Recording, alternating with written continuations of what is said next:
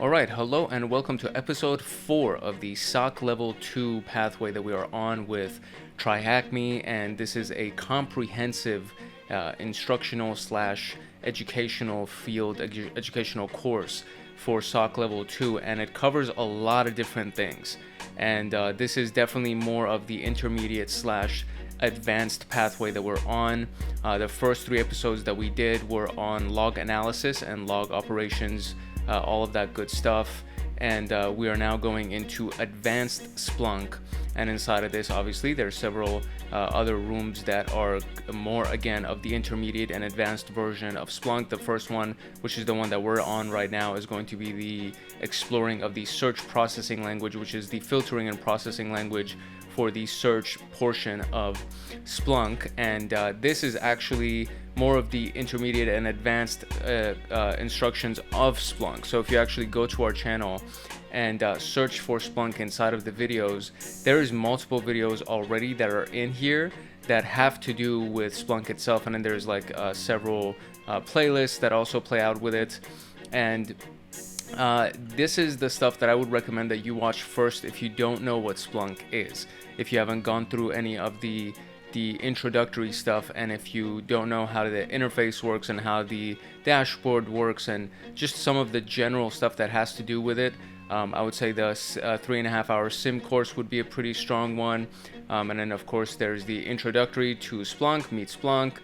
Then there's an exercise that we did where we actually caught a hacker with Splunk, and then responding to real-world security incidents with Splunk. So if you haven't seen these already, I would definitely recommend watching those just so you can understand the basics of Splunk before we go into the deep dive of the more of the advanced stuff. So this is actually a medium ranked room inside of TryHackMe, which, I mean, I've seen some beginner rooms, some easy rooms that were fairly advanced even for me. So going through this, I know is going to be a little bit above everybody's learning curve if you just don't know what Splunk is. And then what's really nice about this is that this is actually one of the free rooms that comes with TryHackMe, which means that you don't actually need to pay for the subscription. You can just sign up for free using the link in the description below. And with that link, you also get a discount on the paid subscription. If you wanted to get the paid subscription, it knocks off $5 off of it. So it ends up being just a even more affordable thing. But you can get access to this entire room for free without signing up for any kind of a paid subscription. So all of that out of the way, all of that being said, let's now actually jump into the introduction for this particular room. Okay, Splunk is a SIM solution. So SIM stands for Security, Information, and Event Management. And this is one of the most popular, if not the most popular, SIM solution that exists on the market right now. And what Splunk has is something called the Search Processing Language, also known as SPL. And it makes it so that searching through all of the log files is easier, more efficient, and you get more done as long as you know how to use this processing language. It compromises various functions and commands used together to form a complex yet effective search query to get optimized results. And what we're going to be talking about in this particular room is the fundamentals, the key fundamentals of the searching capability, like chaining SPL queries, meaning linking different SPL queries to get more specific results coming. So if you get one query, you get a bunch of results, and then if you add another query or you chain another query to that original query, you get more specified results. And then you'll see what that means as we go through some of these exercises here. The objectives for this room are to just understand what that language is, so what the SPL language, search processing language is, how to apply filters to narrow down results, and how to use transformational commands and changing the order of the results. And all of these things seem super simplistic, and they actually are. Once you actually see some of the results, you'll fully understand how simple and easy this can actually be. And what's really nice about this, because it's a free room, this is hands-on experience that you can very much apply to a job interview or job application and confidently say that you know how to use Splunk. And even some of the other videos that we did on this, some of those rooms are also free rooms, so you can get even more hands-on experience on using Splunk. And our virtual machine is just loaded right now, so this is going to be really, really awesome to jump into. So this is based on the SIM concepts covered in the Intro to SIM and Splunk Basics room, which I already covered or mentioned that we have videos on those. So if you haven't seen those, I definitely recommend going and checking those out. And let's see if they're even free. I feel like they should be free. So this one is a free room. So the Intro to SIM is a free room as well. And then we have the Splunk Basics. So the Splunk Basics room is a subscribers only room, meaning that you actually do need to be a paid subscriber. But I mean, you can just watch the video if you want to, if you don't feel like paying for the subscription, even though it's super freaking affordable. Like, it really is. This is one of the reasons why I love TryHackMe so much, because they have great educational stuff for free. But if you decided to just go a step further and pay for the subscription itself, you end up just getting a much, it's an amazing deal, even if you didn't get the discount code. But if you got the discount code in the link below, then you'll even get a better deal on it. So all of that being said, let's actually jump into the very first portion of this, which is just connecting with the lab, which I've already done. So I feel like I can just skip through this, and then we can move to the official educational part of it and have some fun with it. Okay, just in case you don't want to watch all of the other videos, I feel like I should just do this part real quick instead of skipping through this. So there's a portion right here that says we're going to be working on the index Windows logs, and indexes or indices are specific to Splunk and the dashboard. So when you want to search through something, it's essentially named an index, and inside of that index there's going to be a bunch of logs. For example, this is going to be an index of Windows logs that we're going to work with. And then there's a question that applies to this one specifically, which says, what is the name of the host in the data summary tab? So what we're going to do is, first and foremost, we're going to load this index, and then we're going to find the host in the data summary tab. So going here, you see this is the general dashboard. As you load Splunk, you see that you have the very, very initial portion where it says add data, and then you can do either forward data to Splunk using ports or other endpoints, or you can just add specific log files in here. Then there's the Splunk applications that integrate with it, and then you have Splunk documentation to teach you on how to use Splunk. So one of the things that we want to use at the very beginning, we just go to search and reporting. And inside of search and reporting, there's going to be a main search bar. So this is the very first search bar that comes in here.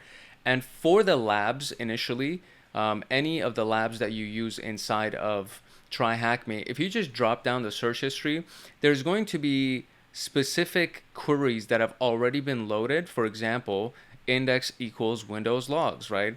So that's one version of the index query that you can just load the Windows logs. But if you don't know what the name of the specific index is that you want to use, you can always use this one right here where it says index equals asterisk. And asterisk is a wildcard character that means everything. So you can say index equals everything, and it'll show everything, meaning all of the indices that are available. And then from that, you can fine tune your search. So if I wanted to do that, I can do index equals asterisk, and then from here, just press enter, and it'll start loading everything. And what's very important at the very beginning, so you see how it says no results found, but it's because it's looking at the last 24 hours. And one of the things that I've towards the beginning, I just had a really big issue with is that I'm like, why isn't this loading anything? And so my default is for going from 24 hours to all time. And then so when you go to all time, all of a sudden you see a bunch of stuff starts loading. And the total number of events that we have right here is 12,256. It hasn't precise or precision down into anything. It hasn't gone specifically into any index or doing any kind of stuff. So when you look at this, you'll see that there's a lot of data, and it could be for a bunch of different types of indices. So that part of it is a little bit, it can be overwhelming, because imagine having to sort through 12,256 results. Now, what's interesting in this particular case is that we only have in our host field right here, man, this thing keeps scrolling up and down so fast. We have the host, where there's literally one host. So in this particular case, this might probably be the answer where it says cyber-host is the name of the host, because it asked for the host name, and the last thing right here, host in the data summary tab. So cyber-host is probably the name of the host, and we didn't even have to go to index equals Windows logs. So if I just hone in on this, now let's see if we can actually find the index name specifically, right? Under our interesting fields right here, if we just zoom in on this, this is alphabetized. So you have HI, and then there's another one right here where it says index. And if I just scroll down on this, it says Windows log. So there's only one index that is available inside of all of these search results that we see right here. So I can just change this to Windows logs, and it'll still give me 12,256 events that showed up. And then even from there, if I click on host and go here, I'll see that there's only one host. So the response or the answer for this is going to be CyberHost. Very good. There we go. So there it is. That was the answer to our first question. Very easy. And now you know how to load these things, although you should already know how to load index logs, but in case you didn't watch any of the other videos, now you know how to do it. So very, very beginner stuff and easy stuff to handle. And now we can actually go into our first like real task here, which is the search and reporting and the app overview itself. So okay, so this is just the initial overview of this. So we already talked about the very first search bar, and this is where we went to find our index equals asterisk command. And then right here it says, you know, you can go ahead and use the search processing language query to look for the data itself. And so that's what we did. And then there was the timeline right here, right? So all time will display events in real time. Similarly, the last 60 minutes will display all events captured in the last hour, so on and so forth. And then we have the search history, right? So when I clicked on search history is where we saw all of the various queries that originally had been typed, and we saw the one where it said index equals asterisk or index equals Windows logs. And there's another one right here. So there's the source type equals stream :HTTP. So this is a different type of source that comes in, which is an HTTP stream that comes in. And this is if you're not using a log and you want to use the endpoints that are connected to Splunk, and then you just want to see all of the HTTP streams of data that come in. That is what that would look like. And then inside of that, they have another one that goes a little bit further, that you're looking for the domain I'mReallyNotBatman.com. And then the form data, meaning if it was a capture form, an information capture form, what was submitted inside of that form data. You have the username and the password that you want from the form data to be pulled. And then the stats would be count by source IP address, right? So it's fairly intuitive when you try to analyze what these queries do. The source type, you can understand what that means, is a stream coming from HTTP. If you know anything about protocols, you'll know what that means. And then everything inside of quotations is a specific string that you're actually looking for, which in this case is this website. And then form data, if you kind of put two and two together, you'll be like, okay, this is a web form, and the data from that web form, we want the username and the password from those web forms to be pulled. And then you pipe all of those results into the count.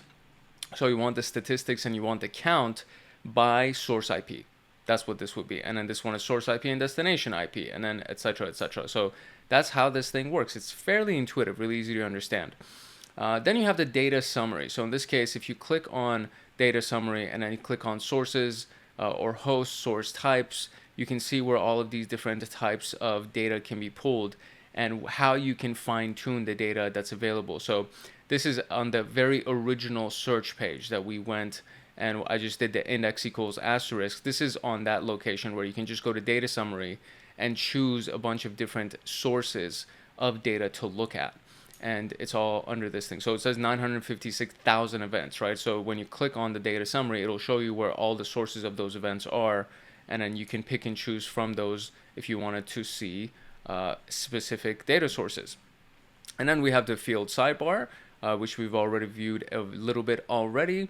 So you have the selected fields. These are the fields that you've actually selected and you have inside of the search bar at the very, very top. So right here, you'll see that it says index equals Windows logs. This is one of our selected fields. And so it says right here, host, source, source type, and user. These are all the selected fields that are available. But index equals Windows logs is also a selected field. And it shows you the results for that specifically. Although I feel like it's not really listing that as one of our our specific selected field. So if I went and clicked on cyberhost, this would be at the very top right here, index equals Windows logs, host equals cyberhost, and it's one of the selected fields still. And then you have source, source type, and then user. If I clicked on user, we'll see the different types of users, including James. So we may be narrowing down into the James user to try to find the various activities that James has done. So if I click on this, you'll see it went from 12,000 down to 5 events. And these are the only 5 events that have to do with the user James under the CyberTrees host, right? So very, very easy and simple and intuitive. I'm going to probably say that over and over and over again. Very intuitive. And if I just delete the James user, we'll see that all of a sudden we're back down to, or back up to 12,000 events. So the first field is the selected fields. These are the interesting fields that Splunk detects for us, and then you can kind of narrow down any of these fields right here. And then so let's see what these different labels are. So you have the alphanumeric fields. These are the alpha symbols that show that the fields contains text values. Numeric fields shows that these field contains numerical values. And then count, this number is how many events are inside of that thing, right? So you see that right here, there's an A next to this, which means that all of these are alphanumeric. There's a number sign or a hashtag right here, which means that the date hour is just a numerical value. And then the number 5 that's next to this 9 right here is the count. So it means there's 9 channels, 41 categories, 22 applications, so on and so forth. And that is it for our exploration. So right here it says in the search history, what is the 7th search query in the list, excluding your searches from today?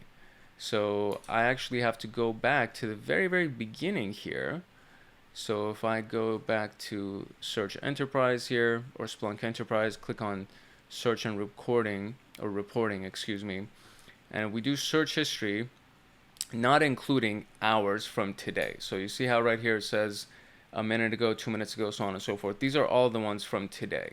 So the top 4 are from today. So if we go back down here, and then after this one, we have 1, 2, 3, 4, 5, 6, and 7. This is the 7th search from the search history. I wonder if it's, we'll see if that works. I feel like that should work, right?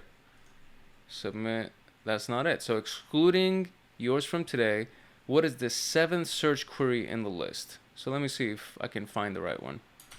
Okay, so I mean, it was the 6th one.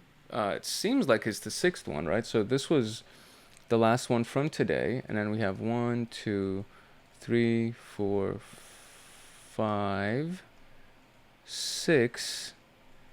Yeah, that's the 6th one, although it's saying that it's the 7th one, because this is technically the 7th one. So by user right here, this is the 7th one, and by image ended up being the right one. And I wonder, maybe these drop downs actually count for something else or something. Not exactly sure if it does. It shouldn't, but that seems to be the case. So I'm not exactly sure why they counted this one.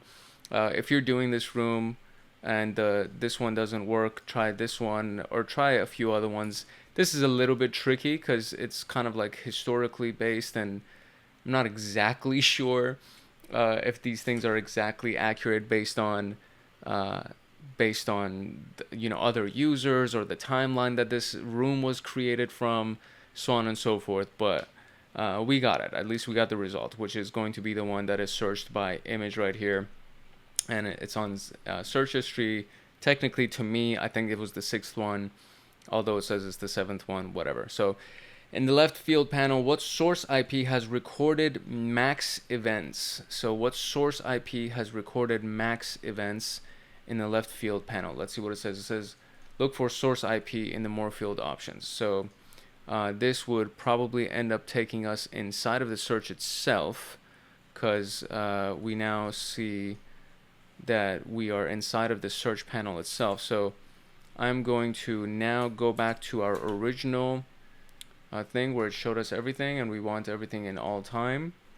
And now we want to look for source IP that shows max events. So if I go down here, I'll see that there's going to be something called source IP, and then we can try to find it from here.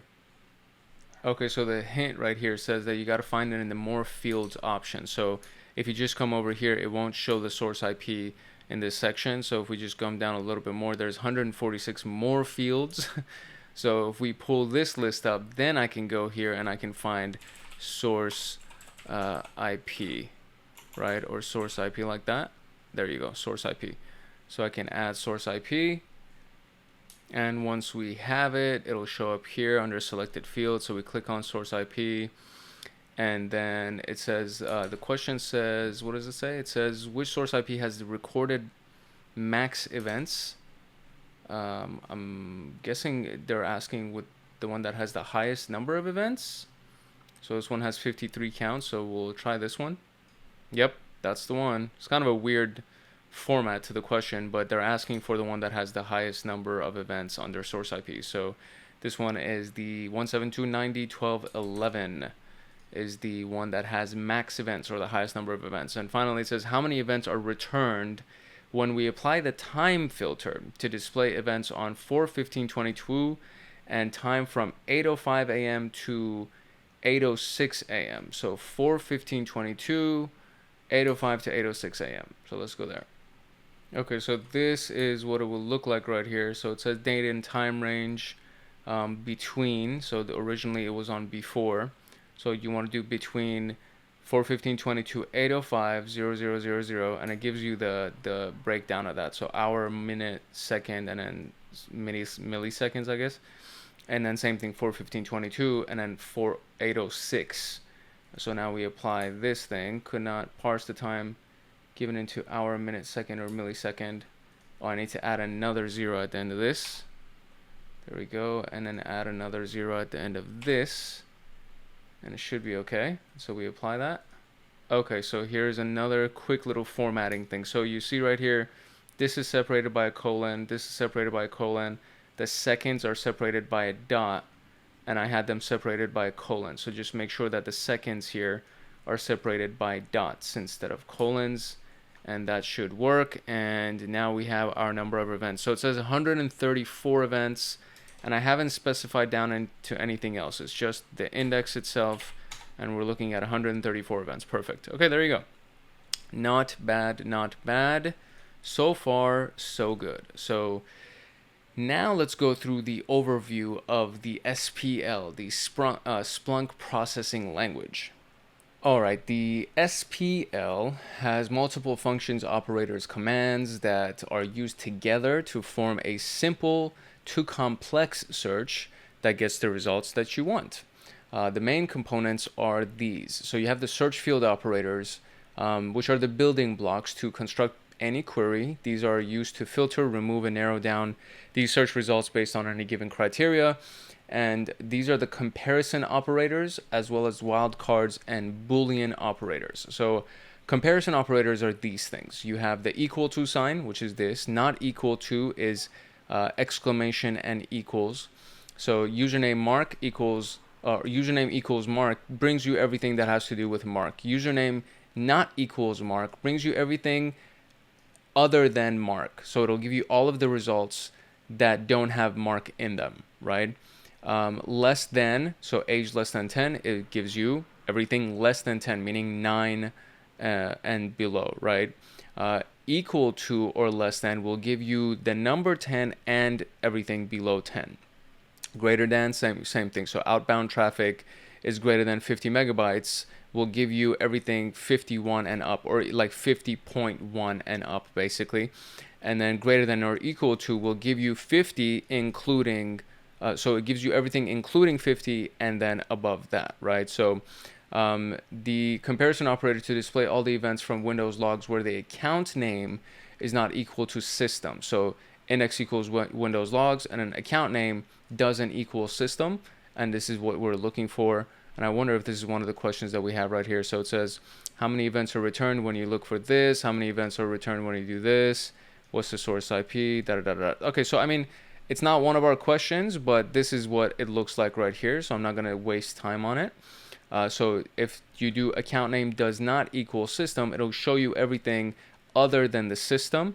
And so right here, you have the account name. So right here, if you click on the account name field, it'll bring up all of the account names, and it shows James, network service, local service, but system is not included in here because we wanted all the account names other than system, right?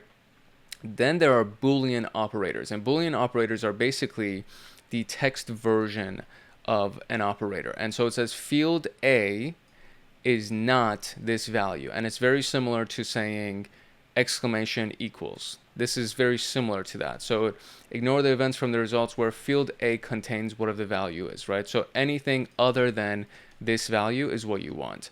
Field A equals value 1 or field A equals value 2 brings you both of these results, right? So it gives you one or the other, right? If you say field A equals value 1 and field A equals value 2, it gives you the results that have both of these values in the result, meaning this is going to be a much smaller result than this is going to be. This is going to give you all of the value 1 results and all of the value 2 results, whether or not value 1 is in this or whether or not value 2 is in this, right? So it could give you situations where both of these are in it. It could give you situations where only value 1 is there or only value 2 is there. This one is going to give you everything that has value 1 in field A and everything that combined with value 2 is inside of field B. So if value 2 is not in field B, it's not going to show you this. If value 1 is not in field A, it's not going to show you the results. So both of these results have to be there in order for it to work. You get it. You understand what I'm talking about. So here's an example. So inside of the Windows log index, we want the account name that is not system, and we want the account name that equals James. So it's going to give you a much smaller set of results, and it's only going to give you the results that have to do with James as the account name, which ends up being 79 events. So if we go back to this one right here, do we see? Yeah, 84 events total, right? So all the events that aren't system, but then we narrowed it down a little bit more and we want they aren't system and they are James, and then you get 79 events, right? Then you have the wildcard, which we already discussed at the beginning of this video. Wildcard means anything, right? So status equals fail asterisk means that it could be failed, failure, failing, anything, right? So it has to have the word failed in it, and then anything that can come after that. So it could be fail password, fail username, fail login, anything that has the word fail at the beginning of it, and then it has whatever at the end, right? So in this case, Windows logs destination IP equals 172 dot asterisk. So any IP that starts with 172 dot comes up. And so you see that the events themselves are 53. The destination IP are 3 different destination IPs, and they all start with 172 dot and then whatever comes after that, right? So very, I mean, it's pretty easy to understand. I mean, I'm understanding it. Hopefully you're understanding it too. I'm trying to do a good job of explaining this, but hopefully you understand what I'm talking about here. So it says how many events are returned when searching for the event ID 1 and the user as James. So asterisk James asterisk. So event ID equals 1 and user equals asterisk James asterisk. So we're going to go here. We're going to do event ID equals 1 like that, and it already has it. Look, somebody. This is what's interesting about these labs. It's like it's already here. Like I guess somebody, like if somebody else has already done this, it shows up in the history. So user equals asterisk James asterisk, just like that.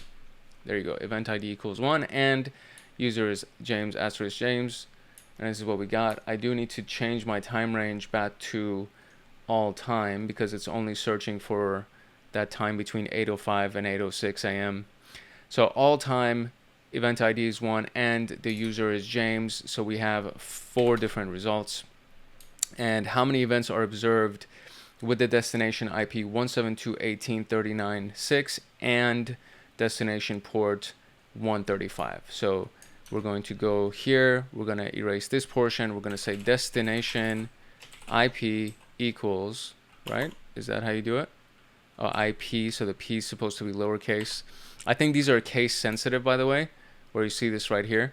So previously I had an uppercase P and then none of the pre-filled results came in, so it has to be lowercase p. And now we're going to go to the, what is it, 172.1839.6, which is going to be this one right here. So 172.1839.6, and destination, not destination, destination port equals, destination port equals 135. There we go. And we have 4 events still. So destination IP is that, destination port is that, and we got 4 events. Easy money. All right, so here we go. What is the source IP with the highest count returned with this search query? So search query is this: index equals Windows logs, host name is Selena Adam, and destination IP is this. So I'm going to go here. I'm just going to copy this for the sake of time, but I like typing these things just so I can get a good understanding of the, and I mean, it's already here, so I'll do it on this side just so I can get this a little bit more inside of my bones here. So Selena dot Adam destination IP equals, so we got an error that says unbalanced quotes because at the beginning of this I did not have the opening quotes, so I need to fix that. And there we go. So we got 19 events, and now we're looking for the source IP with the highest count. And since I already have source IP in my selected fields, I can just click on that, and now I have 17 on this one and 2 on that one, and that's going to be my result. So I'm going to copy this, and we're going to go here and we're going to paste this, and that should be our answer. Excellent. In the index Windows logs, search for all the events that contain the term cyber. How many events are returned? So if I go here, and in this entire index, all I want to do is search for cyber. Basically, that's it. So if I do that, it says nothing. So I wonder if I don't put quotes, what about that? Nothing shows up. So string, is there something called string? Okay, so I mean, I've tried multiple variations of this and nothing shows up with cyber. So if I did cyber trees, for example, we'll see how this is one of the pre-filled options, and if I press that, it'll show a bunch of things. So I know that this works as a string. So if I wanted to do this by itself and just search for that kind of a term or something, it'll show up and it'll work. So that was my big thing, is that does it work if I just type in the word here? And it seems to be the case that it does actually work. So if we just do cyber by itself and it shows nothing, the result itself would be 0. So nothing. So there you go. Yeah, it's the right answer. So nothing shows up when we search for cyber. Now search for the term cyber asterisk. So there we go. Now that makes sense. So if I do cyber asterisk, not and asterisk, asterisk. So there you go. Now we have some results here. So index Windows logs, cyber asterisk, and it gives me 12,256 events. So we do 12,256, and that's the right answer. Very good. So we are getting some good SPL work done, some good search query stuff. So now let's go into the filtering of these results. So filtering the results in SPL is what we're going to be working on. Okay, so if you're in any kind of decent sized network, it literally generates thousands of logs every minute, which is a lot of information. It's a lot of data. And it's damn near impossible. They use the word daunting, but it's pretty much impossible to go through all of those log events to respond to some kind of an incident, especially, meaning like if there's a time crunch or like a time limit on you, it becomes really difficult to do that without using filters. And what we've been doing right now are essentially a form of filters, but in this context, in the context of Splunk, filters are a little bit, it's like an additional type of query that you can do to narrow down the results and only show the important events that you're interested in. And you can add or remove data using filters. So for example, the command is fields in this case.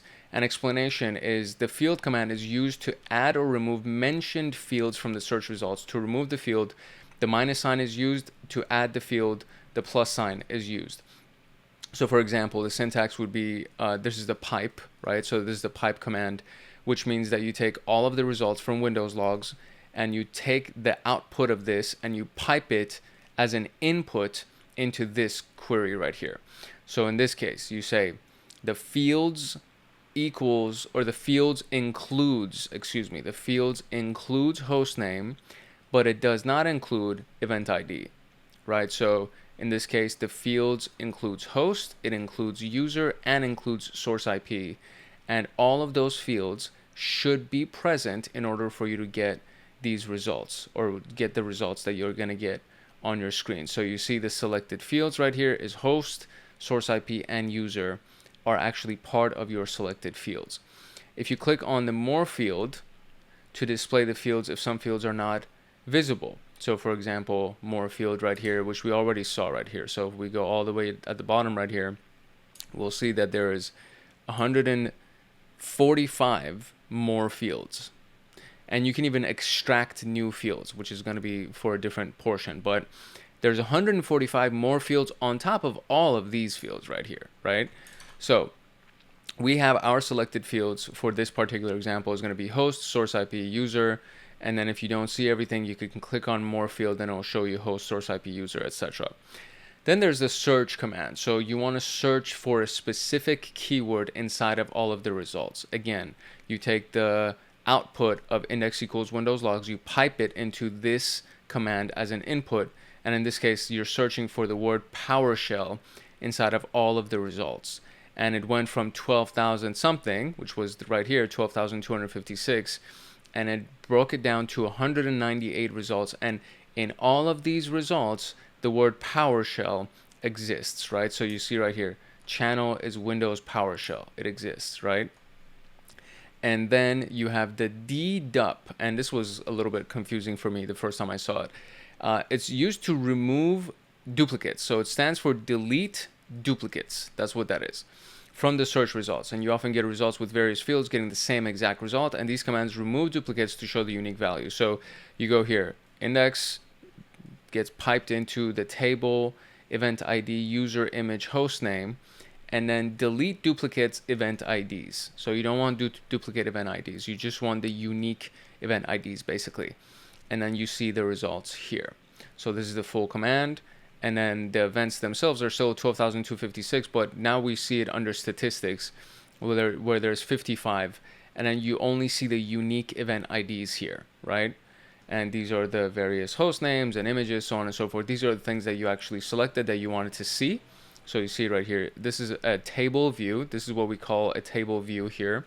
Inside the table view, we want the event ID, we want the user, we want the image, and then you want the host name. And these are all the fields that are available here.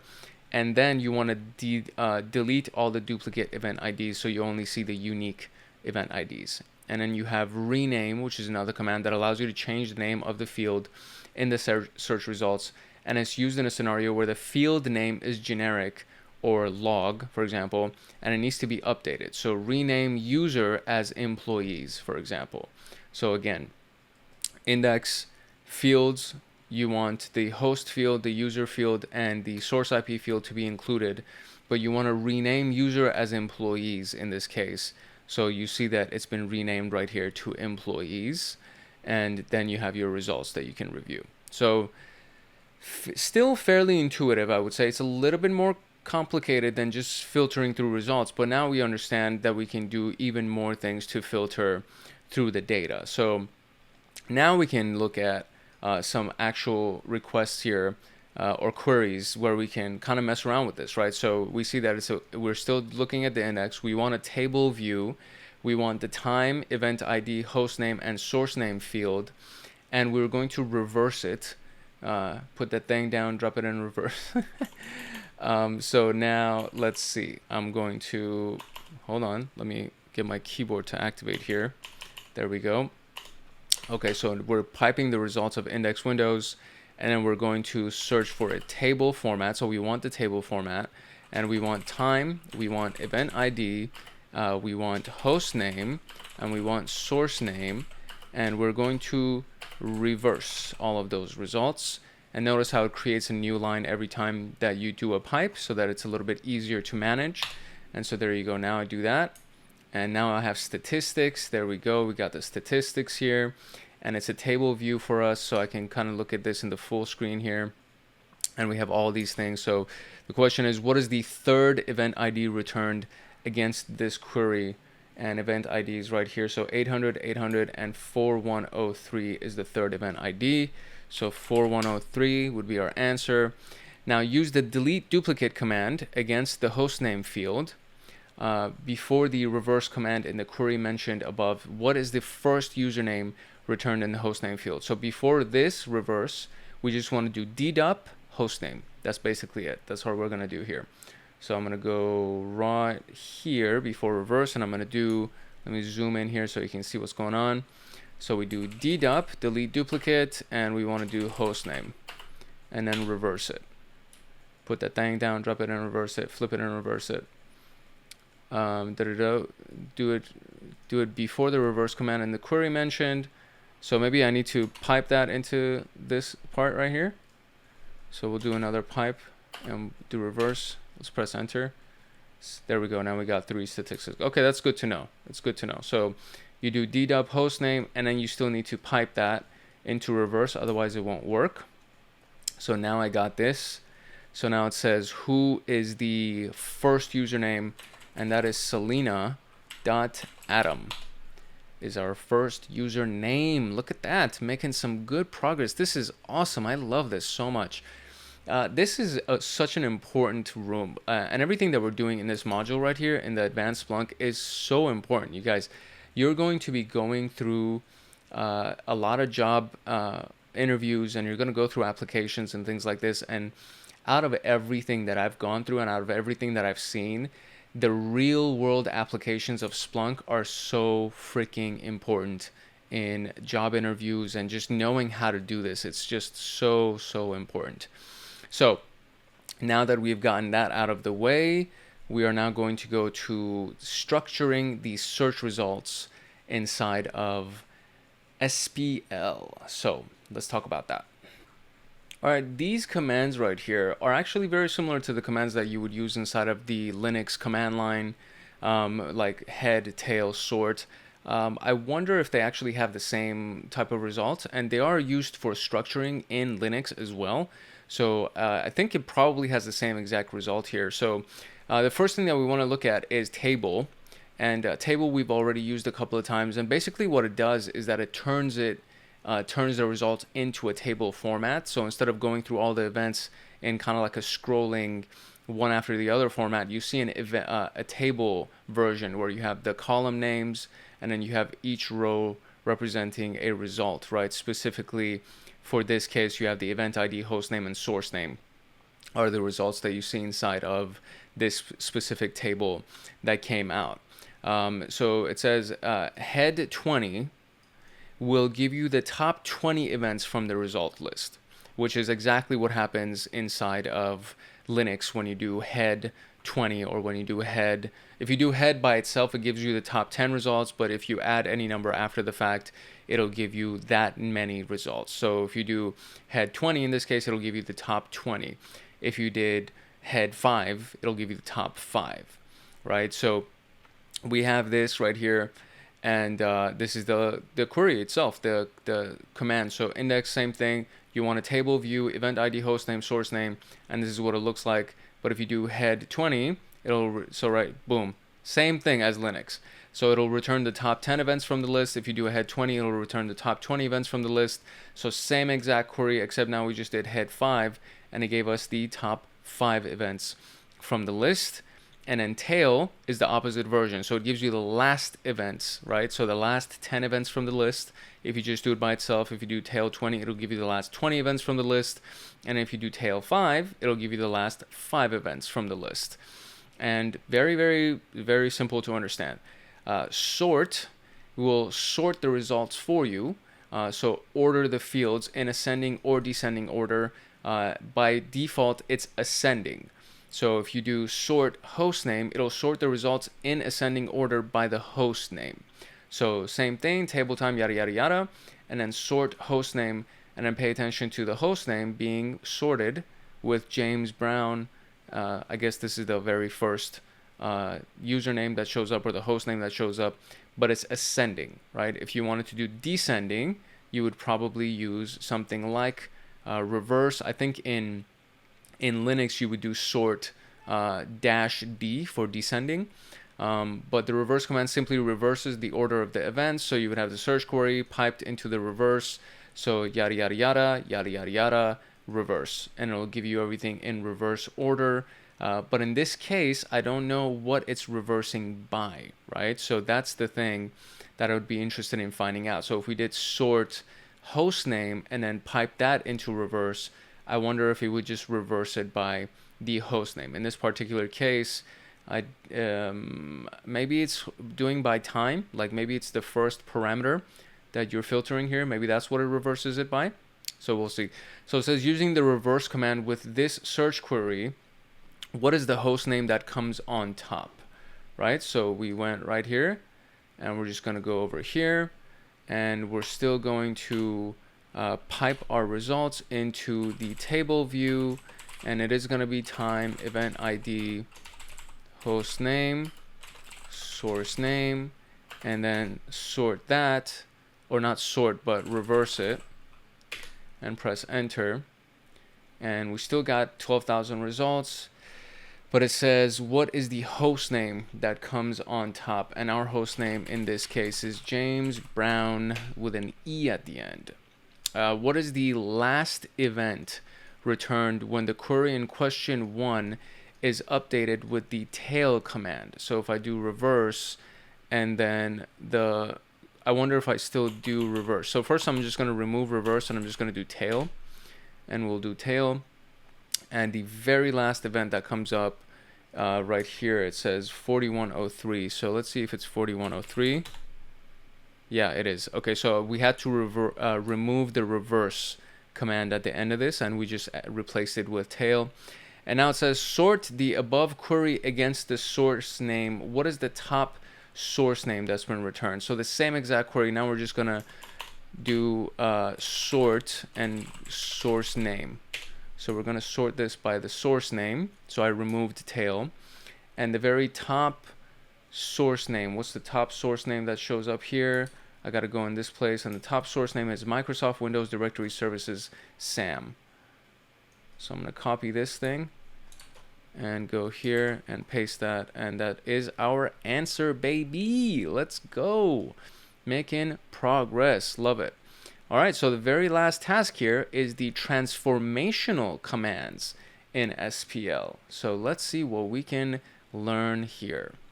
Okay, transformational commands are those commands that change the results into a data structure from the field value pairs. These commands simply transform specific values for each event into numerical values, which can easily be utilized for statistical purposes or turn the results into visualizations. These searches that use these transforming commands are called transforming searches. So this is what that would look like. So the top command returns frequent values for the top 10 events. So in this case, top field name, top limit 6 field name. So top limit 3 event ID, it'll give you the top event IDs, but it limits the results to 3 results. This is going to display the top 7 images representing the processes. So image represents a process that was used, that were captured. So it gives you the top 7 images, and it actually gives you the count as well, right? So it's same index, and then you just do top 7, and you don't even need to use the table command in this case. You literally just use top, and it turns it into a table for you, and it just gives you the top 7 in this case images that have been used, which means the processes. So the SVC host, background task host, another SVC host. I wonder if we can do dedup, so like delete duplicates. I don't know why this is showing up twice, because it's literally the same exact. Actually, it's not. So the windows in this command or in this process, the windows is lowercase. In this one, the windows is uppercase. So it's counting them as 2 separate commands or processes that came up. Then you have task host W, background transfer host, and then background task host. Again, same thing. The one up here is lowercase w in Windows, and the one down here is an uppercase W in Windows, so on and so forth. So you got the top 7 results, and it gives you the count of all of those results. Then you have rare. This is interesting. So it does the opposite of top command as it returns the least frequent values or bottom 10 results. So it'll by default give you the bottom 10, top will give you the top 10, or you can just do limit 6 or limit 3, limit 5. So in this case, rare limit 7 gives you the least number, or the ones that shows up the least, right? So the least occurring processes. There you go. That's the word I was looking for. So web services.exe from Active Directory showed up 1 time. The system32 services.exe showed up 5 times. So this is the least occurring processes limited to 5 results. And those are the ones that came up. And now we have highlight. It shows the results in raw events mode with the fields highlighted. So you want to highlight the user, host, event ID, and images. And this is what it will look like. So the index from this, highlight user, da da da da da. And this is what the guy's doing right here. So they do this and press enter. And then once the results populate, it'll highlight those things for you, right? So if you scroll through them, if you do raw, there you go. So it's going to be in the raw format, and it'll highlight all of those things for you inside of the raw format. So it's not going to show it to you inside of the list format. It'll only show it to you in the raw format. And then you have the stats command. So it helps in calculating statistics on the values that you got. So you have the average, which gives you the calculates the average of the field. So stats average field name. For example, stats average product price, and it gives you the average product price. I would assume that this all has to be numeric values. So it can't be anything that's alphanumeric. It has to all be numeric values. So maximum will give you the maximum value for this specific field. So stats max user age. Stats minimum user price gives you the minimum product price, or and then stats sum product cost. So it adds up all of the fields inside of that, inside of those values, right? And then count. So count source IP. It'll count the number of source IPs, I'm guessing. So it returns the number of data occurrences. Yeah. So it gives you the count of all of the source IPs. This one, I think you can use alphanumeric as the value. So it's anything that has alphanumeric. All of these other ones, because it's doing some kind of a mathematical equation, it has to be some kind of a numeric value that you're counting. But source IP could be numeric value. Host name could be alphanumeric. But since it's counting the host name that shows up, then it'll actually show it for you. And then you can do as new name. So stat count this function as a new name, and it can count it for you as the new field, so you don't get confused with all the other stuff. And then we have the chart command, which is used to transform the data into tables or visualizations. So chart count by user. So in this case, it'll do a, let's see what it actually looks like here. Oh, it gives it to us in chart, obviously. So you have the chart count by user value, and then you can do different visualizations for it. Count by user. So it counts the number of users, or the number of times that a specific user comes up. I think that's what this is showing us. So it's charting the count of users in this case. And so we see that, you know, Alberto shows up 24 times, etc.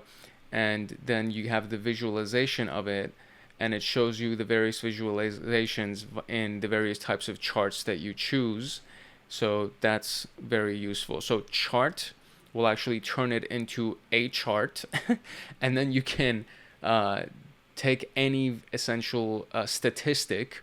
So it could be the count, it could be probably the sum, it could be the average, it could be a lot of things, and you can filter it by any field, and then you have a visualization or a chart that is presented with that data. Then we have the time chart, count by image. It returns the time series chart covering the field following the function. So it's often combined with the stats command.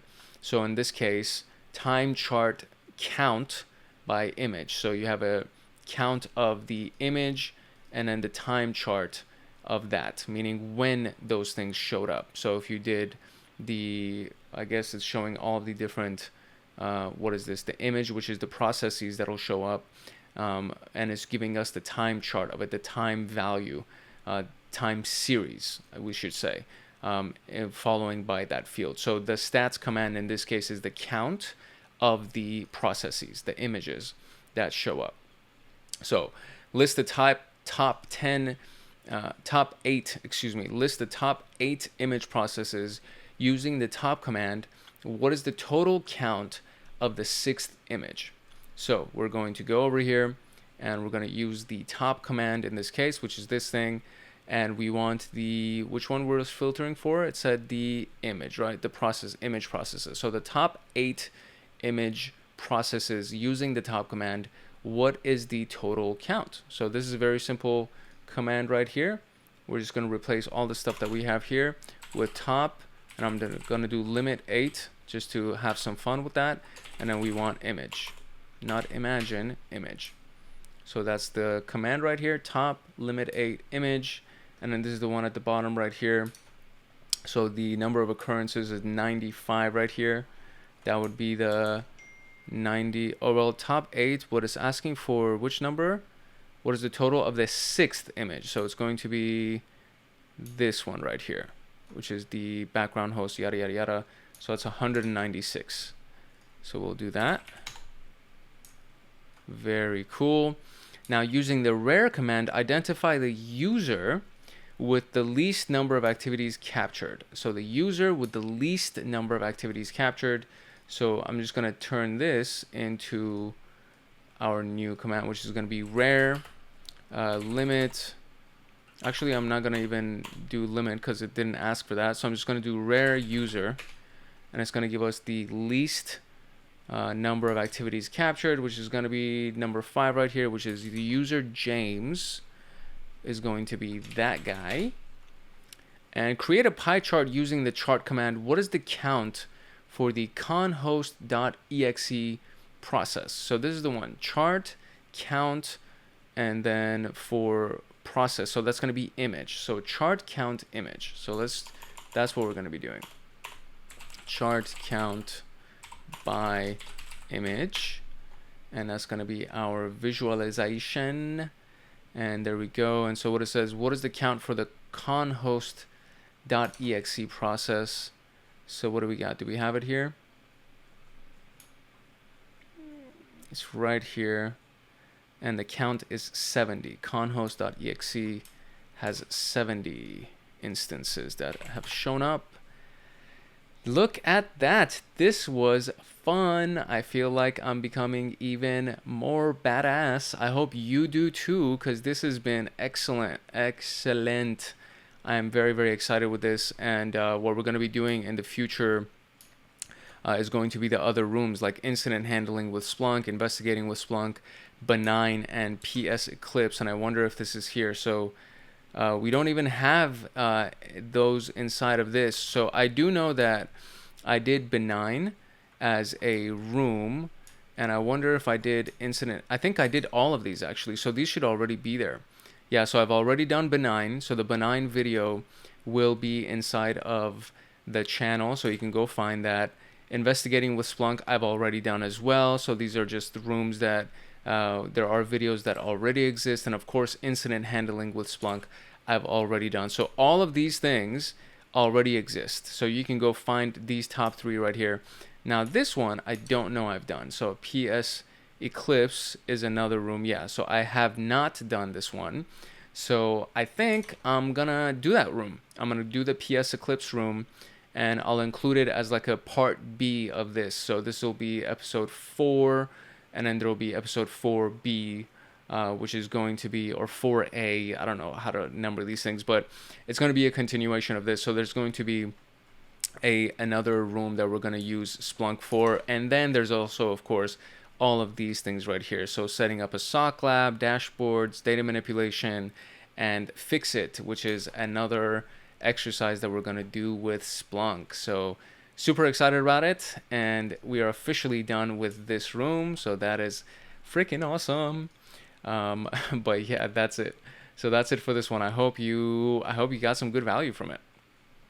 If you did indeed get value from this video, I do encourage and invite you to like, subscribe, and turn on that notification bell so that you can join our community here. And of course, drop a comment, because the comment section is super freaking live.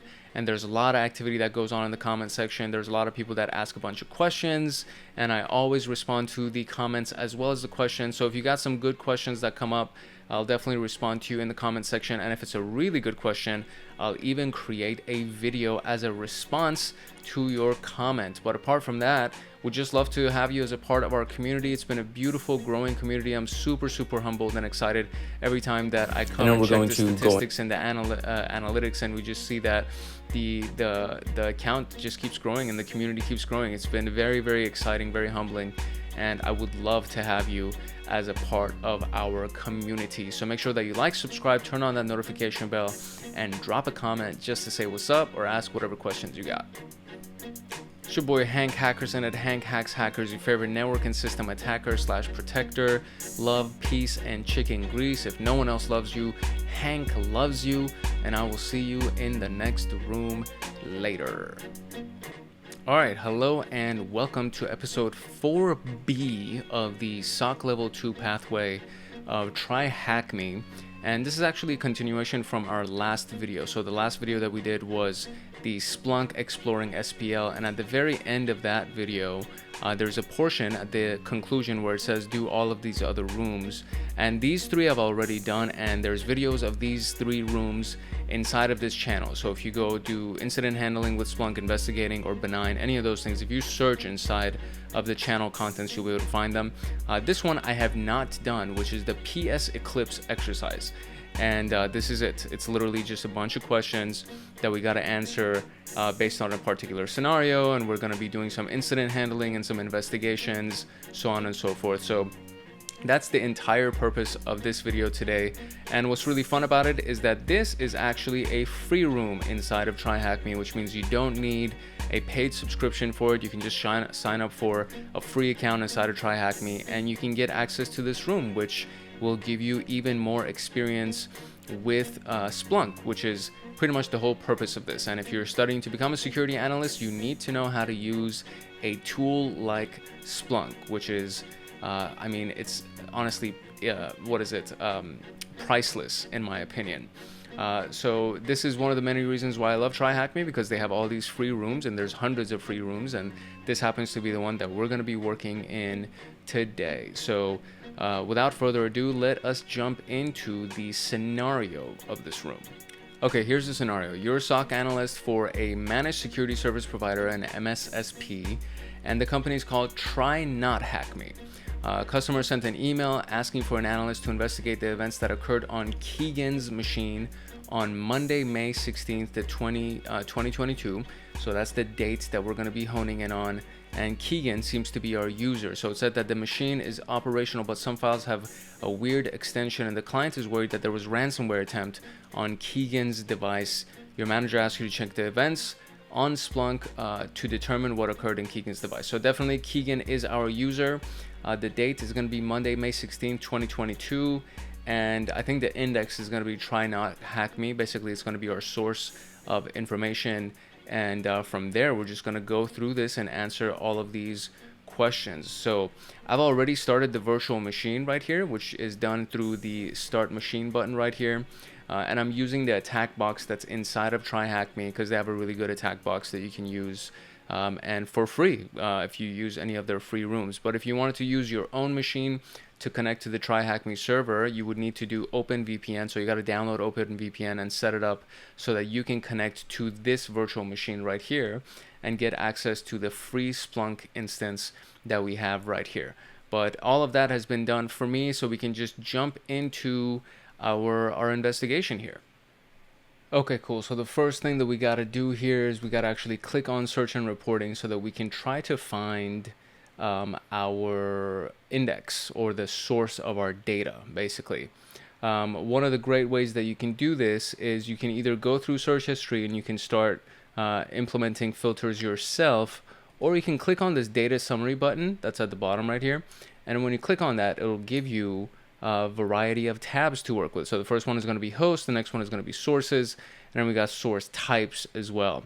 And what's useful, so host is going to be, this is our host, and it has 17,000 items. So this is most likely the host itself that's in question. We have these various sources. So you have the security, you have sysmon, which is probably, it's actually a really good source that we can think about right here, because sysmon has event, not event IDs, but they have event codes that you can filter by. You have the network interface, so on and so forth. So I think sysmon is a good one.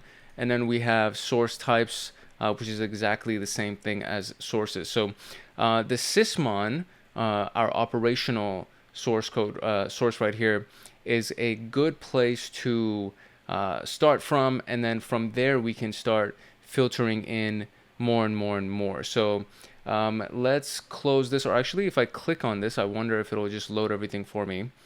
So we have everything right here. It says the last 24 hours in the corner right here. So obviously that's not what we want to do. So what we do want to do is we want to do all time, just to get a good idea of all the events. So it's going to be 7,000 events. And then from here, there's also a specific date that the incident applies to, which is May 16th, 2022. So now I want to hone in even more, and I want to go into the date range right here. And in the date range, I'm going to go between right here. So we got May 16th, 2022 to May 16th, 2022. And it'll give us from 000 to 24 hours. So this is the full 24-hour cycle, and I apply that, and it comes down from 7,000 to 3,700. So that is pretty decent. So now we have a decent range of data to work with. And we have some event codes that are useful for us. So if I go here and I look at these various event codes, I don't know any of these by heart, but we do want to, I mean, you can always Google this, and this is kind of my default rule as well. It's like to Google what various event codes mean. And so we have 1, we have 3, so on and so forth. So there's 11 event codes, which is not bad. But instead of doing what does this event code mean, what you can do is, what event code is assigned to this kind of activity. So that's what I'm going to do. Basically, I'm going to Google it, and I'm going to try a few different Google searches to try to see what event code would be associated with downloading things. That's basically what I'm trying to find out. So let's see what we can find here. All right, so a few interesting things came up. The first one actually was this one. Where is it? Oh, I used Gemini for it. I asked Gemini what were the event codes that are associated with downloading files, and it gave me event ID 15, event ID 11, and from our list right here, we don't have an event ID 15, but we do have an event ID 11, but there's a lot of counts, so there's 700 events that are associated with that, so that one might not be my first, but then there was another one that when I went to Google and I just started searching for things, something called network connection. So a network connection is essentially something else that is relevant to downloads because you're connecting via the internet, which is considered the network. So if you make a network connection, it could be anything like a TCP connection or a UDP connection, and those types of connections sometimes are associated with downloading things, which is event ID number 3, which is a network connection. And this is a little bit more promising. So if we go here in our event codes right here, we see that there's event ID 3 or event code 3, and it has a smaller number of counts. So it has 300 counts. And now we can hone in a little bit more as well. So here's what we can do, right? So if I do event code equals 3 and press enter, I'll see that there's 301 events. But then there's also something else that we can do, which is the user. So if I do and user equals, I'm going to do asterisk Keegan because there's something in front of Keegan's username, right? So it's not fully Keegan. If we actually go to the users right here, it's usually never just Keegan. There's something in front of the username, which is the device name itself. So we know that the username is Keegan, and we know that the event ID that we're trying to search for is event ID number 3, and it went from 300 events down to 4 events. So this is much more promising in this case. Now we can kind of start searching through these 4 results that we got and see if there's anything interesting in these 4 results. I'm actually gonna open this thing inside of a full screen to make it a little bit easier for us to analyze this information. So now what we got is these 4 events, and they're all on one screen easily like this. So let's see if there's anything interesting that shows up here. Okay, so the one thing that you could do is obviously you could literally just try to visually analyze all of the data that comes through this stuff right here, but it becomes a little bit tedious. Even though there are 4 results, imagine if there weren't 4 results, and imagine that, you know, there's hundreds of results that you got to go through, and there's just too much data for you to sift and sort through visually yourself. So what we can do is we can start implementing some other filters. So at first glance, even if I just click on image right here, there isn't anything that is really that concerning. So you have a PowerShell execution and you have a OneDrive execution, and these aren't really that concerning with these 4 events that show up. So what we can try to do is we can just remove the user keygen, and we can try to look at some other data. And then kind of an easier way to look at things is through the table command. So if we do table, and then I'll just do image, for example. If I do table and image, just from the very beginning, there's something called outstanding gutter .exe, and then outstanding gutter.exe seems to be, very prominent. So it seems to be a lot of results coming just from this one particular thing. So we can add another command in here, which is the stats command, and you can do stats count, and you can do stats count, and then let me see, count as let's say callouts by image, and then do the table of the image, and then there we go. So we have these things, and let me see if it gives me it doesn't do the count of it for me. So let me see if I can find the various counts. You know what? I got to do the table image, and then I got to do callouts. So the count is going to be called callouts. Basically, that's what we're doing. So I could just do counts by itself as well.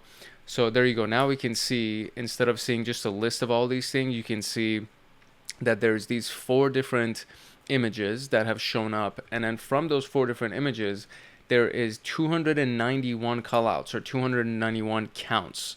And I could just I can remove this just to make it a little bit easier. So if I do count by image, and then do image, and then we'll do count like that, just like that. So it'll show you the count just to make it a little bit simpler. So that's what the number of instances that have shown up for all the different images inside of our event code right here for outstanding gutter, PowerShell, OneDrive, so on and so forth. So outstanding gutter just by itself seems to be questionable, and it's inside of the temp folder, which is even more questionable because typically that's where stuff like this would reside in. But we need to confirm this. We need to verify that our suspicion is actually correct in this case. So what we're going to do is we're trying to hone in on this particular result and see what has to do with this thing, if we can find the actual query or the actual command that resulted in this. So let's see what we can do to find that now.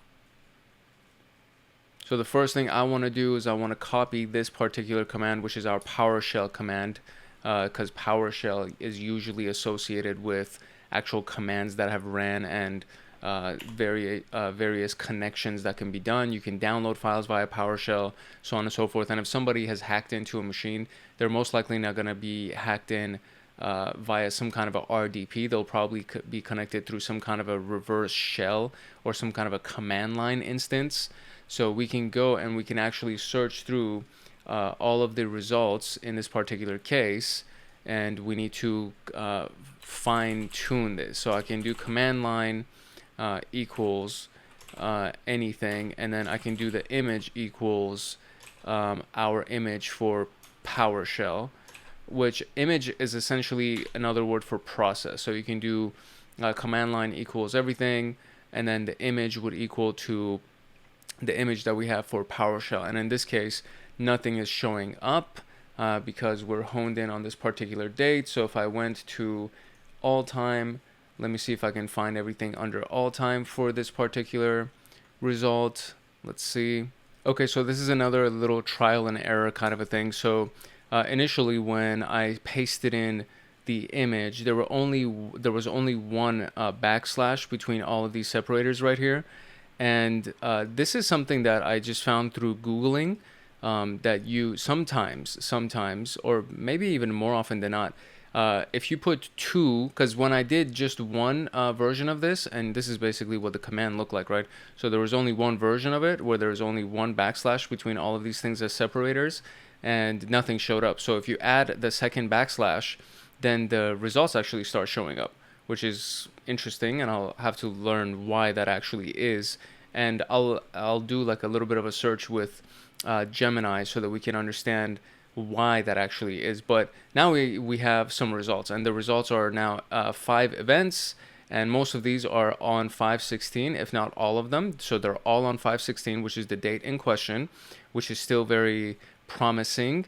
So now we can click on the command line to see what commands were ran.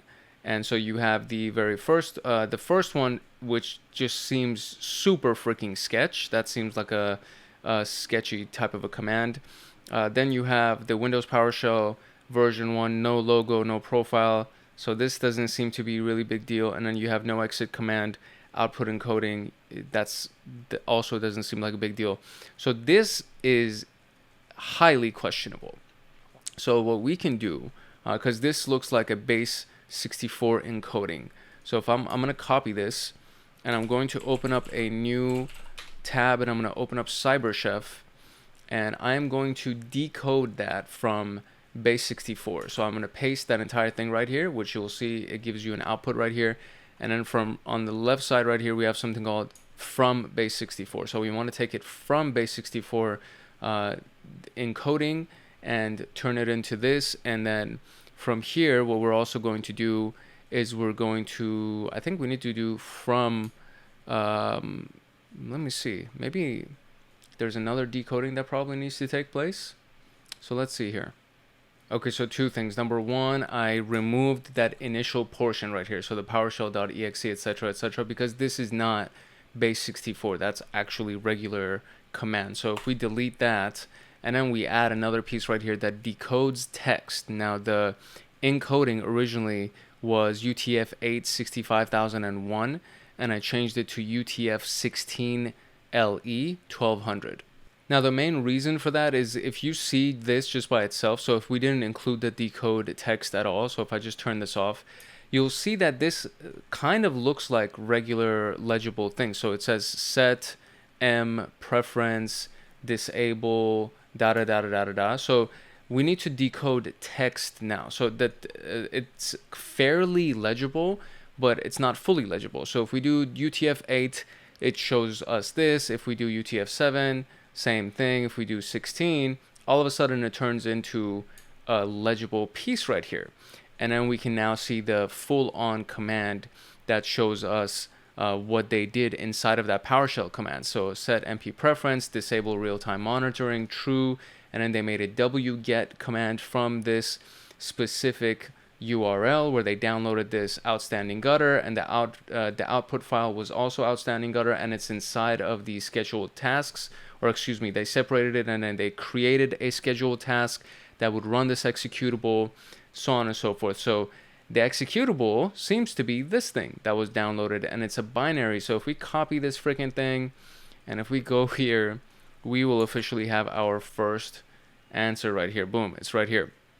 So now we can move on to the next one, which is what is the address that the binary was downloaded from. So the HTTP address that the binary was downloaded from, which is this thing right here. So this is the HTTP address, and I can copy this because that's where the wget command was from, and I can now remove this as well, and I can go here and I can paste this. But what we need to do is we need to defang this. So we're going to defang the URL and drop that in here, and now it'll defang it for us, which essentially it's dropping these like brackets around all of the dots and all of the main points of the URL. So I'll copy that now, and I'll go here and I will paste that here, and we should have our answer. So let's see. Okay, that works. So It was you just need to remove the / outstanding gutter, etc. They just want the first portion of the URL. So that is the answer for the path that it was downloaded from. That's the where the binary was downloaded from. So the next question now says, what Windows executable was used to download the suspicious binary? Enter the full path. And in this particular case, we know that it was PowerShell. So we need to just take that binary. So let me see if I backspace. No. So if I backspace here, it's not going to work. So what I can do is I can go to my browser here, and I can just go back a couple of things to find our path for the PowerShell, which is right here. So it's the C, Windows, yada, yada, yada. This is the full path to the executable that was used to download this thing. And can I copy this or no? If I do Control C maybe. So let's see if Control C works. There we go. There you go. And so we used PowerShell to download it. And it says what command was executed to configure the suspicious binary to run with elevated privileges. And that command is also inside of that that base64 encoding. So if I pick this thing back up, so this was the original command that we found. So we take this thing, we will copy this, and we'll go back to CyberChef. We're going to paste it in here.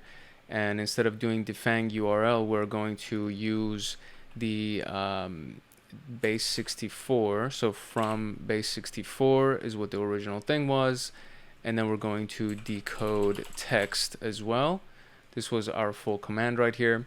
And we did 16. So this was the encoding. So this was the full command. And now we want the piece that says turn it into a elevated privilege, right? That was what the question was. It says what was the executed to configure the suspicious binary to run with elevated privileges. So if we go here and try to decipher this whole thing. So there was a scheduled task that was created, and this is what the scheduled task was. And then it's saying that this is going to now run it, and the scheduled one event elevated, So we see from here that it was scheduled tasks essentially that created the command, so on and so forth. And the executable for scheduled task is actually literally called SC, whatever this thing right here, .exe. So this piece right here, .exe. So we're going to go to our search bar right here. And now we're going to change our query, our command, right? So we know what the name of the like malicious executable was, which is outstanding gutter.exe was the name of the malicious executable. So we're searching for that. But now we want to use the specific image or the specific process that created that. And I know it's like Windows yada yada yada scheduled task.exe. So I'm just going to do an asterisk in front of this to imply that I want everything to be filled in for me prior to scheduled task.exe. And then I'm just going to turn this into a table, and I want the command from it. So this is the full thing right here. So we're looking for this executable, and we want the image or the process that's being used to do it to be the scheduled task.exe, but it's like a full path prior to this, which is like C / Windows / whatever, and it leads to this finally being the piece. And then we just want to turn it into a table, and we want to get the actual column of the command line, meaning the actual command itself that was executed. So if I run this, I got these tasks right here. So we got these Windows tasks. You see how prior to scheduled task, it has the C, Windows, so on and so forth. So we have this full thing. Now we are looking for the actual command that created that outstanding gutter, which is right here. So it actually shows it in a couple of times. I think they're using the same command multiple times. It literally seems to be the same exact command, but this is the full command, right? So it has this run, create, run, create, run, create. So it's the same exact command that's just been ran a few times, but this is the command that creates the thing with elevated privileges, and it seems to be creating it with the system. So it says RU stands for run under system.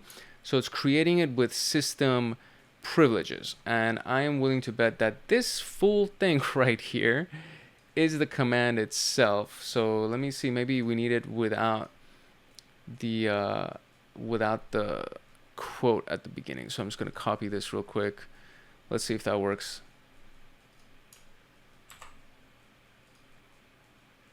Yeah, there you go, it worked. So that was the command that was used to execute the suspicious binary with elevated privileges. So now it says, what permissions will the suspicious binary run as? What was the command to run the binary with elevated privileges? And now we want the one with the format of user plus this plus command line, so on and so forth. So this is going, essentially we're looking for the same answer, but now what we want to do is we want to include these two specific parameters in our format of the answer. So this is the actual command that's running it. So we have the command that created it, but this is the command that's running it.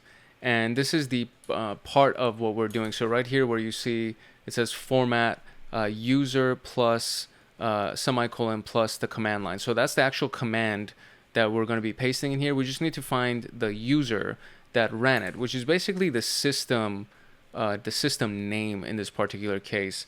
So we are going to, I'm just going to delete this and I'm going to go back to all of our events right here. And what I want to do is I just want to find the user that is our system, which is going to be over here. So I'm just going to click on this and we have these specific things. So it's not translated is one of them. And then we have Keegan, which is the other one. So that's not it. What I want to do, maybe it's under host name, I want to say. Let me see. Okay, so I needed to find the user and I messed around with a few things, but this happened to be the one that actually got me the username that I was looking for. So I still looked for the outstanding gutter executable, but I just fine-tuned it with user equals, quote, asterisk system, because I know that it's running under system in some capacity. And so this is what we found. We found the actual user, which is NT authority system. So I know that's what we have to do in advance, or we need to put it in front of the command based on the format that they gave us. And then so since that's what I got to put in front of the command, I'm going to copy this and I can just go back to our last set of results that we got that gave us the full thing where it was the image dot schedule task, so on and so forth, removing system from it. And so this is the command right here. So we got the C windows, etc., run this. So this is the full command that's running, and it's running it under the system. So we're going to copy that. So that should be our full answer. So we have the NT authority / system separated by a semicolon, and then we actually put the command line in here, and boom. Okay, so we got that as well. Nicely done. All right, so now moving on to the next one, which is the suspicious binary connected to a remote server. What address did it connect to? Add the HTTP and defang the URL. All right, so since I know that the suspicious binary is called outstanding gutter, and originally it was saved inside the temp folder, so it's inside this thing right here. This is where the actual suspicious binary is. So first I'm going to filter for that. So we're going to do image equals this thing. Let's see if anything shows up here. Nothing shows up. I think I got to do the double backslashes again. I don't know why that happens. I need to find out why that happens. In fact, I'm going to do that right now because I'm really curious as to why it doesn't work like that. So let me find out why we need to do like double backslashes to be able to find this. Because if I do this, yeah, see, it shows it. So I'm really curious as to why we need to do that. So let's find that out. Okay, so here's what we got. So this is interesting. So it says you've encountered a quirk in how Splunk interprets backslashes. So backslashes are used as escape characters in programming languages and search queries like Splunk. Backslashes often act as an escape character. They instruct the system to interpret the following character literally instead of its special meaning. Double backslashes, when you use a single backslash with a string within a string literal in Splunk, Splunk interprets it as an escape sequence for the backslash. This means that it removes the escape character and treats the following character as normal. So for example, our first query, which was this singular backslashes, the single backslash before is interpreted as an escape sequence, which means it removes that character and it turns it into this, right? So instead of it actually being done as C and then backslash Windows backslash temp, etc., it does C backslash Windows temp, and then for some reason this backslash is still in there, and which is not a valid path. But if you do a double backslash, then it actually provides that. And this is actually super freaking useful, even for me, or especially for me, and hopefully for you too, because when you're inside of Splunk, you need to make sure that you're using double backslashes, because the first one, if it's by itself, it's used as what do they call it, as an escape character. And so if you want the backslash to be included in it, then you would need to do double backslashes so that it actually includes it in your search parameter, and that way you get the results that you want. So this is why we actually get results when we do double backslashes instead of a single backslash. So now that being said, now we have an image that gives us the result of the exact temp folder from what we're looking for. And what we need to do now is we need to try to find the rest of the question, which is what again? So it says the suspicious connected to a remote server. What address did it connect to? And we need to find this. And so let's see what the hint gives us. It says CyberChef can help you defang the URL. So what we need to do is we need to figure out how connections to remote servers are made.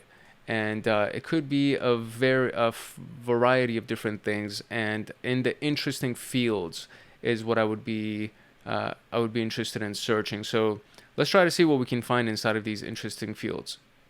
Okay, here's an interesting field. So there's something called a task category, and there's only 4 items inside of our search results. And there's something called DNS query. So if we do a DNS query rule, and just punch this in here, and it includes in our results, and all of our results, it went from several hundred down to 5. And what we need to do now is we need to find the suspicious binary to a remote server. So that's what we need to find in this particular situation to do that. So let's see what we can find here. Okay, there's a field here, an interesting field called the query name, which very much looks like a URL, and it says ngrok.io. So we can try to just find that. I don't know if yeah, you know what, I'm just going to do the table thing. I just want to get good at writing these queries. So we're going to do a table, and we're going to do query name, and let's see if that brings it up for us. There we go. So we got it. This is the actual query name, the URL here, and it very much looks like a command and control URL, a C2 server, so to speak. So if we go here and defang this with all the results that we had before, I'm just going to paste it here, and I'm going to turn this off. I'm going to turn this off, and I'm just going to go to defang, and I'm going to do defang URL. And there we go, and we have a defanged URL, and I'm going to copy this defanged URL, go here and paste this defanged URL, and it's not the right answer. Why isn't it the right answer? Let me make sure I extend my machine, because I really don't want to lose time here. That would suck. Oh, you know what? It's because I didn't put the HTTP in front of it. So I got to first do the HTTP backslash or // and that should be our result. So now we can do this, and we can copy this. Oops. Gosh, we can do this. We can copy this and go here and then try to repaste that with the HTTP. There we go. Okay, we got it. All right, now a PowerShell script was downloaded to the same location as the suspicious binary.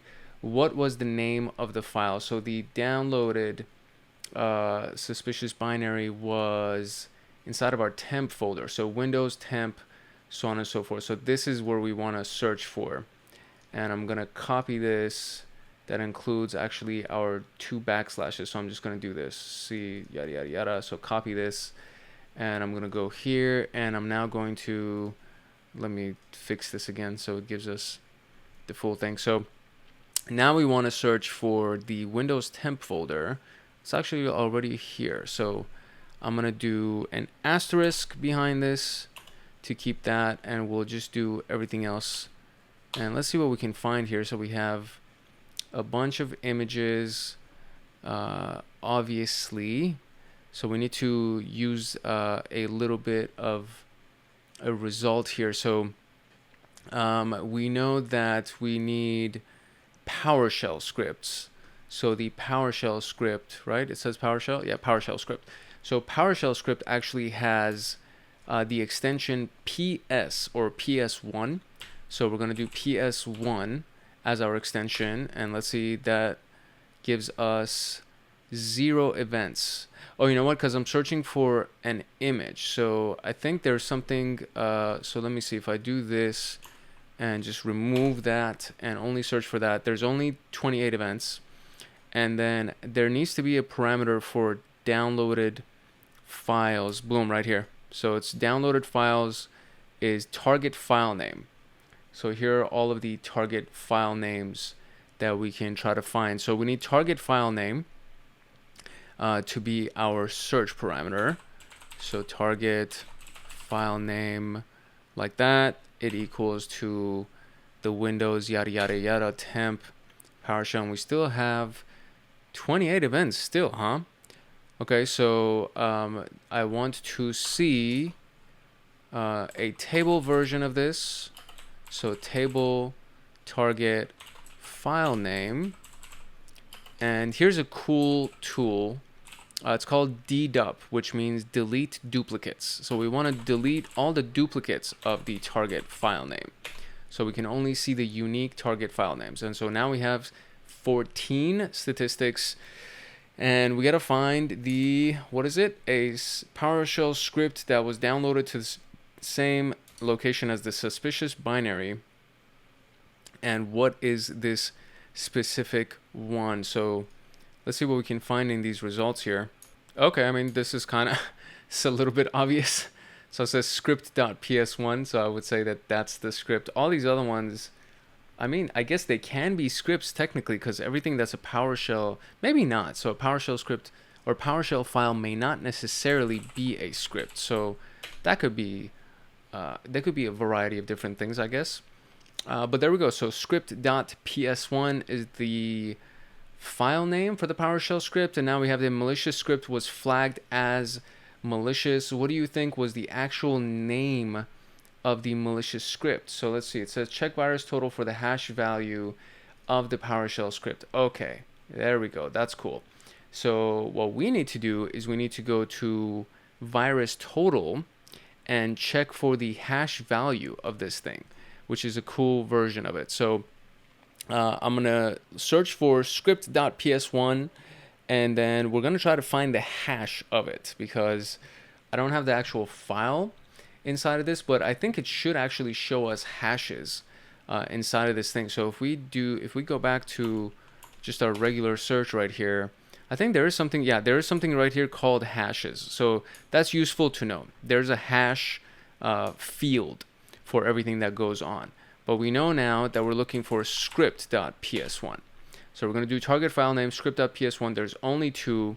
And then we're going to pipe this into a table.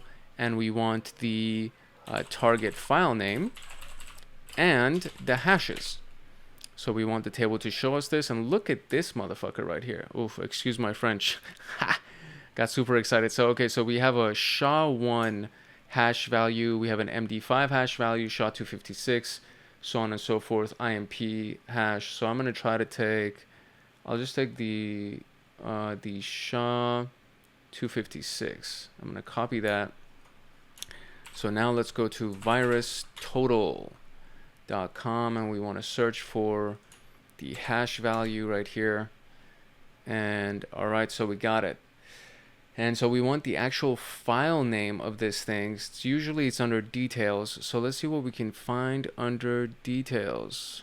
Right here under names, we have all these other names. So we have 523.mal and then we have blacksun.ps1. So let's see.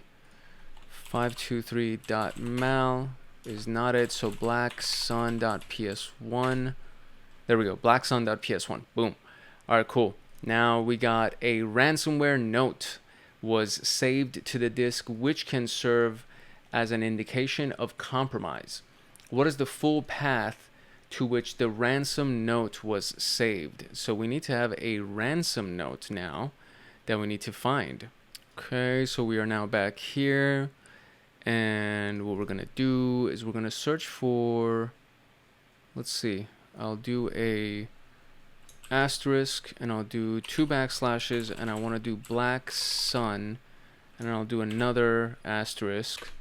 See if anything shows up here.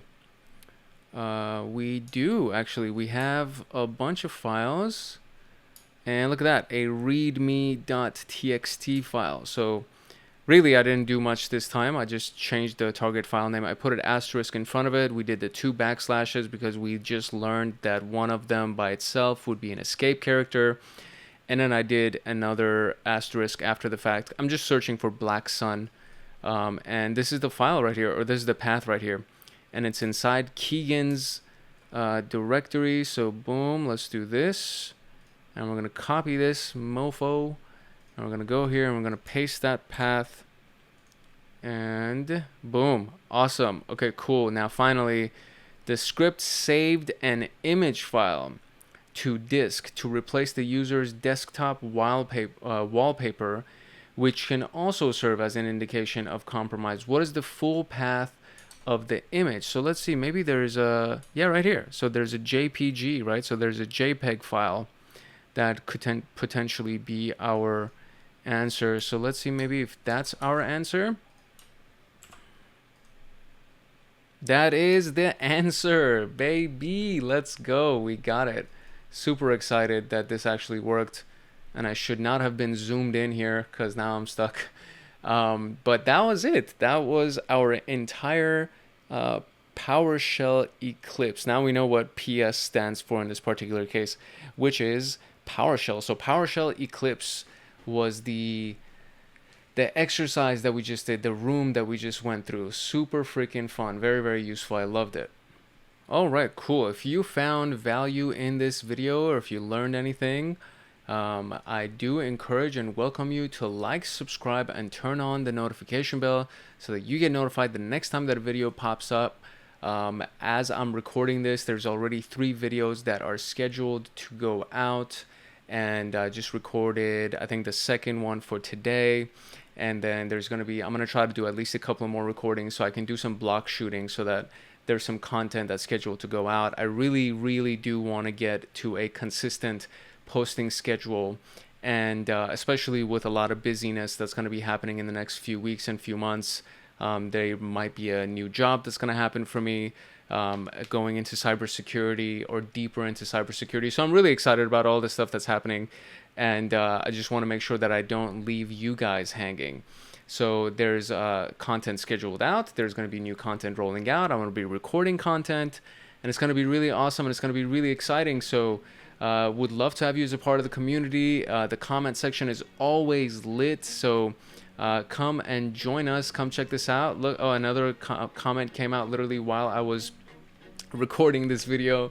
So it's always cool to see people in the community just leaving their questions in their comments and just saying something as kind as "you are the best," which is an amazing compliment. I never get tired of it, and it always brightens up my day. So would love to see you in the comment section. Would love to see you as a part of the community, and it would just be nice to have the community keep growing and turning into what it has turned into. So make sure that you like, subscribe, turn on notification bell, and leave a comment just to say hi or ask a question or whatever you got. It's your boy Hank Hackerson at Hank Hacks Hackers, your favorite network and system attacker / protector. Love, peace, and chicken grease. If no one else loves you, Hank loves you. I hope you got value from this video, and I will see you in the next room. Later. All right, hello, and welcome to episode 5 of the SOC Level 2 pathway of TryHackMe, where we are going down the Advanced Splunk module. Today's episode, we're going to be talking about setting up a SOC Lab, or a Security Operations Center lab. And this is a pretty in-depth room right here. So, you know, setting up the lab, deploying on a Linux server, interacting with this command line, ingesting data, configuring the forwarder on Linux, and installing on Windows, and then configuring the forwarder, ingesting Windows logs, so on and so forth. So it's going to be a pretty hefty room, and it has a lot to do with data forwarding. Up until now, we've been doing a lot of data ingestion with log files and kind of parsing and filtering through log files. Now we're going to be deploying these things from servers and configuring the forwarder from Splunk, which forwards data from an endpoint to Splunk for ingestion and parsing and filtering, so on and so forth. So it's going to be a good one, and all of the previous Splunk videos have been distributed on this channel already. So if you haven't seen any of the beginner stuff that's on Splunk and just the intro to Splunk and everything like that, I would highly recommend that you go through those videos first before we go through this one, because this is, as you can see, it's been ranked medium. So up until now, most things have been ranked easy. The last video was ranked medium, and then this is a subscriber only room, which means that you need to have some kind of, not some kind of, but really the only paid subscription that's available on TryHackMe. Everything, most other rooms are free. There are probably over 300 rooms that are free on TryHackMe, and they include virtual machines and attack boxes and a lot of practical exercises that you can do. But this one specifically requires a paid subscription to TryHackMe. So there's a link in the description below that you can use to get yourself a discount on the paid subscription. And apart from that, you can just take advantage of this video directly, or use all of the other videos that will come out on this particular module for Splunk and everything else that we already have on the channel for Splunk. So without further ado, let us jump into the introduction of this room. Okay, so the intro here just throws us deep into, or immediately into, a scenario, and right here it says Jasmine, the owner of Coffee, had reported a potential data breach resulting in her secret recipe getting stolen by James from the IT department. Before the recipe could get into the hands of the competitors, he was apprehended after finding undeniable evidence in his laptop thanks to the forensics team quick investigation. Now Jasmine wants to develop an in-house SOC capability for continuously monitoring the critical logs and events. To keep an eye on all the activities within the network, she has contacted our team to provide an on-premises resource who can set up a SIM locally and ingest necessary logs from different log sources. Our choice of SIM is Splunk for this activity, and you're tasked with installing and configuring Splunk and integrating the log sources on Linux and Windows OS. So you need the intro to SIM as a prerequisite, and Splunk Basics, which are both available on this channel if you haven't watched them already. So those are two videos that are already available. And we're going to be going over two virtual machines. There's going to be a Linux and a Windows virtual machine. And our job is to install Splunk on both of the machines and integrate and import logs sources on each server through either listening ports or by installing forwarders. So we're going to be doing a deep dive into the Splunk installation process, how to install and configure Splunk in Linux and Windows, and how to integrate different log sources into Splunk. These are our learning objectives for this room. So let's look at setting up a lab for Splunk.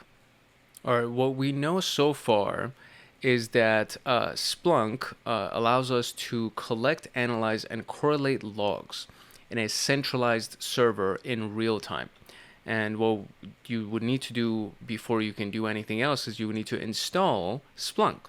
And there is the Linux lab that we have here, and there's the Windows lab that we have here that we would go through to essentially install Splunk. And there isn't much on the instructions as far as this is concerned. So, I mean, I'm literally just going to click complete so that we can move on to the next one. There's the deployment on a Linux server that is actually important, and I've already started the Linux machine. So for this, we're going to really basically go through the instructions. I think a lot of the stuff has already been done specifically on this thing, unless we would need to go ahead and download the files, which I highly doubt would actually be the case. But the installers and everything should already be downloaded, and all we would need to do is just go through the process to make sure that they do get installed. So That's really, I think, what we're going to do. I'm just going to make sure, but I feel like that's exactly what we're going to do.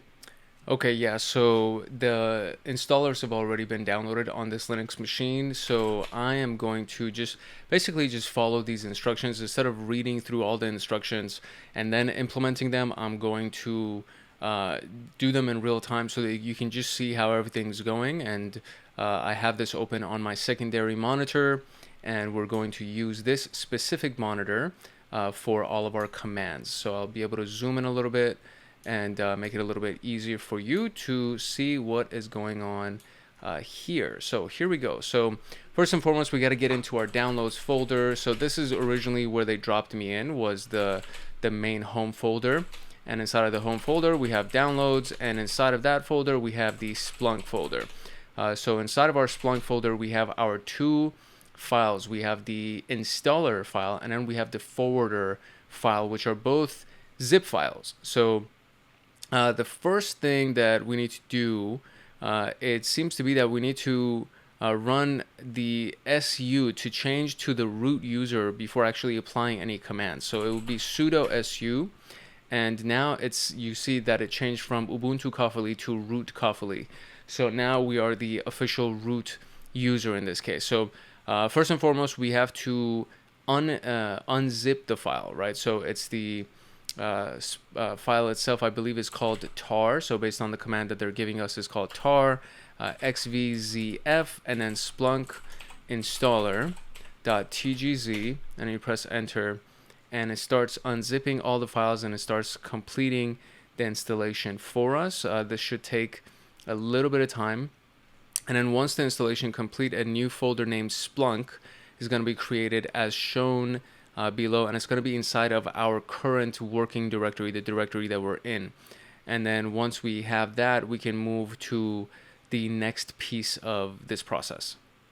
Okay, cool. That took maybe like 2 minutes to complete, and now we can go inside of our opt directory, or I think we actually need to move the folder that we have. So there's a new folder, as you can see right here, a folder right here.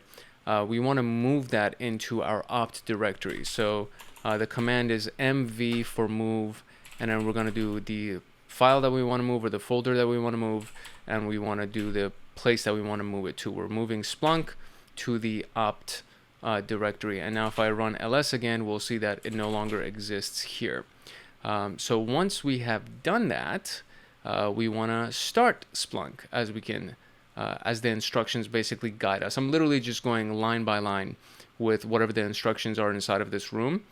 So instead of just reading all the stuff, I'm just doing the commands and kind of narrating the whole process for you. So we've just finished moving our directory for the installation, and since we have now done that, we can now go to the directory for where we just moved the Splunk file. So we see that inside of the opt directory, there's a directory called Splunk, and if we go inside of Splunk, there is now a set of other directories that we can use, and there's one in particular, which is the bin directory. So we're going to go inside of the bin directory inside Splunk, and from here we want to run the command. So if I run this, you'll see that there's a bunch of stuff in here, and there's one in particular that we want to run, which is this thing right here. This is an actual script. The stuff that you see in blue are directories, and everything else is either some kind of an executable or a file that we can run. And so what we're going to do is we're just going to do ./Splunk. Let me actually clear this so it brings it up to the top of the screen. So we're going to do ./Splunk, and then we're going to do start, and then -- accept license. And that's what's going to happen to start Splunk. So ./ is the way that you can run any executable or any script inside of Linux. And then the command after that is start, which I would presume is just one of the inherent commands that runs with this particular executable. And then we're going to do accept license, because we just want to accept the license and move forward with it. So now we want to create our administrator username and password. So it's going to be Splunk admin based on what the instructions here tell me, or what they did, I guess. I could probably do anything at this point. And then for the password, I'm just going to do password exclamation, and password is going to be with a capital P. Alright, now that that's done, we can access our Splunk server either through this URL or this URL. Either one works.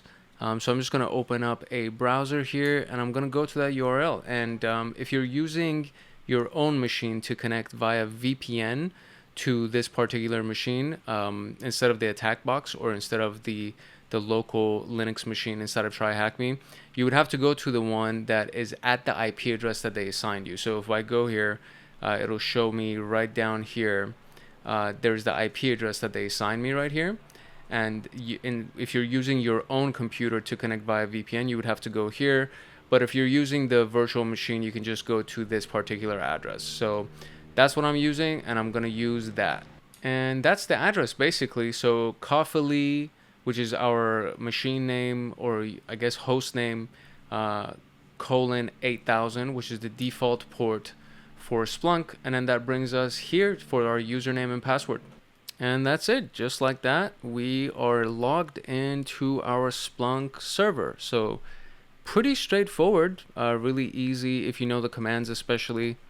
And the question here is, what is the default port for Splunk? And it is 8000 for our default port. So just like that, we have now finished installation of Splunk, deployed Splunk, as they say, on our Linux server. So now let's kind of mess around with Splunk in the CLI, in the command line of Linux, and see how that plays out. All right, so the first few commands, or the first command at the very least, we've already done. And you would essentially run the commands in whatever the directory is that you installed Splunk or moved that Splunk folder to. And it starts with, so we're already in the directory, assuming that we're already in the directory. You would do -bin or dot /bin Splunk. And you could also already be inside of the bin folder, and then you could just do dot /Splunk. So whatever that is, then you would do start. And this is exactly what we just did. And it opens the port, so on and so forth. And then it says the Splunk interface is available at this web address, and then you can go use your web browser to get access to it. If you don't have access to a web browser for whatever reason, or you're using the version of Linux that's just command line driven, then the rest of the commands will also work for you. So we did Splunk start, we started it. You could do Splunk stop to stop Splunk, and it's the same thing, right? Dot /bin Splunk stop, and then it'll just stop it. And then you can do Splunk restart. So this is assuming that it's already started and it's already running. Then you can restart the Splunk server. So it stops all the running Splunk processes and then starts them again. And it's useful when changes have been made to the configuration files or where the server needs to be restarted for any other reason. And then you have Splunk status. So this is something that I could run right now. And let's do that. Let's just kind of do that because I don't want to restart the whole thing. It'll take time. What I do want to do is I want to get a status. So I can just go here and go to my terminal real quick. And I'm already inside the bin, so I don't need to do dot /bin. I could just do dot /Splunk. And I can do status, and it'll give me the status. It says Splunk is running on this process ID, and the helpers are running on this process ID, this ID, etc., etc. So it's running, and it's all good. And I'm just going to clear this up a little bit so that we can have a clean terminal. So it gives us the status. Then you can do Splunk add one shot, and it's used to add a single event on the Splunk index. And it's useful for testing purposes or for adding individual events that may not be part of a larger data stream. So let's just do that for a test. So we'll go zoom in here again, and it's going to be dot /Splunk. And what was it? I think it's called add. Yeah, very basic. Add one shot. You only get one shot. So there you go. So it says hostname validation is disabled. Please see server yada yada yada. So Splunk username is going to be Splunk admin. Password is password, and there we go. And so cannot perform post without a target name to act on. So I would actually need a target name in this instance. So does it tell us what that does? No, it doesn't. So That I don't know how to do. So it says Splunk add one shot, and the rest of it should be fine. But in this particular case, I don't know what the target name would be, so I don't have that. So now we can start doing some interactions with Splunk. It's very similar to running a search command inside of the search itself right here. So let's see, you can do a default dashboard. I'm just going to cancel this for now. You can do a search and reporting right here, and you would be taken to the initial search bar that you can go to. And we're going to skip this because we already know our way around. And this is where you would start searching, right? So instead of going through this to search, you can actually search from the command line itself. So I could do something like Splunk search Coffee, and it would search for Coffee. So I'm going to do / Splunk search Coffee and see what it gives us. And so hostname validation is disabled. Please see server for details. And I think they got the same thing right here too. But it says Coffee has the best coffee in town. Coffee, yada, yada, yada. So for them, it seems to work fine. There needs to be something else that I need to do, because I got the same error right here where I tried to do add one shot and it said hostname validation is disabled. Please see server.configuration, SSL config, and then verify server name for details. So that is not something that we are given in our instructions here, and I don't want to mess anything up, so I'm not going to try to do that by myself, and I'm just going to stay true to these instructions right here. So it says I could do search Coffee, and then there's of course Splunk help that you can run to get the help menu for Splunk, and that's it from running Splunk or using these various commands inside of the command line. It says these are just a few of the many commands that are available. Administrators can use the CLI to manage and configure their Splunk servers more efficiently and effectively. So it says in Splunk, what is the command to search for the term Coffee? So in this case, we're going to do bin Splunk search Coffee, because everything that they've ran over here has been from the Splunk folder using bin as a part of it. So that was all good. Now it says use the help command to explore different help options and their syntax, and I might as well, why not? So let's do Splunk help and let's see what we got here. Let's open this up a little more. So we got optional parameters, all these things, yada yada yada, and let's go to the top of this. So help command, so you can do help with the individual command. Types of command to access this help page. Help object, type an object to access the help page. Help topic, help commands, and it'll give the full list of CLI commands. Help clustering, scheduled clustering, I think, or the search head cluster setup. Control or controls, data store, distributed forwarding, so on and so forth. And we'll probably need to work with forwarding. So manage deployments, inputs or input, licensing settings, so on and so forth. So we could do this. I'll just do Splunk help and then do commands to get the help from all of the commands. And then we have all of these commands right here. And there is a good number of commands, buddy. There's a lot of stuff that we can go through here. So you can see that for each one, it gives you an individual thing. So add right here, for example, add was the one that I wanted to do, and I tried to do add one shot, but it gave me that error where it's like you need to fix your configuration file, so on and so forth. So there's a lot of stuff that we can read through here. I'm not going to spend a lot of time doing it. If you are doing this on your own machine, which I really hope that you are, please feel free to pause this video and go through the various commands and options that you have to see what you can do inside of the Splunk CLI. So let's now talk about data ingestion, which is a big part. Like it's literally Splunk depends on this to be able to run the ingestion of it and to parse files and to filter and search through files. All right, so since Splunk actually needs this data to index and search through and do all these things, we could feed it data from a few different sources. So for example, the operating system logs, web applications, IDS logs, so intrusion detection logs, OS query logs, OS query, which is a very interesting tool that Facebook has developed for querying through operating systems, and I mean it's very, very useful. I already did a video on OS query, so if you don't know what it is, or if you don't know how to work with it, I would recommend you search through it and just go watch that video, because it's actually super useful. I really like the fact that Facebook created this specific language called OS query, and as the name implies, you can query the OS, right? So depending on which OS you're running, you just query it, and then it'll create logs for you, and then you can use those logs to feed Splunk. But one of the big ones is the forwarder, which means that it can forward data from Linux directly into the Splunk instance.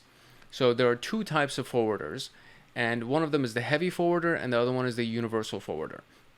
Heavy forwarders are used when we need to apply a filter, analyze or make changes to the logs at the source before following it to the destination. In this task, we're going to be installing and configuring universal forwarders. So we're not going to be installing and configuring this. Universal forwarders are lightweight, and they get installed on the target host. And the main purpose is to get the logs and send them to Splunk or another forwarder without applying any filters or indexing. It has to be downloaded separately and has to be enabled before use. So we saw that in our downloads folder, there was a second zip file, right? So there was the zip file for actually installing Splunk, and then there's another zip file for installing the universal forwarder. The universal forwarder can be downloaded from the Splunk website, so on and so forth, and this is what it looks like. And since we already have it, I'm just going to go through the installation process for that. And I already have this thing set up in my secondary window. So I'm just going to go to my downloads folder inside of our browser here, and we're going to get that going. So we're going to go back to CD downloads and CD, let's see. Oh, you know what? Since I'm in the root directory, I wonder if I'm even able to find that stuff. So I'm going to do... Let me see if I close this. Maybe it'll just kick me out of that. So we're going to close the terminal. Oh, maybe it's going to end my instance too. Is it going to end my instance? Okay. No, the instance is already running, so that's good. That's useful. I hope it doesn't stop like randomly in the middle of this entire exercise. Okay, so it's already installed in our downloads folder. So we're just going to go to downloads. And we already have Splunk here, so we're going to go to Splunk, and not Splunk's, Splunk. And there's our forwarder. So we're going to run a similar command as we did before. First, we're going to switch user, and we should be inside of the home Ubuntu downloads. Okay, now it's good to know where the overall downloads folder was. And we're going to do a tar xvzf forwarder. There we go. And that's going to probably take a minute to finish. So we're going to let that run, and we're going to come back. Okay, that was actually pretty quick. And there we go. Now we have a Splunk forwarder. So we're going to do the same thing. We're going to move the Splunk forwarder folder to our opt folder, just like that. And it's no longer here. So now we're going to switch to the opt folder, and we're going to switch to the Splunk forwarder folder. There we go. And now inside of the Splunk forwarder folder, we have various other things, just like the bin and so on and so forth. So I'm gonna switch to the bin, and we're gonna run Splunk forwarder start like that, and then it's gonna be accept license, very similar. Oh, you know what? I misread the instruction. So it's not Splunk forwarder. It's actually Splunk, just like that. So start and then accept license. You just have to be inside of the Splunk forwarder bin in order for the Splunk command that we're using right here. So in order for this to run the forwarder, you need to be inside of the forwarder bin, inside of the Splunk bin. So since we're here, we're just going to use the same admin username that we had, and then password, just like that. So that should be it. Oh, I see. I'm setting up a new username and password. Okay, so very good. So it says, what does it say? It says that the default port is already bound, which is 8089.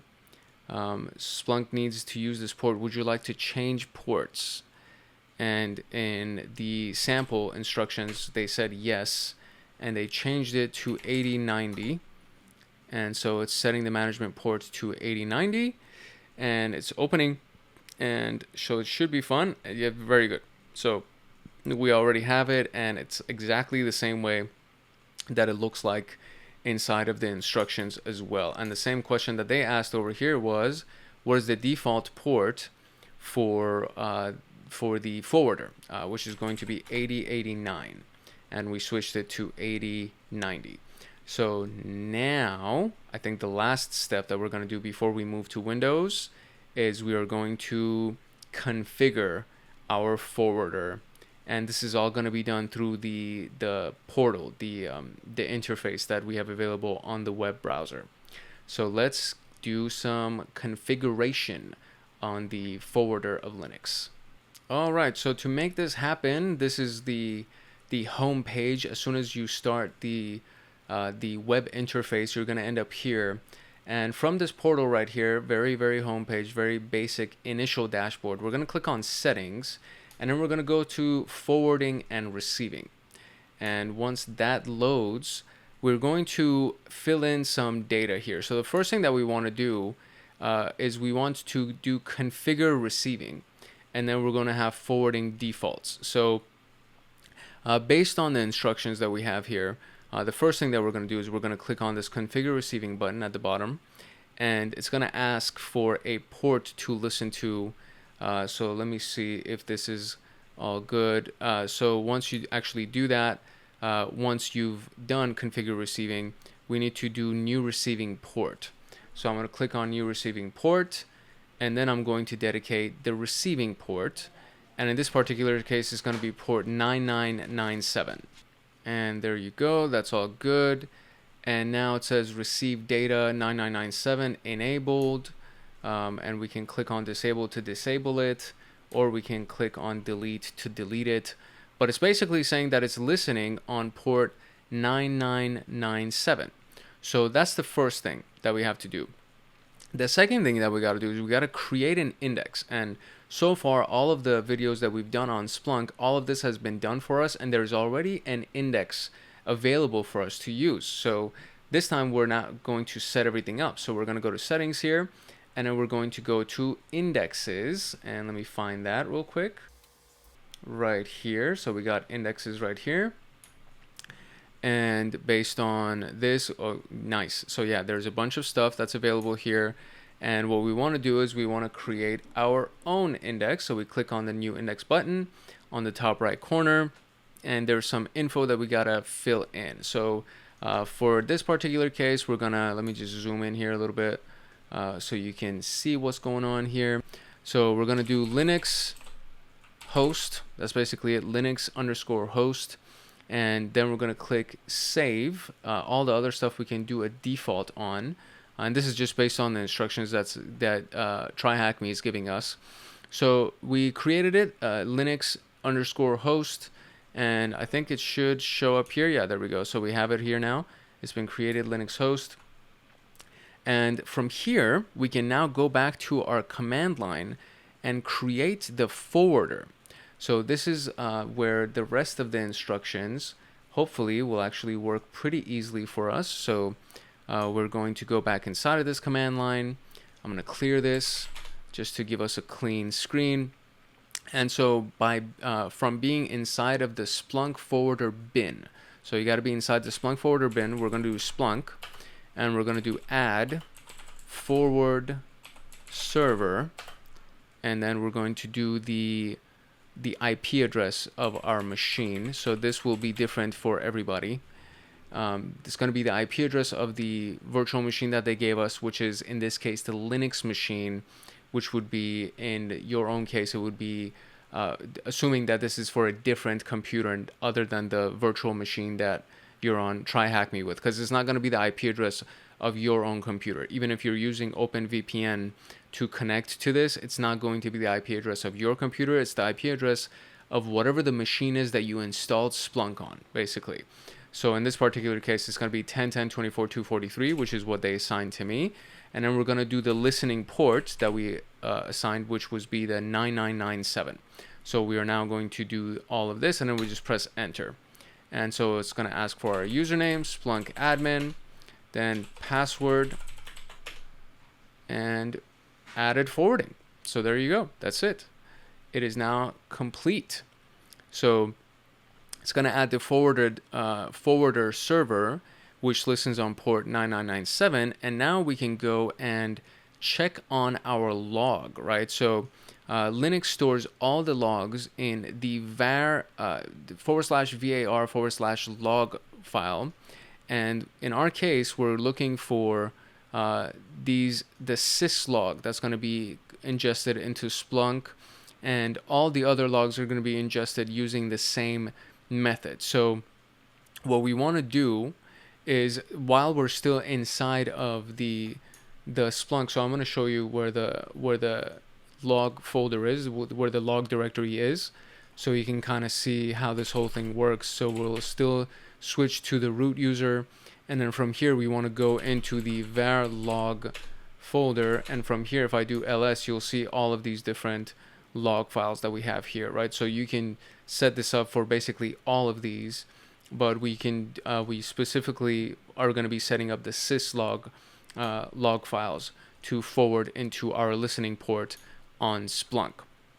So the command is going to be ran from the Splunk forwarder bin, right? So just keep all of this in mind.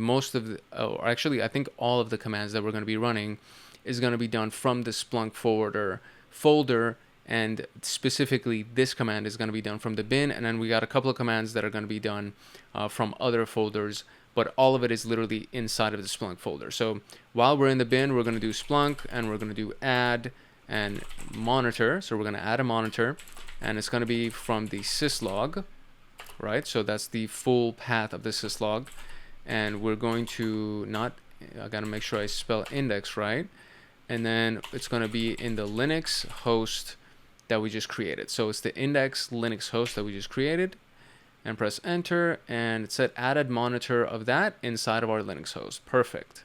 So that is done completely. So the next piece that they have in our instructions is exploring the inputs configuration file, which is going to be inside of our etc bin or etc folder of the Splunk forwarder. So I'm going to go back one. I'm going to go up one, traverse one directory, and right here we see that we have an etc directory as well. So I'm going to cd to the etc directory, and I'll clear this screen so we can see what we got here. So this is all of the stuff that's inside of our etc directory.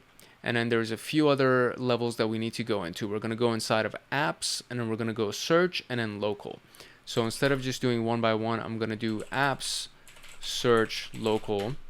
And now we are inside of the app search local, and I can do ls, and there's one file, which is the inputs configuration file. So to look at it, I can just do cat, which is a command that will just print whatever's inside of this onto the screen. So it says there's no such, oh, I see. So it's cat inputs with an s .conf, and there we go. So we have it. It says monitor. So we just added this, right? So we're monitoring the syslog from the var log, and it's going to be sent to the Linux host index, and it's not disabled. So if it was disabled, it would say true here, but it's not disabled, and it's currently running. So that's actually perfect, and that's exactly what we want to be done. So then we can go and check out our logger utility. So I'm going to go up a few levels here, and I think it's one more level actually. So from here, we're going to go back into our bin folder, and from the bin folder, we're going to be able to use something called the logger. So it should already be in here, and it should be under L. So let me see if it's here. Okay, so it's actually not a file that's here. It's literally a command that exists within Splunk, or I guess it's a utility that exists within Splunk. And the way that we can access it, or the way that we can use it, is by doing the logger command specifically. So we're going to do logger, and they're running it from the basic TryHackMe Coffee account. So I wonder if it's okay if I use it as root, but we're just going to use it as root and see how it goes.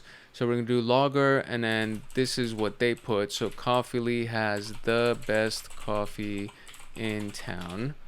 That's what they put. So logger, do that, and I press enter. And I mean, I didn't get any kind of error message, so we'll see how this works. So now I should be able to see this inside of our interface, I think. So let's go and see if we can find it inside of our specific interface, which is this thing right here. So let's go see if we can find it here. So the way that we go to our index that we just created is we just go to the search right here, and we'll do index equals, and we did Linux host, just like that. So there we go, index equals Linux host. And from here, we have a bunch of results that have already populated, 712 results that have already populated. And the one that we're looking for in particular, I guess, is the one that says Coffee has the best coffee in town. In the sample that they gave us, so if I go to this thing right here, in this particular sample, it's literally the very top result that is available here. It says Ubuntu Coffee has the best coffee in town. It's a brand new event, index Linux host, so on and so forth. So it's literally at the top of this thing, and it's the very first item. And the way that they found it is they ran it, and they ran Splunk forwarder bin tail #1 var syslog. So the command itself that they're running seems to be tail -1 var log syslog. That seems to be the command that pulls it up. So I wonder if I do that, it'll bring the thing up for us. But it's actually right here. So it's not the very first one, but it's literally in the top section right here. So we have it. So it says Coffee has the best coffee in town, and it's the thing that was just created. So it's not that bad. So we can see that we created a logger. So I guess a log file or a log item is what we just created, and we named it this. So that's what logger does. It creates a log item for you. And that is it for this particular exercise. And actually, I think that was literally the last item on this thing before we move on to Windows. So it was a little bit involved, but the instructions are pretty clear. So if you just follow the instructions one by one, up until the point that we created the index, it was super easy to do. And then we went here and we did add forwarder server, and we just added it to our listening port on our IP address. And then we forwarded the logs that we wanted to monitor. So you do Splunk and then add monitor, and then you do the full path of the syslog file, and you want to add it to the index Linux host, because that's the index that we just created. And then the configuration file will show us that. So we switched to etc apps search local, and inside of that there's one configuration file that existed. And if we just look at the configuration file, this is exactly what we did in our commands. We added a monitor, and the monitor was the syslog, and we added it to the Linux host index that we had created. And then just to test it, we ran the logger command, and we added this string as a log item, and it added it for us. And instead of running this command inside of my terminal, I just went and saw it inside of the actual interface itself, and it showed up as one of the top results of our interface when we checked it out. So pretty cool, pretty fun to do. And now we know how to set up Splunk, how to set up a forwarder, and how to set up our index, and how to set up our listening port, and how to forward a log from the item from the machine that we got into that specific index, so on and so forth. So now it says follow the same steps and ingest the authentication log into the index logs. What is the value in the source type field. So we're going to run the same series of commands that we ran to add the syslog file, but we're going to do it with the authentication log. So I'm going to go here and open my terminal back up, and we're going to zoom in here, and so this is what we got. So we're going to do //Splunk add forward server, or not forward server. Is it forward server? No, I'm sorry, it's not forward server. I need to do add monitor, excuse me. So I'm going to do add monitor, and we're going to do var log auth.log. I believe that's the file, right? Yeah, authentication.log, and then we're going to add it to our index, which is Linux host. There we go, and it's all good. And so that was it. So, but the question is asking, what is the value in the source type field? Okay, so I see. This is where it is. So it's actually in source type right here. We have one value, which is our syslog. So the value of this is actually syslog. There we go. And now the next one, it says create a new user named analyst using the command add user analyst. Once created, look at the events generated in Splunk related to the user creation activity. How many events are returned as a result of user creation? So if I go here and I'm trying to find user creation as the activity, and then from there we're going to try to see how many events are there. Okay, so here is what I learned. So I was supposed to, instead of adding a user to Splunk, I was actually just supposed to add a user, just a regular user. So it would be add user analyst like that. Instead of doing it in Splunk or doing it for Splunk, it would just be literally just adding a user to our Linux machine. So we're gonna do that. There you go, and then they created that for us. So we're gonna create the password and make sure that it's all good. And so change enter the new value or enter the so changing the user information for analyst. Press enter, default, full name, default, work phone, default, default. Everything's gonna be default. The information is all good, and we have now created our user. So now there should actually be an event here for the user analyst. There it is. So we actually created the analyst. That's what it was. So I was trying to add a user to Splunk, but I was supposed to literally just create a new user. So now it says how many events showed up in this particular case, and it seems to be that there have been, it says 7. So user sbin 1 2 3 4 5 6 7. Change user the information. So I want to say that it is all done. So I'm going to say 7. Let's see if that's right. Not 4. Let's go back. Okay, so it's not 7. So let's see. Okay, so the answer is actually 6, and I'm trying to decipher why the answer is 6. And just from these events, from the various events that have been created, it seems that a lot of them, for the add user, right? So for the added user portion, there is 6 events. So there's the first one that has add user analyst, then there's the group added, new group, new user, and then the password change. So all of these things would technically fall under an added user event. And then this very last one is just changing the user analyst information. So it wouldn't technically fall under the added user event.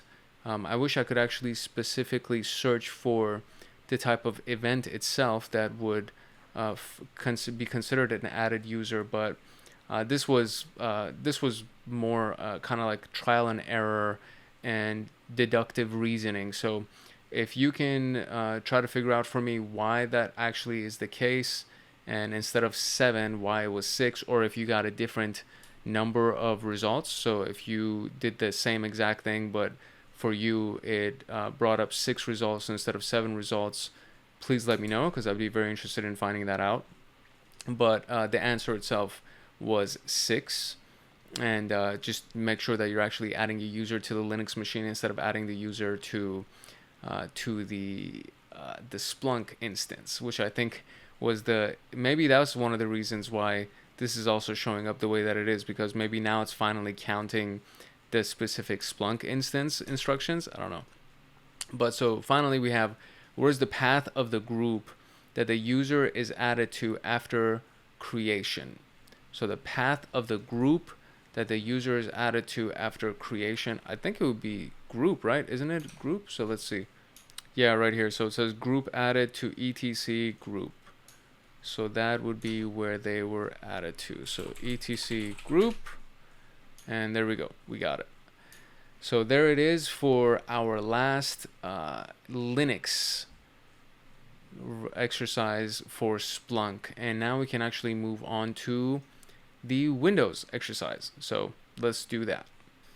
All right, so while the machine loads our Windows machine, I'm just gonna kind of read through these instructions. They're very, very similar to the other one, except a little bit more user-friendly, because instead of using the command line to make the installation, you literally just go through the file browser in Windows. Once you've downloaded the file, you go inside of it, and then you have the Splunk instance and a Splunk forwarder, so you just double click on that, and then it walks you through the installation, and it's going to install it inside of the program file Splunk. I think there's no change we're making to that. It literally just installs it on that. You accept the license agreement, you create the administrator account, and then it runs. And once it actually runs, you just launch the browser with Splunk Enterprise, and it'll open it up for you. And it's installed on port 8000 by default. We can change the port installation process as well. The new browser or the new lab will open in the URL, very similar to the other one, this is the local URL for every machine, 127.0.0.1, or it could be the actual IP address of whatever machine has been assigned to you, or whatever machine you install it on. Then you can access it in that browser. So this is useful to know if you're not using that specific computer. So let's say you've installed it on a different machine and you want to access it from another machine, like from a remote machine or something like that. You would need to go to whatever IP address that has been installed on. This only works if you're on the actual local machine for it to work. So once you have that, again, you just go here, you log in with the username and password, and it'll bring you here to the dashboard. So it's installed on port 8000, and then we're going to click on add data to see how many data points are there, and then click the monitor option to see what is the first option shown in the monitoring list. So we're going to go through that real quick, and then we'll get the rest of it done. Alright, so here we go. This is our Windows computer. I'm just going to open up File Explorer real quick, and then I'm going to go to Downloads, and there's going to be a Splunk instance. Just double click on that, and it'll open it up for us, and we'll go through that wizard for the installation of this thing. And I mean, it should be pretty simple, because Windows installations are much like simpler than Linux, because you don't have to use a command line, and the wizard that comes with it is very user friendly, because it literally just tells you what's going to be happening, and then you just choose the options that you want to do, and it'll complete the installation for you. So alright, that took a couple of minutes, maybe a minute for it to get here. So we got this. It's going to install automatically in program file Splunk, which is all good. We're just going to click next. The username is going to be the Splunk admin. Password is going to be password. And there we go. And we're going to click next. And we'll create a start menu. Why not? And there we go. All right, so this is probably going to take more than a minute. So I will come back as soon as this is done. All right, yeah, that took a good 5 minutes. So I'll give them this, right? Linux was much faster than Windows. Typically, I think it's because of the GUI, and maybe because there are so many processes that are running inside of a Windows machine that it takes much longer than it did on the Linux machine. Literally on the Linux machine, maybe a minute or two, and it was done installing. But we are officially done here, so let's now log into our Splunk instance.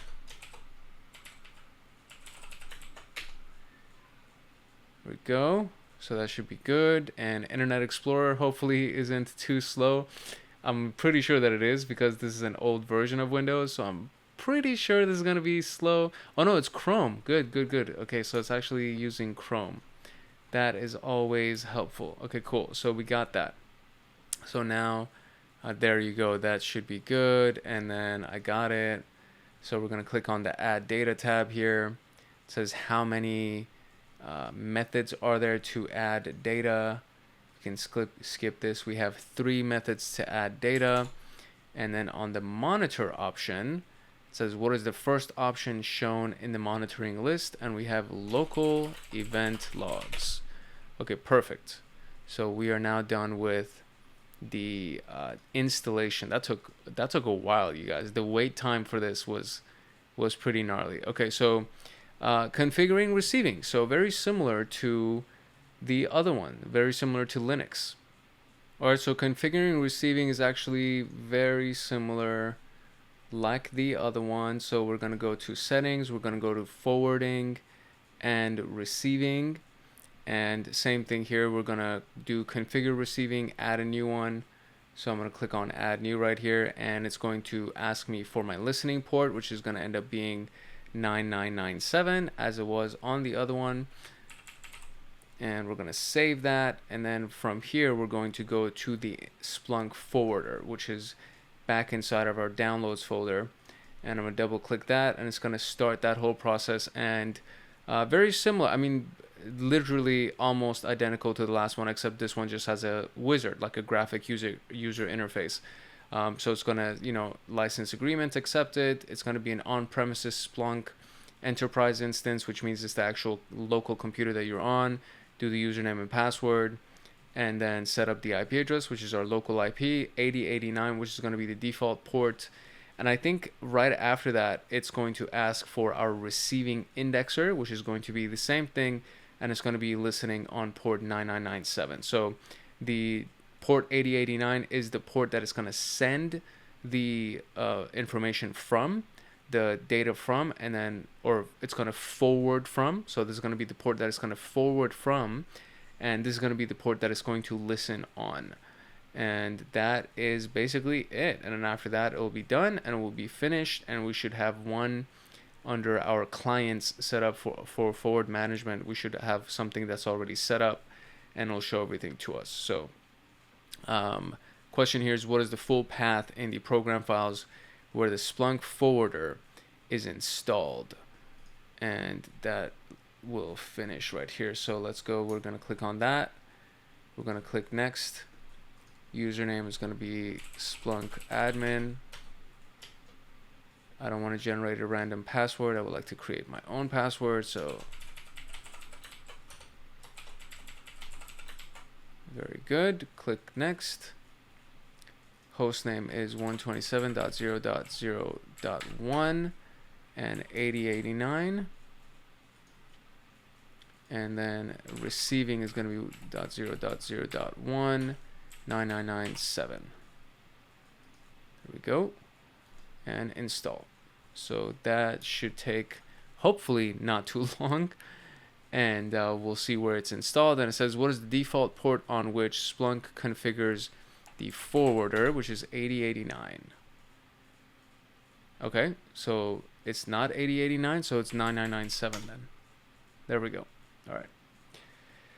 Okay, so we're just going to wait to see what the path is that is going to install this. I feel like it's going to be program files / Splunk forwarder, but we'll just wait and confirm. All right, there we go. That's done. So we're going to finish that. So it doesn't actually tell us what the path is, so I'm just going to click on this, and we're going to be in program files automatically, I think. And so it says Splunk Enterprise, I want to say. That's not it. So I need to go into program files. So we're going to go to this PC. And we're going to go to local disk. And we're going to go to program files. And Splunk Universal Forwarder is what it's going to be. So we'll do this. So we're going to do C program files Splunk Universal Forwarder. All right, there we go. Nicely done. And progress has been made. So we just got a couple more and we're good. So ingesting Windows logs now. To check on our forwarder, we're going to go back to our browser here, and under settings, there's going to be something called forwarder management. So we're going to go to forwarder management, and this is the forwarder that we just finished setting up. So we don't need to do any kind of configuration with that based on what the instructors are telling us. But it does say, so in an actual network, this tab will be filled with all of the hosts and servers configured to send logs to Splunk, and we only have one here. So that's basically it's like a much milder version and more basic version of what you'll probably see in real life. And so we're gonna go to settings again, and we're gonna do add data. So it'll show us all of the options to add the data, and then we're gonna forward. So we're gonna click on settings, we're gonna add data, and then we're going to click on forwarder right here. And in the select forwarder section, we're going to click on the host Coffee Lab. So there's only one. So this was it. And as soon as I clicked on it, it went right here to selected host. And that's it. And so the class name, the server class name, we're just going to do Coffee Lab. So Coffee_lab is going to be it. And that's basically it. And so we're going to click on next, and it'll take us to the next piece right here where it says local event logs. We're going to click on local event logs. And for here, so let's see, it says select source. This shows many log sources to choose from. So we're going to do local event logs to configure event logs from the host. And different event logs will appear in the list to choose from. As we know, various event logs are generated by default on the Windows host. More about event logs can be found from the event logs room, which there's a video on this channel. So if you want to go check out the event logs, the Windows event logs video, I would recommend you go check that out if you don't know what that is. So it says, let's select a few of those and move to the next step. So they haven't, so they did what? They did application, security, and system is what it looks like has been selected. So I'm going to do the same thing. So I'm going to go here. I'm going to do application, security, and system. And that should be visible. So let me see if I can open this up so it's a little bit easier to manage here. Okay, cool. So this is what it looks like. And so application, security, system, all good. So we're going to click next here. And then creating an index that will store the incoming event logs. So the index itself, once created, select the index from the list and move to the next step. So doesn't really ask me to name the index in this particular case. I think the one that they chose is default. Then you can review and everything will be all good. The index itself actually is win logs right here. So they didn't choose default. It's default over here, but they selected win logs. So we're going to go here and we're going to do our drop down. And let's see, maybe create a new index. Let's try that. We'll do win_logs, save it. All right, so our index is win_logs, the same way that they had it. We'll do review and the information exactly the same. So perfect. And we're going to submit. And that should be done with that. And so now, once that is finished, we can do start searching. So click on start searching and it'll take us to the search app. And if everything goes smoothly, we should receive the event logs immediately. So let's hope so. Let's hope that everything does go smoothly here and we do receive our event logs immediately. So there we go, start searching, and we are here. So index is win event logs and source is win event log. Let's see if that's what the search parameter that they have here, which is exactly what they have here. So that if I just click search for all time, let's see if it'll give us some data here. Okay, that worked. The only thing I did different is I removed this piece right here, the win event log source right here. I just removed that and I left index is win logs, and it brought it for me. And so it says win event log, system security and application, which is exactly what we chose when we were creating our forwarder. So that works perfectly. So now we have these questions here. It says, while selecting the local event logs to monitor, how many event logs are available to select from the list to monitor? So I'm going to click on settings, and where was it? It was forwarder management, I believe. It was not. I think it's actually add data. I can always go back and read the instructions, but sometimes you learn better by trial and error and clicking around. So let's see if it is indeed add data. Yeah, so there we go, and now we click on forward. Okay, cool, and then we'll click on Windows right here, and class name. We'll do test class this time around just to make sure, and then click on next, and local event logs. Here we go, and this is what we're trying to find here, is how many options are here. So there is a total of 5 options. So application, forwarded event, security, setup, and system. So we'll do 5. That should be it. Very good. And now search for the events with event code 4624. What is the value of the field message? So now I can actually go back to my search. So we can go back to where we were originally and disregard all of this stuff.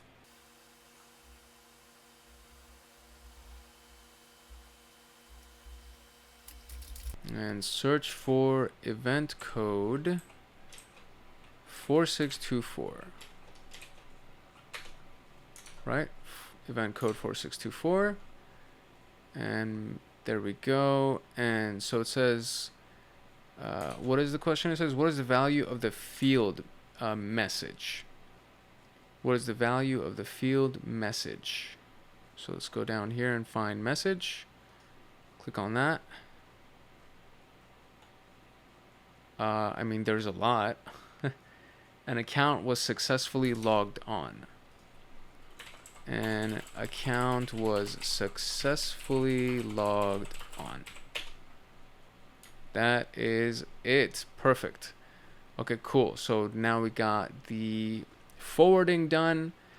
So what we want to do is we want to ingest web logs. So that's an interesting one as well, because so far we've been forwarding logs from actual machines, and it's also useful to be able to forward logs from a website. So let's see what this is done.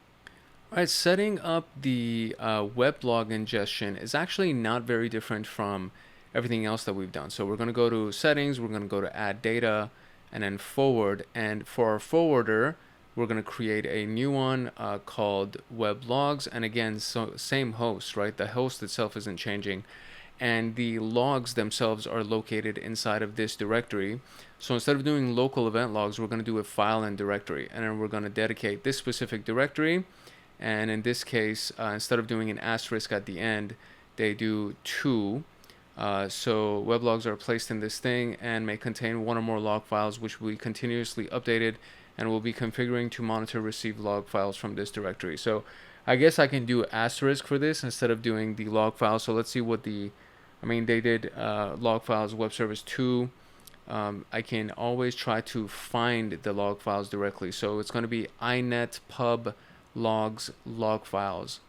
And let's go and look our file explorer to see what we can find. So we're going to do this PC. We're going to do local C, inet pub logs log files, and for us is W3 SVC1 is the location for us. So we're going to go back to our Splunk instance here. We're going to do settings. We're going to add data, and our forwarder is going to be this thing. Same thing. Let's just make sure that it clicks properly. Okay, there we go. And the name is going to be web logs. And all of this is going to stay exactly the same. We're going to click on next.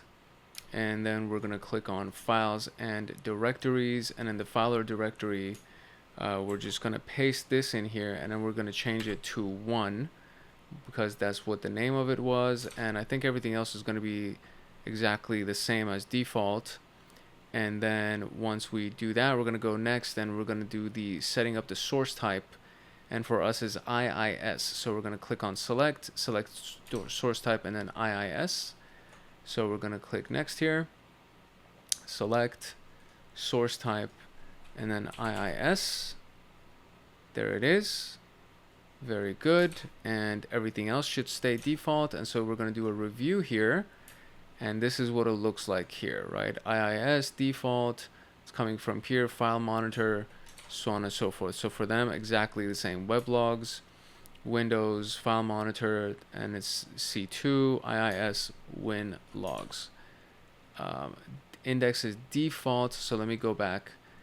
And for my index, I'm going to do win logs because they did that as well, right? So over here, it doesn't show us this, but they did change their index as well. But we do get it over here where it says the index is win logs. So the index is win logs, the server class name is web logs, and everything else stays the same. So now we're going to do review, and index is all good, everything else is all good, and that's done. So let's go search, and the parameter that they have is index is web logs, source type is IIS. So for me, the index itself is win logs because this is what they freaking said over here. So let's try it. Let's see if it's going to be index is win logs and source is IIS. So let's see. Okay, so it's not web logs for me. It's win logs. And under my source type, I got a new one that says IIS. So if I click on that, it should bring the stuff that's coming in from the website. And then from there, we can kind of parse through the results to find this last question. It says visit this thing, and it will display the history logs of the orders that are made so far and find the flag in one of the logs. So assuming that this is actually working, it should pull that information once I visit that website. So let's first make sure that it actually is pulling the information for us, and it does. Here we go. Excellent. So now from here, we can go ahead and find the information that's available here. So I'm going to copy this thing, and let's go open up a new browser. Okay, so this is the secretflag.html web page, and it says it'll display the history of the log orders made so far. Find the flag in one of the logs. So am I going to be using Splunk for this, or this is what's kind of interesting here. So let's see if I refresh the page. Maybe there will be more items that show up. No, it's still 54 events that showed up. So this part of it doesn't really change anything. And what we're trying to do is find the flag that's been input into this. And I'm going to try to see if I can do like a crafty way of doing it instead of having to search. There we go. Okay, there we go. Get secret flag.html. That one just showed up. So that one is available here. Now I need to try to find that actual flag. Oh, it was literally right here. So there's nothing to click. I just clicked next, and it brought me to this specific log item, and that's the flag, just based on what it shows. I mean, I have no idea what this has to do with Splunk. This one kind of feels like it's a little bit irrelevant, but I mean, whatever, we got the answer. Coffee is best in town, and that was the flag. And that's it for the Windows portion of this, and our conclusion is very basic. It just says that we're done. And we are officially done. So congratulations for hanging out with me and making it to the end of this. This was a long room, mostly because of the fact that the load time of the Windows machine was really high, and some of the stuff that I was doing on the Linux machine also took some time to load. So for you, after all the edits are done, it's probably not gonna seem like a very long thing, but it was definitely a long load time for me. So that being said, we are officially done with the setting up a SOC Lab room inside of the Splunk Advanced Splunk module for the SOC Level 2 pathway of TryHackMe. Alright, hopefully you found this video useful, and if you did, I would very much encourage you to like, subscribe, and turn on that notification bell so that you get notified the next time that a video comes out, and maybe even drop a comment. The comment section is always live. I love seeing new comments come in, and we actually have one right now that I got to respond to, and I respond to all the comments that do come in. If you have a question, I'll respond to your question. I'll try to find the best answer for you, and if I have to, maybe I'll even create a video for you. So these were this is one of the longer responses that I gave. I think there's a few other ones that I gave some pretty long responses to, but if it's a really good question, I'll actually create a video as a response to your question. And yeah, I would just love to see you in the comment section. We'd love to see you as a part of our community. So make sure that you like, subscribe, and turn on that notification bell so that you get notified the next time that a video comes out. It's your boy Hank Hackerson at Hank Hacks Hackers, your favorite network and system attacker / protector. Love, peace, and chicken grease. If no one else loves you, Hank loves you, and I will see you in the next room later. Alright, hello and welcome to episode 6 of our SOC Level 2 pathway of TryHackMe, and in today's episode we're going to be going through the Splunk dashboards and reports. We've done everything on Splunk so far, including an exercise that we did, which was the PSEclipse exercise. We've done log analysis, so on and so forth, and in today's episode we're going to be going through the dashboards and reports, and my machine is currently loading, so we'll have that ready to go for whenever we are ready to go. And I think it's going to be a fairly short video today, mostly because of the fact that we're just going to be designing various dashboards to help us with accessing certain information quickly. That's what the purpose of dashboards are, and we're going to be looking at reports in a way that a security analyst would, to be able to pull information to respond to incidents quickly. So all of this is all about response and quick response. There's going to be a subscriber only room. So the one that we're going through today requires that you actually have a paid membership. A lot of the videos that we've done so far have been able to be accessed through a free membership without any paid features. So this one in particular requires that you have a paid membership. There's a discount link in the description below that'll give you a $5 discount on your monthly membership, in addition to just having a very cheap service already. Or I don't want to call it cheap because it's a great service, so an inexpensive service. In addition to having an inexpensive service, you can also get an extra $5 off by using the discount below. So without further ado, let's actually jump into the introduction of this room. Okay, by now you should already know what Splunk is, and the fact that it is literally probably one of the most widely used SIEMs in the world, security information and event management solutions in the enterprise environment. You can do a lot with it, especially if you have a large company or if you are a security analyst for a very, very large company. And one of the big things that happens when you're working in an enterprise environment is that you have a lot of data. So you have a lot of endpoints, a lot of users.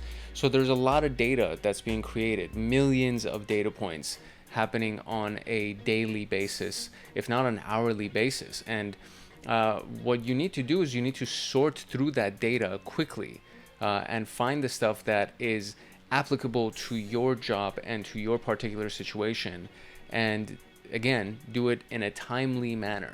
So that's one of the main reasons why the dashboard is such an important concept in SIEM management in general, not just Splunk. So we're going to be talking about that today, the organization of data. So why do we need to organize data in Splunk? creating dashboards for visualization of high-level information, scheduling reports for recurring searches of data, translating Security Operations Center or SOC use cases to alerts. These are the learning objectives of today's video, and these are the prerequisites that we have for it. So the Splunk basics, exploring SPL, which is the language for Splunk, and setting up a SOC Lab. All of these things have been already created. So if you just go to the channel and search for Splunk inside of the channel contents, inside of this channel, you'll be able to find that information. So I'm going to go to the channel, and this is our channel. So we'll just pull it up in, and I'm going to click on this little search button right here, this little magnifying glass. And then from here, just search Splunk. Oh my God, I can't even spell. So there we go. Search for Splunk, and now we got all the videos that have to do with Splunk and all the playlists that have to do with Splunk. And so you just go through these and you find what you need specifically about the rooms that we're in. And so Splunk basics or exploring SPL, I put these inside the description so it helps a little bit to know what you are looking for. So if we do exploring SPL, for example, it'll bring up the SPL video. So the how to use the Splunk SPL video, which was posted actually yesterday. So you can search for videos by what would be in the title itself, because I put that inside the description. The titles for the videos aren't going to be exactly this. I try to make catchy titles to make them clickable, but inside the description I put the exact verbiage of the room, I put the exact verbiage of the room itself, so that if you wanted to search for it by the actual room name, you could do it that way. So these are the prerequisites. If you haven't seen them, go watch them now, and then we'll continue with this video. Now that that's out of the way, let's actually talk about organizing data in Splunk. Okay, when you open up Splunk, when you land on your Splunk instance, doesn't matter what the IP address or any of that stuff is, this is literally the very first page that you're going to see. And you can click on a variety of different buttons. If you've never set up any kind of a forwarder or any kind of an endpoint connection, then you would actually need to go to the add data parts to be able to do that. But this is assuming that you've already done it. So once you sign in, you can go through search and reporting, which is this button right here. You click on search and reporting and you're brought to here. And we've done this in previous videos. So if you've seen any of the previous videos, you should already be familiar with this. And then from here, you can go through search history, or you can actually start your new search here and then continue. So once you have the interface for the search app, we can search with something called index equals asterisk, which again we've done previously, which means it's going to pull up all of the indexes that are available, all the indices that are available for you to search from, and then it'll bring you all of the information. And then you can fine tune your search as you go along. So doing index equals asterisk is going to bring up, in this example, it brings up 35,000 events with a bunch of different interesting fields on the side right here that you can choose from. And looking through that, there is a lot of stuff that could be overwhelming, right? So if you don't, especially if you don't know what you're searching for, if you don't know what's of note or what should be relevant to you, if you wanted to sift through all of these 35,000 events, it'll take you days, probably weeks or months. Looking at raw data is often not a good idea when the goal is to get an overview of the organization's security posture. It also doesn't give you much information about the threats and attacks that are launched against the organization. And obviously this is just a sample. In production, you would avoid running searches for all time because they put an undue load on the search head. So this is what you see right here, right? So on the right section right here, instead of doing the last 24 hours or a certain date range, if you do all time, it's going to bring up all of the data points. And if it's a company that's been around for years and they've had their Splunk instance set up for years, it's going to probably make your system freeze or crash. So you don't want to do that. You want to have specific ranges of dates that you want to look at. So that's very important. These are problems that happen when you have a lot of data. So as a data analysis platform, it provides solutions for those types of problems. And that's what we're going to be talking about. What is going to show all the indexes in the index equals asterisk. That shows you all of the indexes in Splunk. So this is like a very straightforward thing. I think we're going to probably do a few exercises, but I really think it's going to be a short room. So that being said, let's actually go into creating reports for recurring searches. All right, so a big thing that's going to come up in a security environment in the real world is that there is going to be a need for 24-hour around the clock analysis, or like somebody just sitting there and looking at something. And of course, there's labor laws that prevent a human being from doing that. So most likely your shift is going to change every 8 hours. And if your shift is going to change every 8 hours, there's something that you could do, that you can run a search, or you can create a recurring search that can be done inside of Splunk every 8 hours, because a new analyst shows up for their shift, right? So you can do that at a specific time. You can then save those results. You can also do multiple searches that need to be ran. Instead of running them all at the same time, you can do them every 5 minutes or every 10 minutes, and you can have various searches running. So they'll run automatically, and they will run not simultaneously, because running everything simultaneously can crash the system, or have be inefficient, as they say, or have errors, so on and so forth. So we're actually going to do this in our lab environment. I already started this machine. That's why they've given us the IP address, and this is going to be the link for our Splunk instance. So I'm just going to copy this, and I'm going to go into my little attack box right here, and I'm going to paste it into my browser, and then we'll get access to our Splunk instance, and then we can start creating some reports and go through all that. Okay, so here we are. This is what you land on. Literally, as it said before, you land on this page as soon as you load it. And if we click on search and reporting, it'll load that very same page that we just saw. And then from here, now we want to actually go into the reports tab, which is right here. So if I click on the reports tab, we'll see something very similar to this right here. So there's reports that have been generated, and we have our version as well. I'm actually going to open this up in a new window so we have better viewership of it. And here is our full browser window of Splunk right here. And now we can compare it to exactly what we see right here, and it's pretty much the same thing. So we see a list of reports already saved. If we want to view the results of a report, you can just click on one. However, if we want to run a new search using the same query as the one in a report, we can use the open in search option. The edit option allows you to edit the reports. The next scheduled time tab allows where the next report will run again. And we can also see the report's owner and its associated permissions. Please note that we have selected all the reports to be shown in the view. There are options for viewing only the logged in user reports, as well as for viewing the reports added by the app. To create a new report, we can run a search and use the save as option to save the search as a report. So this would be, for example, something that they ran. So they're searching for error or failed or severe or this entire string right here, and then save it as a report. Once you click the save as a report, we'll see the following window, and you give it a title, a description if you want, and where it's going to be, and you want a time range maybe, so you can do that as well. Filling in the required data and clicking the save option will save the search as a report. So we're going to do the same thing in the attached instance. To create a report on a search, we'll first have to understand the data, and on the left tab we'll see some fields that they've been identified that might be interesting, yada yada yada.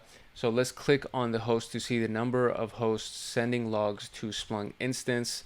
We have 3 hosts in this particular example, and they're all sending different number of events. So if we want to determine the times that each VPN user logged in using the given time window, which is all time for this room, we'll run the following query. So this is going to be the host. That's one of the hosts right here, so the VPN server.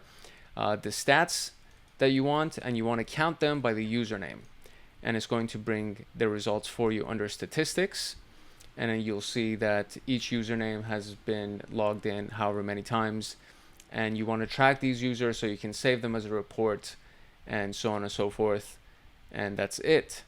We see the content for this under the statistics table because we used the stats count. The time range picker has been set to yes, and it means that the report will be given in a time range picker option. And when we click save, we get the following prompt telling us that the report has been created. And then you can click the view option to view the report. And on the reports tab, now you can see the new report, just like that. So we're going to create a report from the network server log that lists the ports used in a network connection and their count. What is the highest number of times any port is used in network connections. And then while creating reports, which option do we need to enable to get to choose the time range? And that is the one that was literally just here. It was the time range picker. So that's the answer that I can give right now. And now let's actually go create our report. So it says in the network server log that list. So first let me go and search for all the indexes. And then from there we'll get the network server index equals all of them.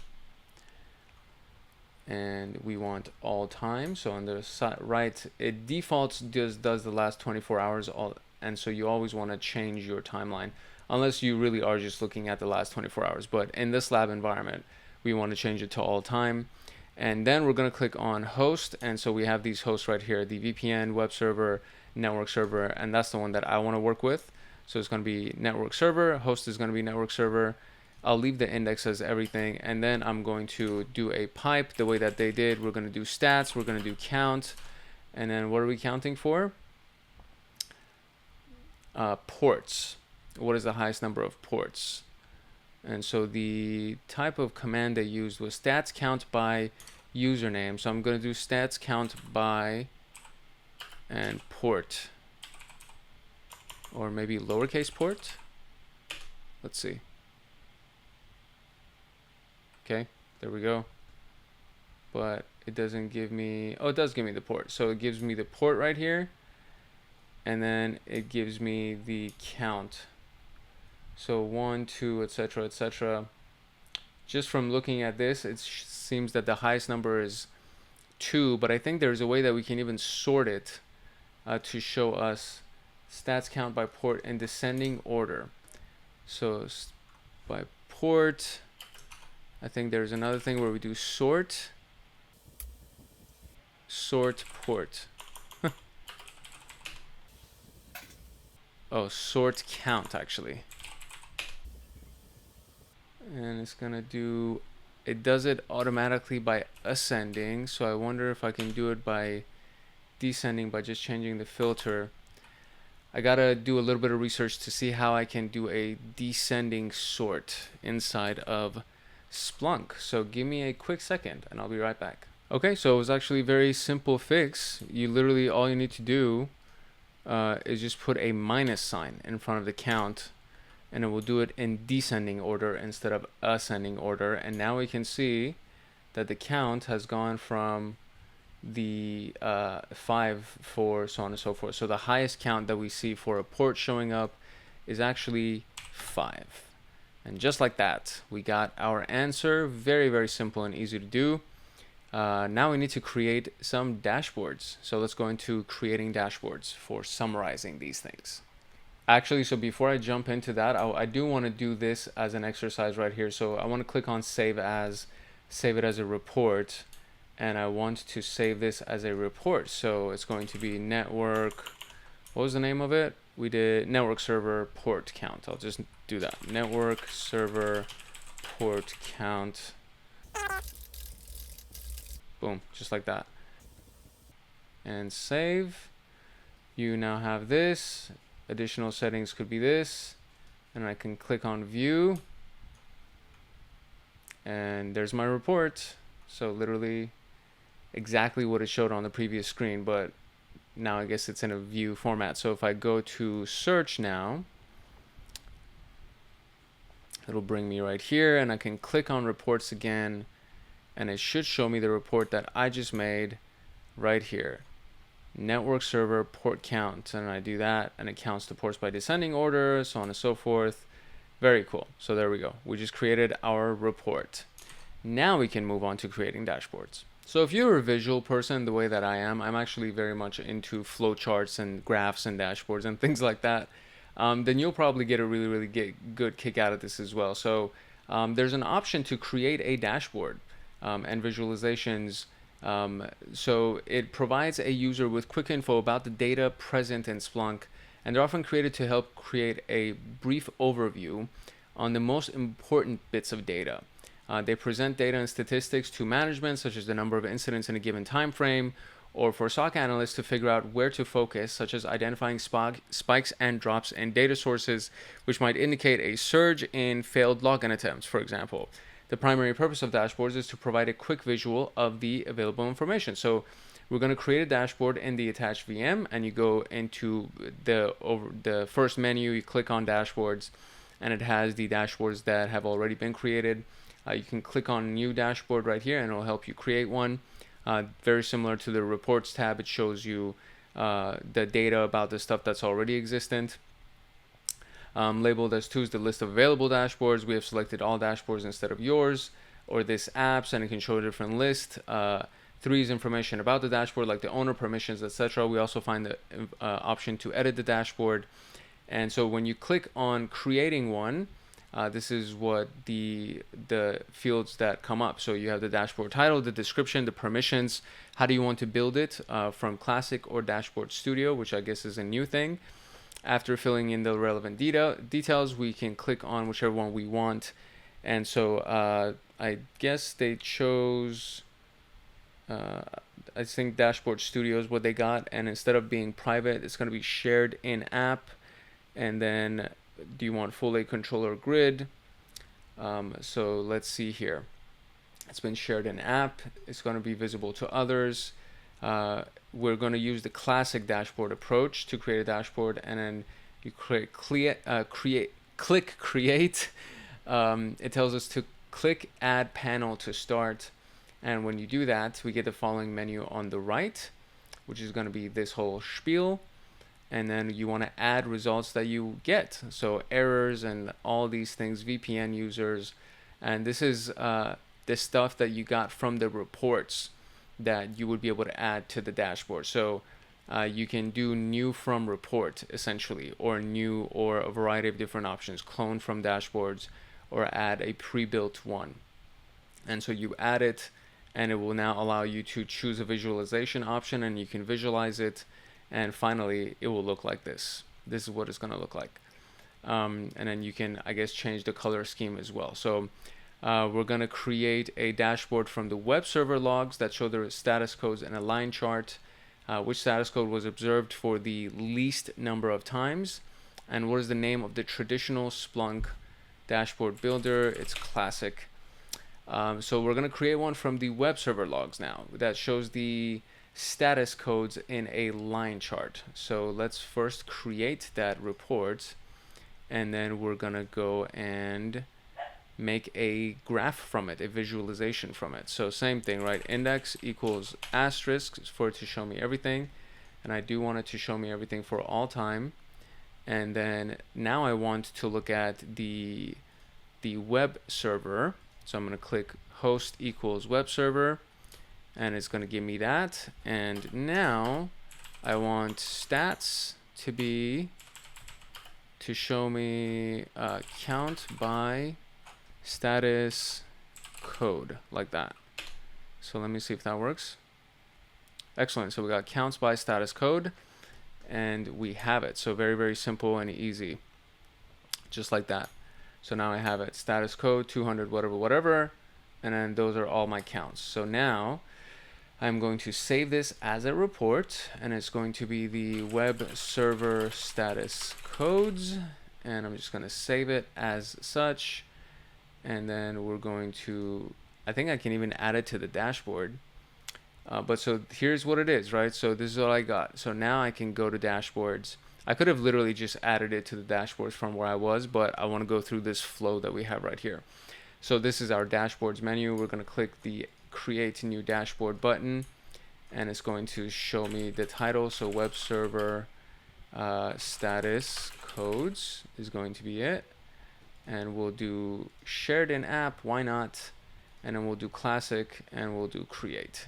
Okay, and so this is where we end up, and then it says click add panel to start. So I'm going to click on add panel, and then this is what shows up, a new form report, and I want the one that I just made, which is the web server status codes. And I'm going to add this to my dashboard, and it will look like this. And there's that. So select visualization right here. So we'll do a line chart, I think is what they told us to make, right? where do I go right here? And it says da, da, da, da, da, in a line chart. Yeah, so I'm gonna make a line chart. Here we go. This is the line chart.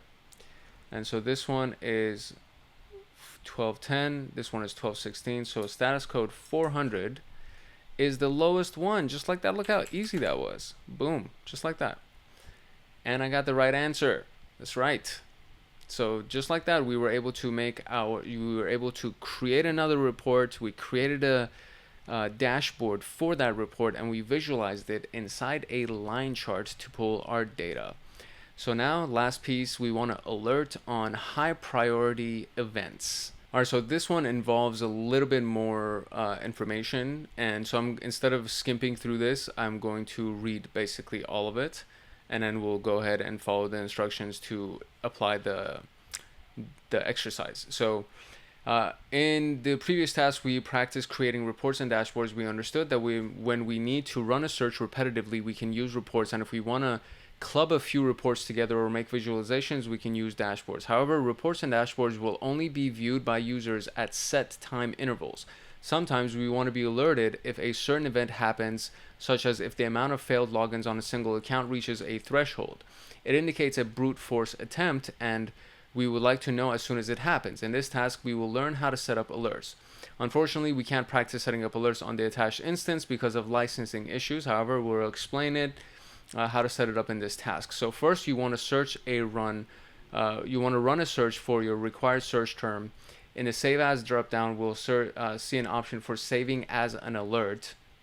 And in the previous task, we identified that the user Sarah logged in the most during the time range. Therefore, let's narrow down to all login events of the user Sarah. So the search itself looks like this, right? So you have index is the summary. That's the index that you want to go through. It's not all the indexes. The extracted host is the VPN server, and the username is Sarah. And then the all time is changed right here. And then you can click on Save As and save it as an alert right here. When you click alert in the Save As menu, you get to start configuring the parameters, which is very simple. You have the title, the description, the permissions that's going to be shared in the app. You want to run it every week, so that's the scheduling for this. And you're going to run it Monday at 6, expires in 24 hours, and then it runs again, right? So the trigger conditions is when the number of results is greater than 0, right? So the alert in this case is what? The username, the number of alerts is greater than 0, and I feel like that would be, even if they failed once, it would just show it up. So you have the title, description, permissions. We have some more specifics. It's scheduled, and it will run per schedule, and if the condition is satisfied, the alert will be raised. Depending on the license and configuration instance, you might get an option for scheduling real-time alerts. And then you have trigger conditions. And so the trigger conditions is, we didn't see that. So trigger alert when the number of results is greater than 0. The trigger conditions is that for each result, so it's defined conditions where the alert will be raised. So let's say we raise the alert when the login count of our user is more than 5, which is not what they put here. So this is what I want to be clear on. So if the login count for our user is more than 5, in that case, we'll use the number of results option to and set the greater than to 5. We can trigger 5 alerts for the 5 login times, or we can just trigger 1 alert for exceeding that count. The throttle option lets us limit the alerts by not raising an alert in the specified time period if an alert is already triggered. So you throttle it, and it only shows you 1 alert, right? This can help reduce alert fatigue, which can overwhelm analysts when there are too many alerts. The final option here is for trigger actions. This option allows us to define what automated steps Splunk must take when the alert is triggered. For example, we might want Splunk to send an email to the SOC email account in case of an alert. So add to the triggered alerts, the log event, output results to lookup, output results to telemetry on endpoints, send an email, so on and so forth. And then you can see the configured alert in its entirety. So it's going to run every hour, 24 hours. The number of results is greater than 5. And for each result, there's going to be a throttle. So suppress triggering for 60 minutes. And then the actions is to send an email. If the alert is triggered, Splunk is going to send an email to the SOC analyst. and the priority is going to be the highest because you think that it's a brute force attempt, and for the user Sarah, and it will be set with the highest priority, so on and so forth. So that's basically how you create an alert, and I think it's pretty straightforward. Unfortunately, we can't do it because I have an alert tab, but it says it's asking that you want to confirm to leave that whatever. So we're going to leave the page. I want to see if I can go to the alert tab. This feature is not available in your installed set of licenses. So I don't have alerts on the Splunk instance that we have, which is all good. At least we learned how to make one. So what feature can we use to make Splunk take some actions on our behalf? And it's going to be trigger actions, which allows you to define what automated steps to take when the alert is triggered.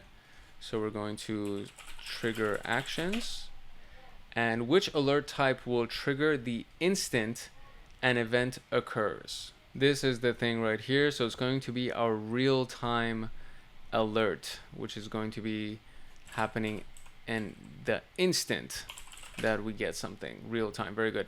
And which option, when enabled, will only send a single alert, and I believe that's the throttle. Is that how you spell throttle? Yeah, okay, throttle.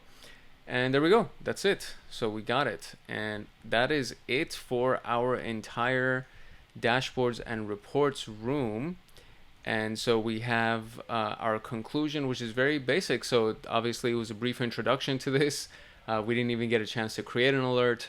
But it is important that we understand that you need to organize data, and you can create reports, and you can even create scheduled reports, and you can turn those reports into visualized dashboards, and then you can add that into the overall dashboard that you have at the very beginning right here, where you have these views right here. And there's a version of this that, like, when you click on when you land on the search part right here, actually, I'm sorry, not even on the search part. I believe it's when you land right here, right? So when you land on the home page, you could have your dashboard show up here. And this whole thing, from the moment that you land on it, it would be able to show you your data. Let's see if it shows us to us when we land here. Do we have a dashboard option here? We do not. I think it would show up on the dashboards themselves. Unfortunately, I haven't messed around with it enough to be able to see it. But just by testing some of these things, we can see what the various dashboards are, and then we can see what we can see when the data is populated. So that is it. Instead of getting distracted and digressing into a bunch of different things, I'm going to call this video, because that is literally the end of this video.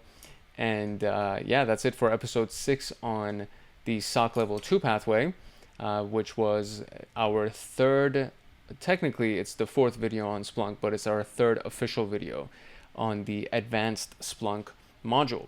If you got any value from this video, I do encourage you to like, subscribe, and turn on that notification bell so that you get notified the next time that we drop something. And a really cool thing, and this is actually kind of part of the comments that I got in our comment section, is that there is going to be a face reveal at 10,000 subs, and there is going to be the identity reveal at 100,000 subs.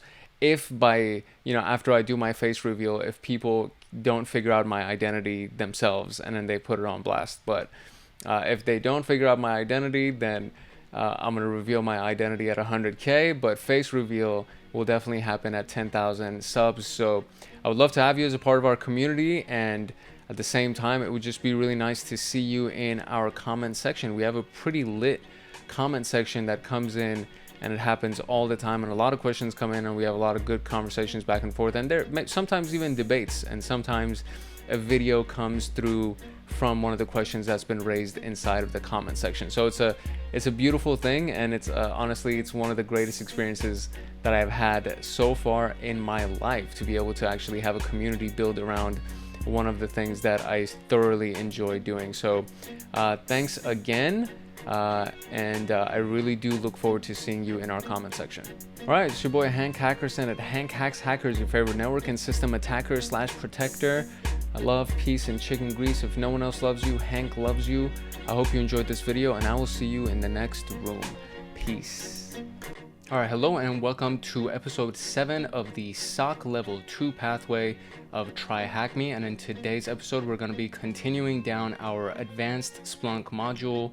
And today's video is going to be on Splunk data manipulation, which I already have loaded and ready to go. So this is going to be one of the subscriber-only rooms that are available in TryHackMe. So you do actually need a subscription, a paid subscription for this, but there's a discount link in the description below, so that'll make it a little bit easier for you. And apart from that, you could just watch this video and get your information that way. You can always download and install Splunk on your own computer and follow along in this video. So there's a lot of good different ways that you can get use out of this content. That being said, let's jump into the introduction of this room. Okay, the big thing about this room, and I mean, as the name implies, it is about data manipulation, and data manipulation includes all of these things. So processing, parsing, manipulation of data are all Splunk, they're all crucial for Splunk and for extracting meaningful insights and enabling effective analysis of the data that's generated from computers or machines or different endpoints and things like that. These capabilities are particularly valuable in identifying and responding to security threats and investigating incidents, monitoring system health, so on and so forth. These are the objectives that we have for our video today. So we want to know how events are parsed in Splunk. We want to know the importance of configuration files like inputs.conf, which is conf basically stands for configuration, transform.conf, and props.conf. How to extract custom fields and apply them to filters, and how to identify the timestamp in event logs.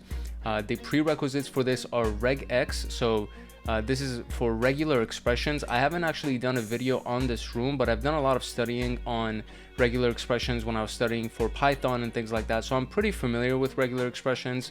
So I'm not going to include that room in this video. I'll probably just do a video on that room separately, just so it's available for you. And then of course there's a Splunk basics room, which we've already done, and you should have access to this video already. If you haven't watched it, I would recommend that you go watch it. It's not part of the Advanced Splunk module. It's actually part of something that we did in SOC Level 1. So you can just go on the channel and search for Splunk, and then you'll be able to find all the videos that exist on Splunk. And just to give you a quick demo on how to do that, you basically come to the channel. This is what it looks like when you land on the channel. And then right here, there's a little search thing. What is that? A magnifying glass. And then right there, you can just type in Splunk, and it'll bring up all the videos that we got on Splunk. And so the earlier the video, the most, the more basic it is. So if you actually go to the very, very early videos on Splunk, then you'll probably find the ones that are most basic about Splunk. So that's really where you can find all this stuff. And then of course you can just go through the rest of the videos as we got them here, because there's a lot of videos on this channel and we keep adding videos to this channel. So this is probably a good time to also mention, if you haven't subscribed or if you're not a part of our community, this would be a really good time to subscribe and turn on notification bell, like the video, drop a comment, all that stuff, just so you can join the community and have fun with us as we go along this pathway of becoming ethical hackers and security analysts and so on and so forth. That being said, we are going to now officially jump into this room. So the first thing is going to be the scenario and the instructions for the lab. Okay, so the scenario is this. We are John and we're working as a SOC analyst at CyberT. We've been presented with a scenario where one of our clients needs to ingest some logs from a custom source. So Splunk needs to be properly configured to parse and transform the logs appropriately. And some of the issues being highlighted are the event breaking, which means you need to configure Splunk to break the events properly. Multi-line events, configure Splunk to configure multi-line events properly. Masking, so some logs contain sensitive data to comply with the PCI DSS, which is for payment card industry. So if you're collecting any kind of credit card or debit card information on your website or at your store, you need to comply with this regulation. So all these things need to be masked. The credit card numbers must be masked to avoid any kind of violation. And then extracting custom fields. So in the web log, some fields are redundant and need to be removed, and then we need to be able to find everything that's relevant to us. So I've already connected to the lab, so it should all be ready for us to go, but it usually takes a couple of minutes. As it says right here, it takes about 3 to 5 minutes for it to run. So once I have connected to this, I can just click that. And then now the first question right here is how many Python scripts are present in the downloads scripts directory. So I'm just going to open up my terminal, and from here we're going to see what we can find. So let's see. All right, there we go. This is what we got over here. And these two are irrelevant to us. This is 1, 2, and 3 scripts. So we got 3 scripts available to us in this directory. Sweet, good stuff. And we are ready to actually go into the tasks here. So next is going to be Splunk data processing overview. All right, one of the good things about Splunk, among many things, there's a lot of great things about Splunk and SIMs in general. But one of the really good things about it is that they parse data and they extract the relevant fields of it and transform it into something that's readable to us. It's called normalization. SIM software normalizes log data so that we can access it by clicking on just a couple of buttons inside Splunk and just being able to find things that have already been pre-parsed for us. So the way that it does that, and this is, I guess, uses one of the pieces of it is using the props.configuration file. Is that step one, it understands the data format. So first we need to understand the data format that you want to parse. So there's various formats like CSV, JSON, XML, syslog, and a lot of other things. And depending on what you use, you can choose the format of the data source and the relevant fields that you want to extract. Then you identify the source type. It represents the format of the data that's being indexed. It helps Splunk apply the appropriate parsing rules. If your data source does not have predefined source type, you can create a custom one. So for example, what this means is that CSV stands for comma separated values, meaning all the values are separated by commas. XML is by tags, so there's brackets at the beginning of it and brackets at the end of it. JSON is very similar to, it's like tables almost, that they've been broken down and organized that way. So all of these things are different formats of information. So you need to choose for Splunk so that Splunk knows how it's going to parse the data, because data that's separated by commas is very different from data that's separated by tags. So that's important to know.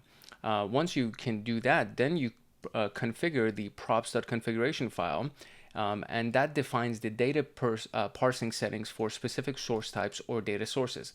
It's in the Splunk home etc or etc system local directory, and this is what it looks like right here. So this would be the source and the path to the data. So this is the actual path to the log file that you want to look at. And then the source type is going to be the type of source type that we're going to be putting. So the path to the data is the path of the data, and then the source type is the name of the source type that you want to assign to it. And in our particular case, now we're going to be defining the extractions from it. So you define regular expressions or use pre-built extraction techniques to parse different fields from the data. Here's an example using source type and then extract field name 1, field name 2, and then reg expressions 1 and reg expressions 2. So you replace the source type with the actual source type, and then field name 1 and 2 are just the variables. So in our example, this is going to be 1 variable and 2 variables, etc. While regular expressions 1 and 2 are the regular expressions used to match and extract these things. So these aren't going to be, it's obviously not going to be regular expression 1. It's literally the regular expression itself. There's a format to it. You'll see in a little bit. And then we have save and restart Splunk. So that one's pretty self-explanatory. And then verify and search the data. So once it restarts, you can actually search and verify that the data is being parsed correctly. And you can use the extracted fields to filter and analyze the data effectively. So that is how the whole thing works, just so you can understand the behind the scenes of it. So these are the configuration files that we're going to be diving into now. Splunk uses several configuration files. This is the full list of their configuration files on their website, and you can see that is a pretty big list of configuration files here. The ones that we're going to be dealing with mainly are going to be these. So we have the inputs, and this defines the data inputs and how to collect data from different sources. And then you have the example where it says, suppose that you want to monitor a specific log file, and you can configure inputs as such. So you're monitoring the path to the log file, and then the source type is going to be my source type. Then you have the props configuration, specifies parsing rules, as we kind of already discussed. So suppose you have a custom source type named this, and you want to extract fields using reg expressions, you can define them here. So my source type, and then extract field 1 regular expression, extract field 2 regular expression. We have the transforms config file. It allows you to define field transformations and enrichments on indexed events. So let's say you want to add a new field based on existing field values. You can do this here.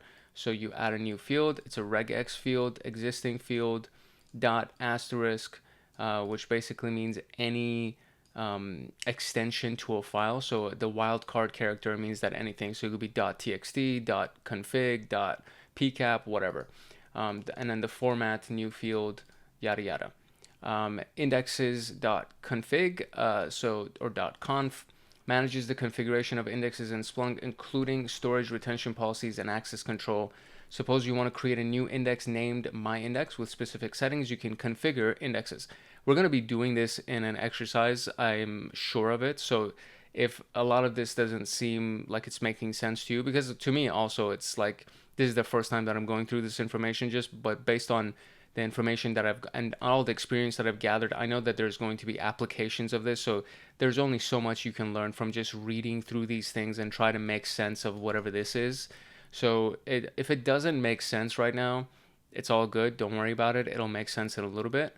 But these are just examples of what it would look like. So my index, the path of it is going to be this specific path.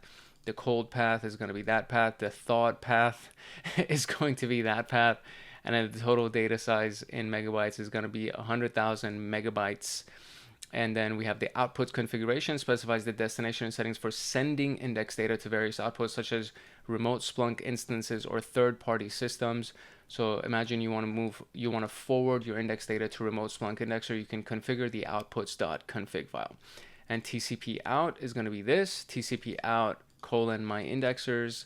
And then the server is going to be the remote indexer server at 9997 port. Then we have the authentication, manages authentication settings and user authentication methods. So you want to enable LDAP, the Lightweight Directory Access Protocol authentication for Splunk user. You can configure authentication configurations. These are just a few examples of the various configuration files in Splunk, obviously. And then we have stanzas. So Splunk configuration contains various stanza configurations. And this is actually something that it's like a musical term. And I think it's kind of relevant as well here, that define how data is processed and indexed. These stanzas have a certain purpose, and it's important to understand what these are and how they are used. So this is what, these are the common stanzas. So source type specifies the configuration for a specific source type. And so Apache :access is the parsing and indexing settings for Apache access logs. So it allows you to define how the data from that source type should be parsed and indexed. Transforms, it applies field transformations to extracted events. You can reference custom or predefined field transformation configurations to modify or create new fields based on the extracted data. So transforms dash myTransform equals myField1, myField2, and it applies the transformation named myTransform to these fields. So you would have this pre-configured, because this is a pre-configured transformation that has already been done, and then you're applying that pre-configured transformation to these fields. Report defines the extraction rules for specific fields using regular expressions. It associates a field name with a regular expression pattern to extract desired values. This stanza helps in parsing and extracting structured fields from unstructured or semi-structured data. And so report field 1 equals pattern 1, and it extracts field 1 using the pattern 1 regular expression, and then defines extraction rules for fields using regular expressions and assigns them specific names. It is similar to the report stanza, but it allows more flexibility in defining custom fields. So extract field 1, and then this is the pattern. So it extracts field 1 using that pattern and then regular expression, and assigns it to the field name. So this one, it extracts the field, and then we can designate what we want the output name to be. So that'll be the field name, and then that'll be the pattern that'll be applied to it. Time prefix, so the prefix before the timestamp value in events, this is used to identify the position of the timestamp within the event. So timestamp, and then identifies the prefix. So that's basically a time format. is the format of the timestamp in the event that allows Splunk to correctly extract and parse timestamps based on a format. And so this could be a format. This is a regular expression. So year, month, date, hour, minute, second, specifies the timestamp format as year, month, date, hour, minute, second, etc.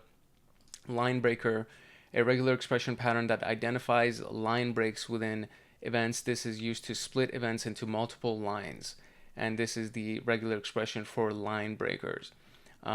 Should line merge, determines whether lines should be merged into a single event or treated as separate events. It controls the behavior of line merging based on specified regular expression pattern in the line breaker stanza. So should line merge equal false, disables line merging. I guess it would either be the Boolean false or true. That's really the only value that it can have. Break only before defines a regular expression pattern that marks the beginning of an event. This is used to identify specific patterns in the data that indicate the start of an event. So break only before, and this is the pattern, and it identifies the start of a new event that begins with a date in the format of year, month, and date. Break only after specifies something that ends the event, so that this one was the beginning of the event, this is the end of an event, and it's used to identify patterns in the data that indicate the completion of an event. And then break only after end. So as long as there's end in it, then it'll break after that. And then KV mode is for key value, used for extracting field, and the available modes are also auto, non-simple, multi, and JSON. JSON is a key value type of a formatting. And this stanza determines how fields are extracted from the events based on key value pairs. It helps parsing structured data where fields are represented in a key value format. So KV mode JSON enables JSON key value mode. And these are the usage of stanzas in the props.conf and provide a better understanding of how they can be applied to configure data parsing. So in the next acts, we're actually going to be using these to better understand what's going on. So which stanza is used in the configuration files to break the events after the provided pattern? And it's going to be the break only after. Which stanza is used to specify the pattern for the line break within events? And we already have that here as well. So line breaker. Which configuration file is used to define transformations and enrichments in indexed fields? So we can find that up here, and it is the name transforms.conf. And which configuration file is used to define inputs and ways to collect data from different sources? And that would be inputs.conf.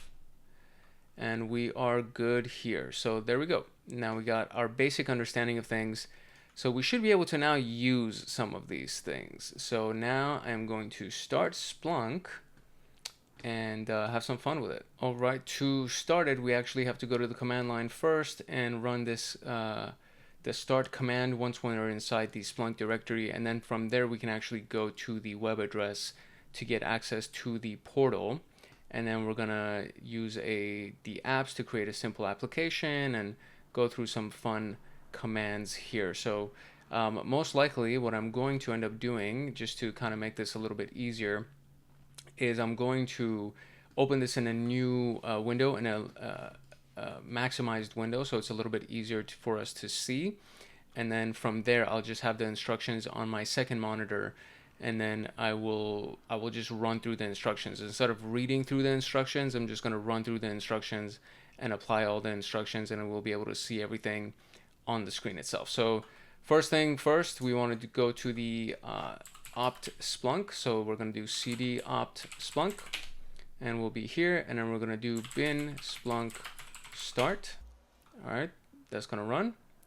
And let's see, I think I need to do sudo. Okay, so it worked, and I had to do sudo bin Splunk start in order for it to work. Now I should be able to go to my web browser and visit my IP, which is this thing right here.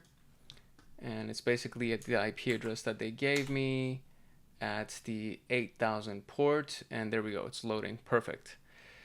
Okay, so now we're gonna create a Splunk app. So I'm just gonna open this up in full screen just to make it a little bit easier. And I'm going to turn this into a new window, and I'm going to drag this off screen so I can, let's see, I'm going to drag it off right here. Perfect.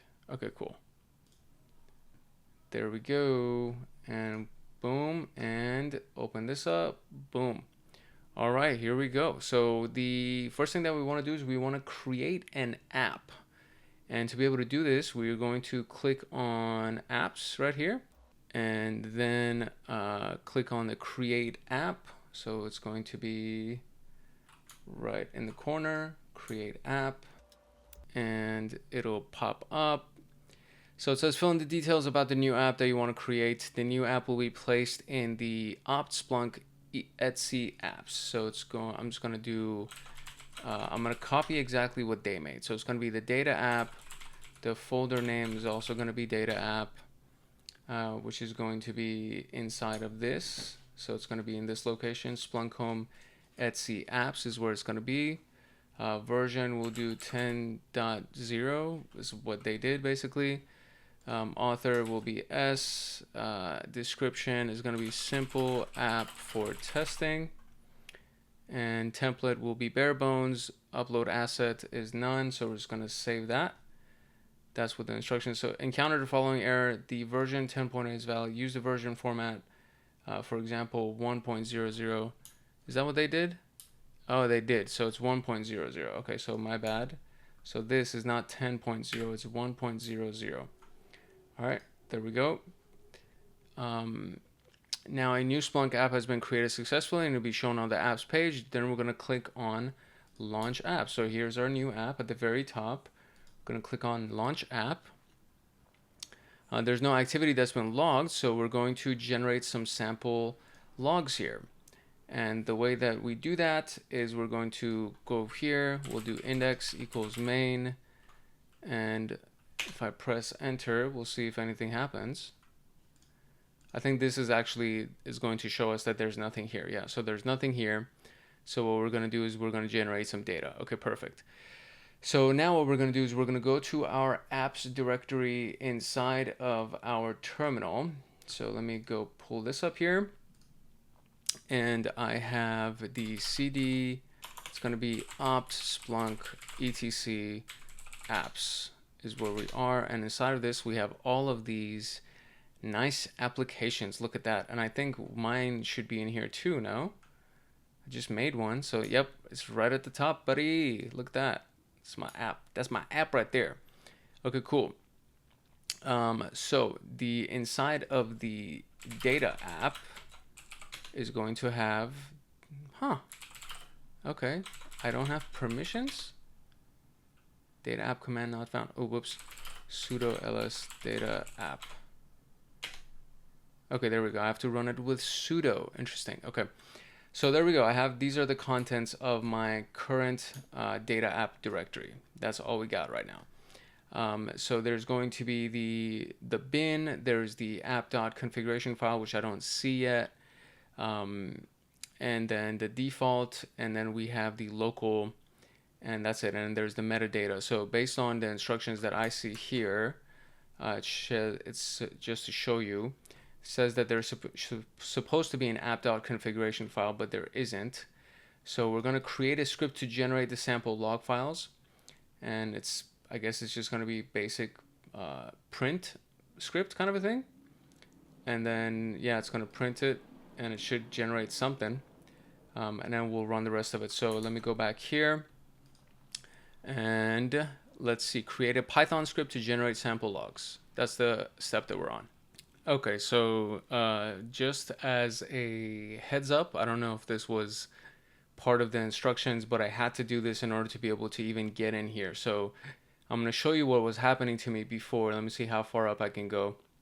So I was inside of the apps directory, and I was trying to get inside of our app that we created, so data app, and I kept doing it, and it said permission denied. I was sudo cd data app, and it said the command isn't found. And so I looked up the full list of the applications because I wanted to see the permissions of the directory. And in the permissions of the directory, it says that there's no executable permission for the regular user, which is where we're at. So this is the creator, this is the group, and then this is the regular user, and the regular user has 0 permissions on this particular thing. So the first thing that I did was I was like, okay, I'm just going to change the permissions of it. So chmod is to change permissions, and I wanted to add executable permission to that, and it said operation is not permitted, so I did sudo chmod and I added it, and it finally gave me executable permissions of the data app. And then from there I was able to cd into it. I was actually finally able to get into this thing. And then same process, I wanted to get into the bin directory, but I had no permission. So when I went right here and I just did bin, we looked at the executable permission. There was no executable permission, so I just changed the permissions of it to give me executable permissions, and then I did sudo ls, and I was finally able to come inside of the bin directory. So now I'm going to create the Python file that they told us to make, just as a sample Python file. Do a touch first. This is just in case like this actually happens to you. So sudo touch sample logs.py.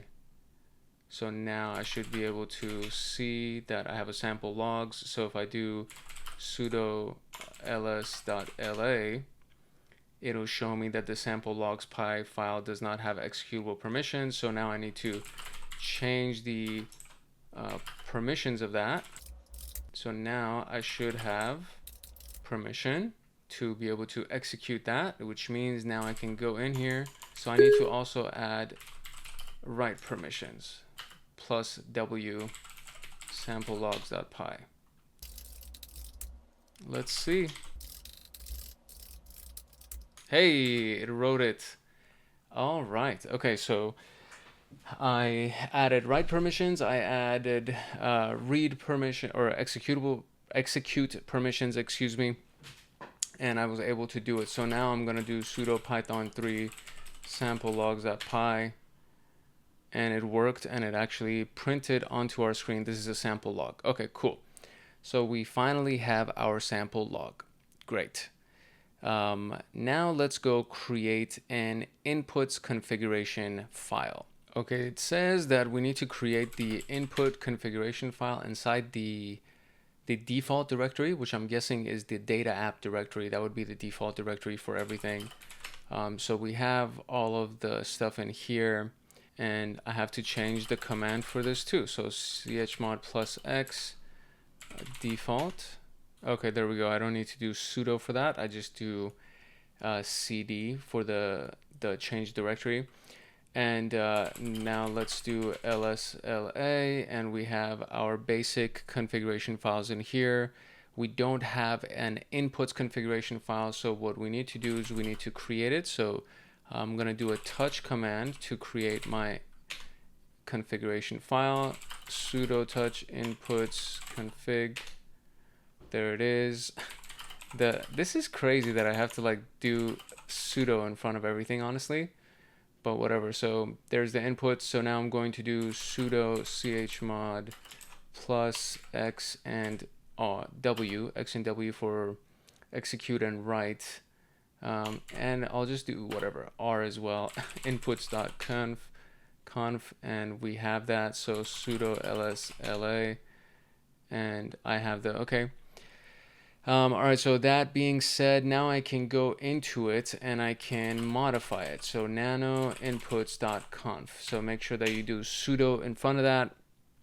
And then what we need to do is we need to add the following content into it and save it. And so we're going to add the script path. And so it's going to be script and then 1, 2, 3, and then op. All right, that was the full path of our sample logs Python file that we just created. And then we're going to add the rest of this. So index is going to be main, and source is going to be test log, source type is going to be testing, and interval is going to be 5. So the configuration picks the output file sample and sends it to Splunk with the index main every 5 seconds. That's what we just did right here. So it's going to send it to the main index, and it's going to create the test log, which is basically the source name that it's going to have. source type is going to be testing, and it's going to send it every 5 seconds, and it's going to send this to that, from what I understand. So let's hope, here's hoping that this is actually gonna, that it's actually gonna work. So let me see, I'm just gonna copy this just for the hell of it, just in case it decides to mess with me. So boom, enter, and it wrote the line, so we're all good, baby. Okay, so now we have our configuration file. It's gonna run every 5 seconds. So now what we're gonna do is we are going to restart Splunk. So we gotta go to our Splunk bin instead of Splunk etc. So I'm gonna go to this one, and inside of this, I'm just gonna go to Splunk bin. All right, so we're inside the bin, and permission, of course, has been denied. So we need to do this whole thing, but I think we need to do it with a sudo at the start. Stopping, shutting down, please wait. This may take a few minutes. Okay, that looks like it's working. So once it restarts, I will come back to it. Actually, there's a question that we do have to answer. So while it's doing that, we're going to come down here and we're going to answer this question. So it says, if you create an app on Splunk named THM, what will be its full path on this machine? And the full path is going to be this. So it's going to be opt Splunk etc apps and then THM. That'll be the full path. Cool beans. And it says it's already okay. I think it restarted. Very good. So now we can restart the system. I'm gonna just close that, and I'm just gonna wipe that whole thing right here. And we're just going to press enter and restart our Splunk instance, baby. Nicely done. Excited that it actually worked and I was able to troubleshoot through those issues. Hopefully, if you have the same issues, now you know what to do.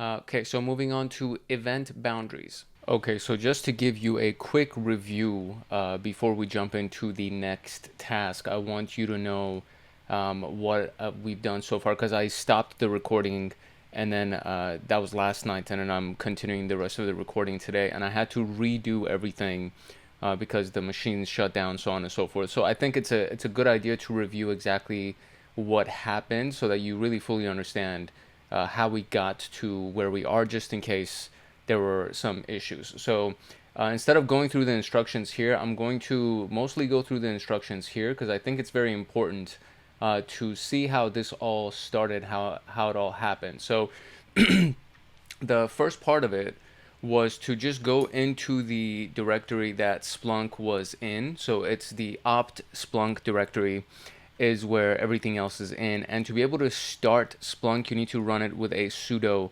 command. So to be able to run it as root permissions, otherwise you're going to have errors. And pretty much that's kind of like the main theme of this whole thing. The through line of the whole thing is that you need to use sudo for pretty much everything that you do from this moment on. Otherwise, you're going to either get some kind of a permission error or it's not going to function properly.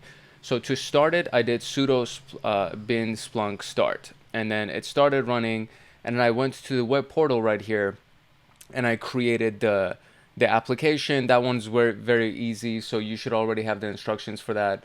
I'm not going to review that. Once the application was created, then we had a new directory inside of our apps directory.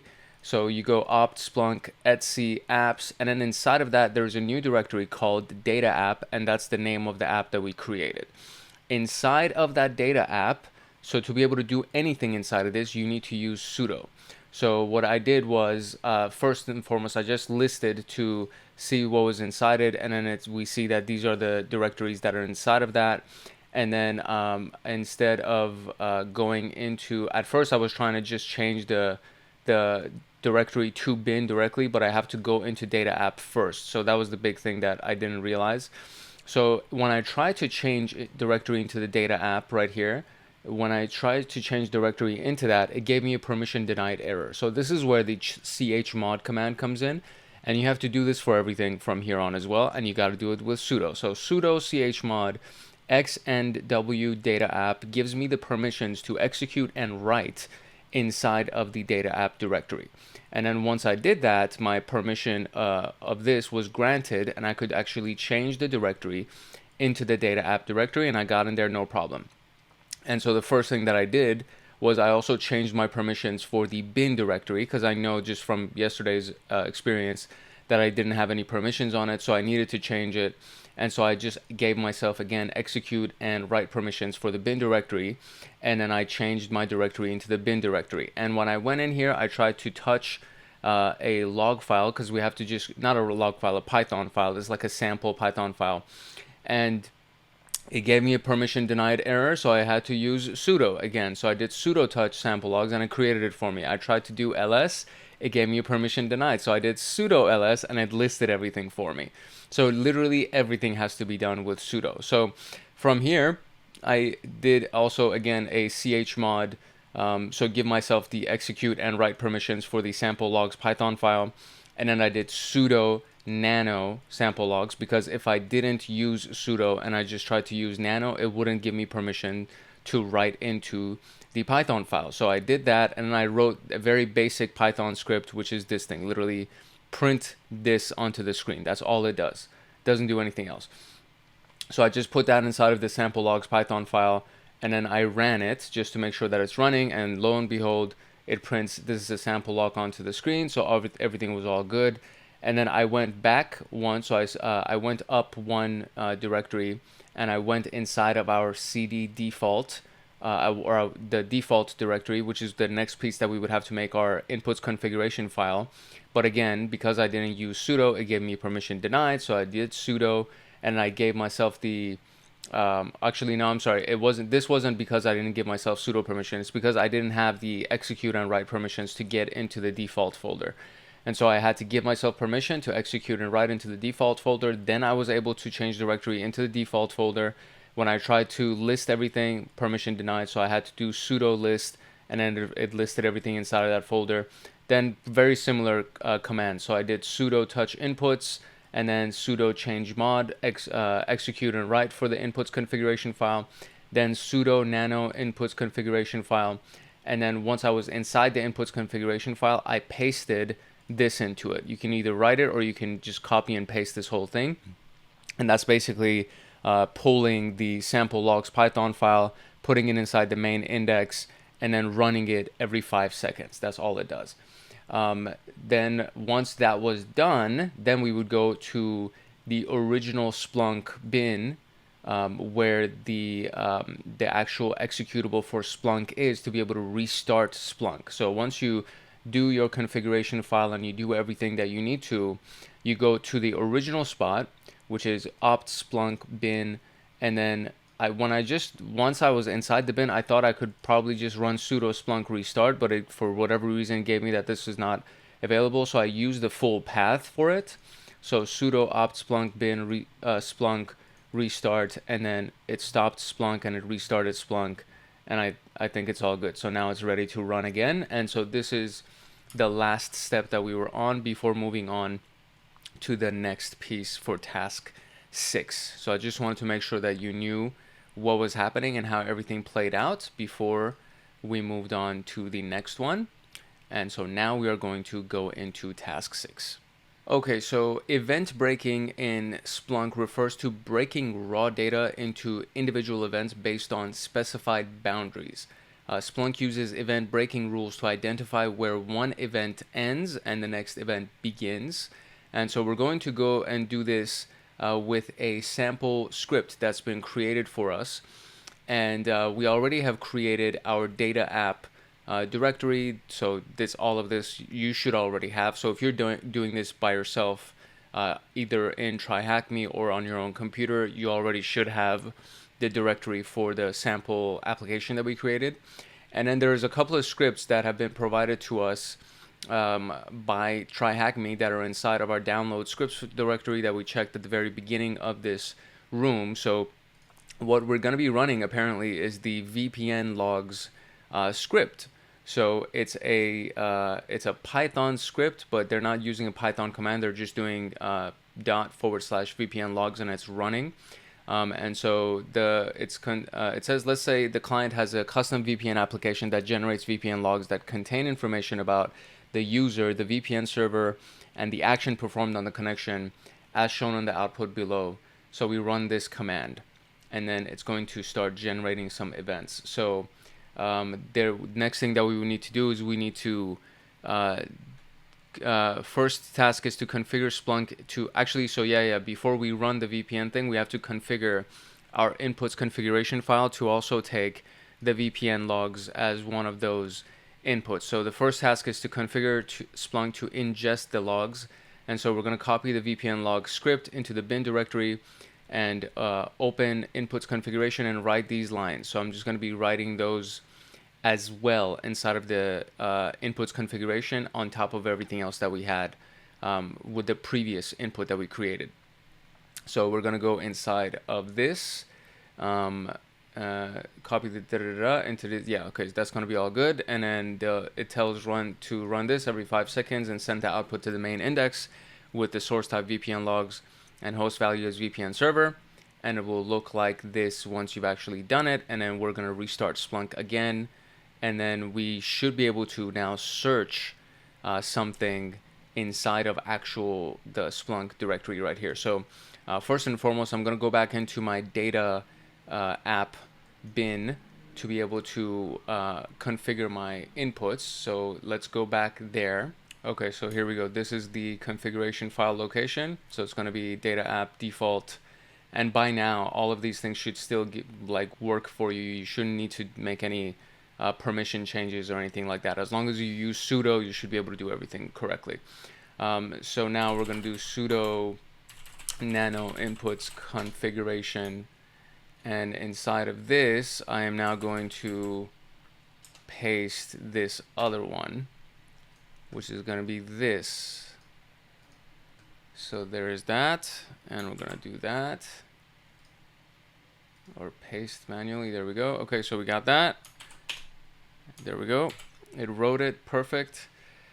And once we've done that, now we're going to again restart Splunk and then actually go through some kind of a search, I guess.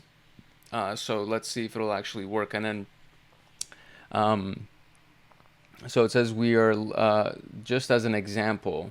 So if we search head, so if we went to the search query and we just did index main source type VPN logs, because that's exactly what this is going to be doing, it'll give us some results, but it says we are getting the VPN logs after every 5 seconds, but can you observe the problem? It's evident that Splunk cannot determine the boundaries of each event and considers multiple events as a single event. So that's what this seems right here.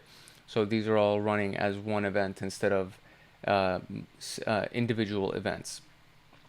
By default, Splunk breaks the event after carriage return. So then we need to now go and fix the event boundary.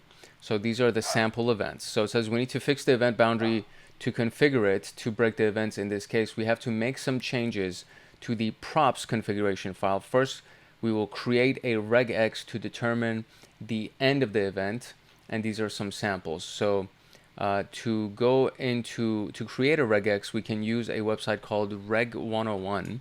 It's actually a very useful website to create a regex pattern. If we look closely, all events end with the terms disconnect or connect.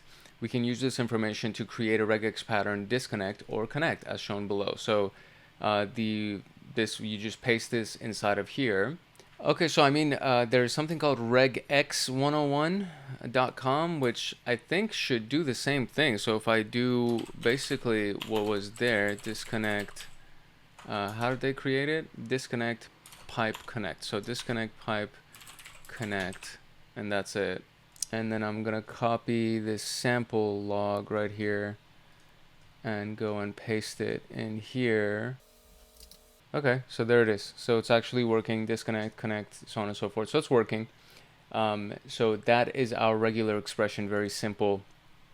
So once we have this, we're going to create a props configuration file in the default directory within the data app and add the following lines, and then restart Splunk, and that should be the end of it. So I am very glad that I did not do this immediately, or because it takes some time to restart. So first I'm going to now create a props dot configuration file.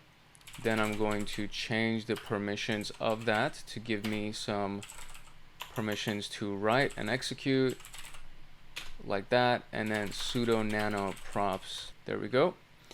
And inside of this, we're going to paste our piece right here. Cool. And then write it. Very good. And exit out. Okay, great. So now I am going to restart Splunk.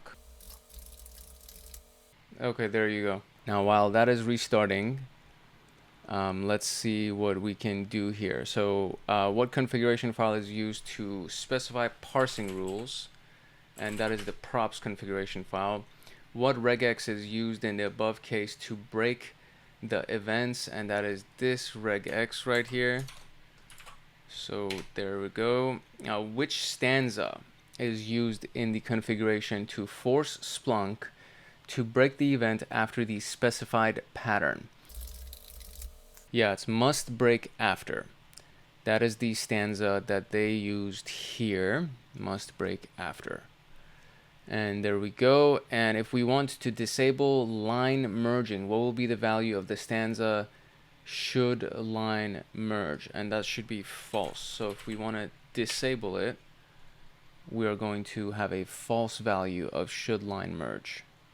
So if you want to disable it, that would be it. But in this case, it's enabled, and then we're going to break after that. Okay. It kind of makes sense, right? So it's like we're working on the VPN logs portion specifically. It says should line merge, you're gonna have true, but you have to break each line after this shows up. So after disconnect shows up, create a new one. After connect shows up, create a new one. That's what I take away from it.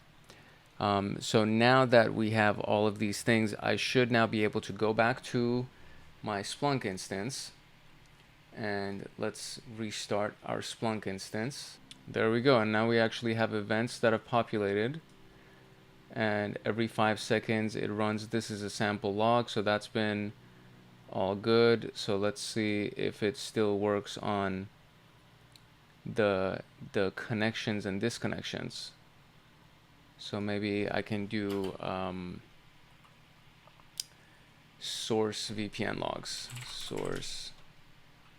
Do we have multiple sources? No, we only have one source actually. So we only have the test log source. So I need for this to actually have a new source. And I restarted it already. So if I've restarted it, that means that it should be taking all of the new stuff as well. All right, so here is why it was not working. So this was not a piece of the instructions that they gave us, and this is something that I had to kind of troubleshoot. So from the instructions here, it says that it's going to be running this script, right? This our configuration file. Once we run this, it's going to be running that script, but the original location of the script is not inside of our binary. It's inside of the download script location. So what you have to do is you need to copy it from the download script location and put it inside of the data app binary directory, so that when it actually runs this every 5 seconds, it has this script that exists in there. Otherwise it won't work. And originally when I ran it, the script wasn't in there. So I went inside of my terminal, very, very simple. And I literally just copied it. So I made sure I use copy, or sudo, excuse me. I made sure I use sudo. And I was inside the download script folder. So I ran the script when I was in here. It worked fine. So inside of this script folder, I did sudo copy VPN logs. And then I copied it into the data app binary folder. And as soon as I did that, I noticed that we have events that are coming here, because prior to that it was only showing the thing events, the original one from the test log, which is all of the stuff that just I'll show you because it's going to populate every freaking 5 seconds. So it was only showing this, right? So it would only show this every 5 seconds. This is a sample log. This is a sample log. So this was obviously not useful to us. So if we just change it to all of the sources and in real time it'll give us every 5 seconds some new events, and these are going to be the VPN events as well as the this is a sample log, right? So you'll get all of them running every 5 seconds. And so that's basically the reason why it wasn't showing previously, because the VPN log script did not exist inside of our data app binary folder. And I'm guessing that we're going to have to do that every single time, where we have to move the script from the download script folder to the data app binary folder in order for all of this stuff to work. So that is the reason why it didn't work the first time I ran it. And just in case you're using this room as well, if you run across that problem, now you know what's going on. Now let's move on to the parsing multi-line events. All right, so now we have multi-line events that we have to parse, and different logs have their own ways of generating logs. So what if a log source generates event logs that comprise of multiple lines? One such example is the Windows event logs. And in order to understand how multi-line events can be handled, we'll use the event logs generated from the script authentication logs. This sample event is shown below. So same thing, right? So we have to put it inside of the bin folder. Very, very important. Now they actually tell us to copy it from the scripts directory into the bin folder. I wonder if they said it in the last one too. I don't think they did. We'll use the Python script from directory as shown below. No, so see, the thing is, they don't tell us. Let's focus on the VPN. Yeah, they don't tell us to copy it. So that is something that I wish they would have told us. But anyways, so copy it from the scripts directory into the binary folder of the data app and add the following lines in the inputs configuration file. Then we're going to go search through it, and then we'll see that these things are separated when they shouldn't be separated. So this should be one full event, right? And that should be one full event. So identifying the problem. So if we observe, we will see that Splunk is breaking the two-line event into two different events and is unable to determine the boundaries. In order to fix this, we can use the different stanzas in the configuration file. A few times after running the script, you can observe that each event starts with the term authentication, and that's the start of the event. And we can do the break only before stanza and see if it'll fix the problem. So this will be the new props configuration stanza. So break only before authentication. So only break before that. So if you go and you run that, it won't show. Oh, no, it does. Okay, there you go. There it is. Now it's showing it. Okay, great. So it's now breaking only before authentication is in there. So this one's actually pretty simple. Very, very straightforward. So what I'm going to do is two things. I'm going to first copy the script from its location where it is right here, and I'm going to put it inside of the authentication log. We're going to sudo copy the authentication logs into our opt Splunk etc apps data app bin folder, and there it is. And then I have to go inside of that bin folder, and I wonder if I need to just restart Splunk again. Let me see if I need to. Do they say that we got to restart it? I'll run it and see if it shows up. I wonder if it'll actually show up. It'll be cool if I don't have to restart Splunk, but maybe we do. So then I have to go inside of the, where am I going? I see. So cd etc apps data app bin, and there we are. And so in here we have our authentication logs, sample logs, VPN logs. Oh, so it's not that. It's actually the default. My bad. So it's going to be inside of the default. Yeah, that's where our props. There you go. That's where the props configuration file is. So let me just bring this up a little bit. And then so what we're going to do is we're going to copy and paste this inside of the props configuration file. Actually, if I need to, yeah, I need to put that inside props configuration, but then I also need to, and it says I do need to restart Splunk. So I need to update the inputs configuration with this, and I need to update props configuration with the other one. So the first thing that we're going to do is we're going to go sudo nano inputs configuration, and here it is, and we're going to copy this and we're going to paste it. Come on. There we go. So that is our new input configuration, and all good. Wrote 19 lines. And then we're going to configure props configuration, and we're going to add a new configuration for that, which is going to be for authentication logs. And if you notice that it has it right here as the rule, it says authentication log, which is the thing that we created here. So source type authentication log, or auth logs, you have to put that at the very top so that it knows what it's applying this new rule to. And then should line merge? Yes, it should merge. Break only before authentication, and then you just put this regex pattern.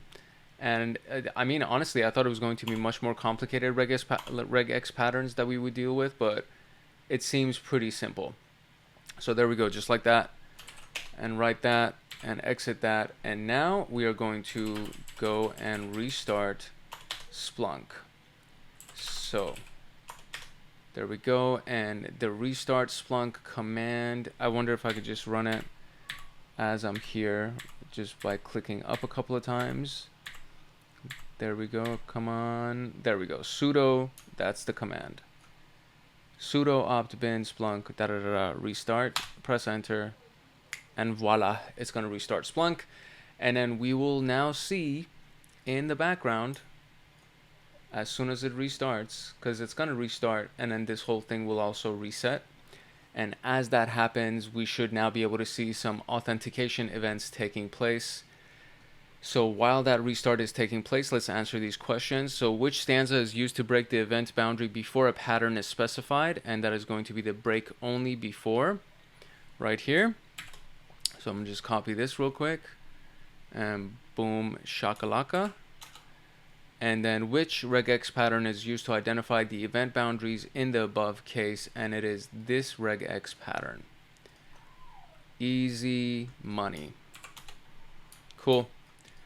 Okay, the restart has finished, but I think I need to actually like reload this thing to make sure that it does, because I only have 2 source types here still. So I'm going to just go back to the very beginning, 10, 10, 71, 57, 8,000, or I could have just pressed enter on that.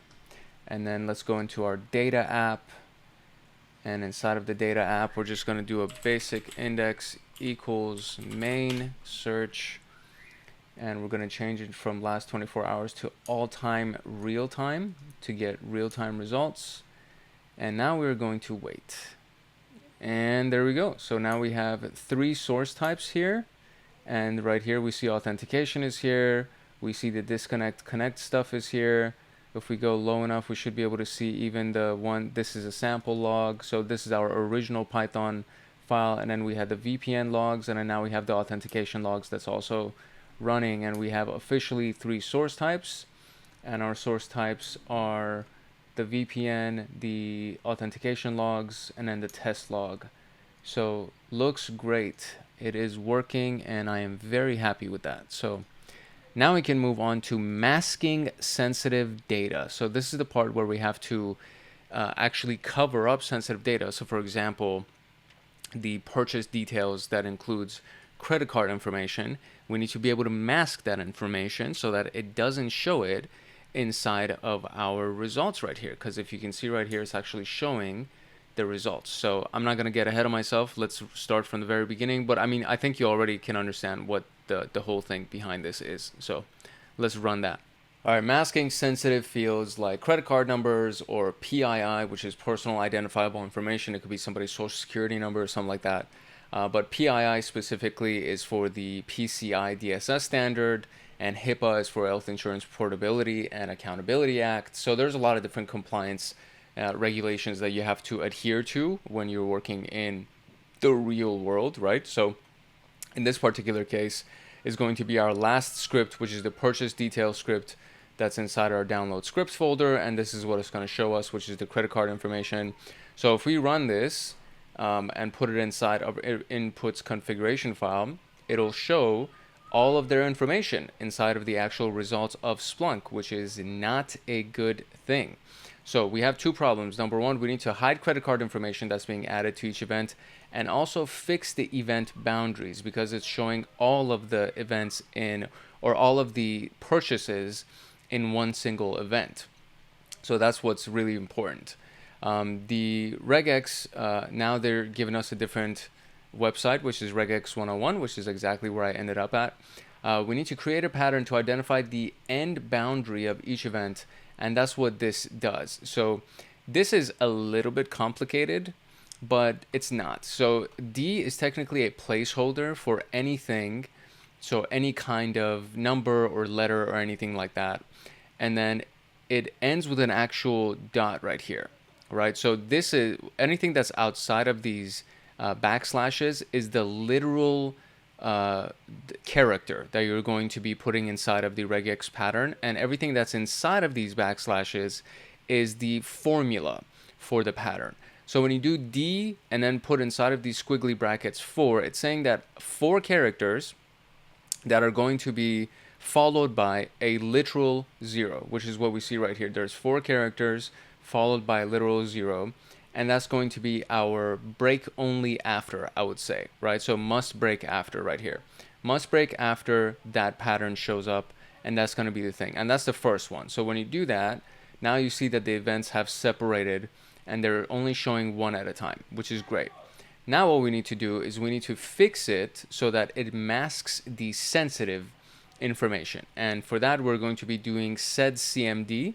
It's a configuration setting that we can put inside of our props configuration file to modify or transform data during the indexing. And it allows us to apply regular expression-based situations, or regular expression-based substitutions on the incoming data before indexing it.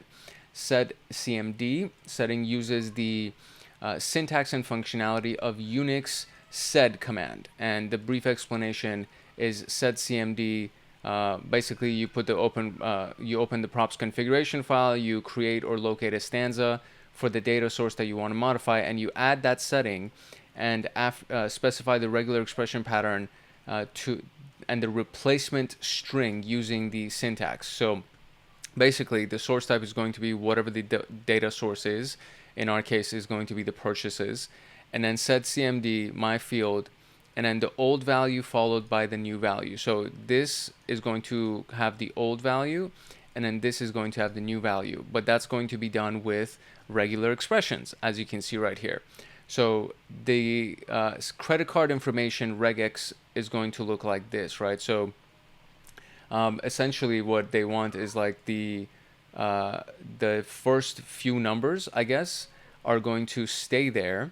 And then once you have those first few numbers, the rest of them are going to be replaced or masked is what we will have. So what we do first is we create the same pattern that we had before, except now we're separating them by dashes, because you see that there's a literal dash in the middle of all of these. So you have, /D, 4 of those things, and then dash, /D, 4 of those things, and then dash, so on and so forth, followed by a period. So it will take this specific pattern right here, followed by that period. It's going to take the last 3 sets of numbers in the entire thing. So you have 16, so it's going to take the last 12 digits. And then you're going to replace that old value with a new value. And so since we have s/old value and then /new value. So s/ and then this is the regex pattern for the old value, and then / new value, which is what we're going to be doing is we're going to be replacing them with a bunch of x's.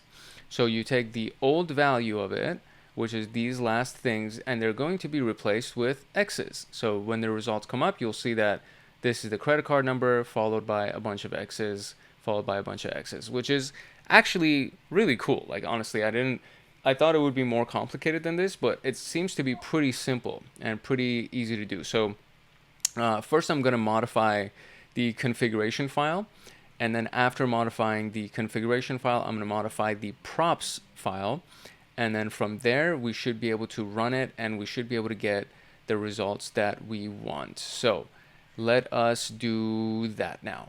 Okay, so I transferred the purchase details already into our bin folder inside of the data app. Now what we need to do is we need to go inside of our default directory and we need to modify our two configuration files that we got. So the first one is the inputs configuration file.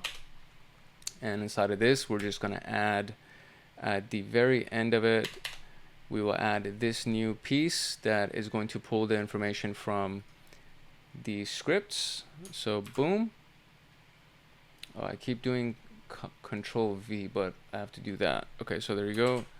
And it's written perfect. Now we can exit that. And now we're going to nano the props configuration file. And there's that. And so inside of that, we have to put our new regex pattern. So two things that we got to do. And I think they combined it. So I'm not sure. Purchase logs should line merge. Okay, there we go. So this is what the combined thing looks like right here. So we're going to, and I can't copy paste this because it's an image, so I got to actually type this thing out. So I'm going to do this a little bit.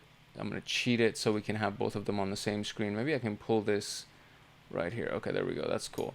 Hopefully you can see this, but I mean, it's right there. It's literally right on the screen. If you want to pause it, you can do that and zoom in like that. It's totally up to you, but fairly simple. It should be really easy to do.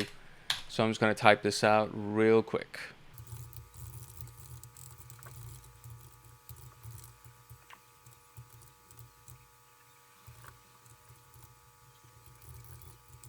Okay, so just got to make sure that I did this right. I feel like I did. So s/-d4-d4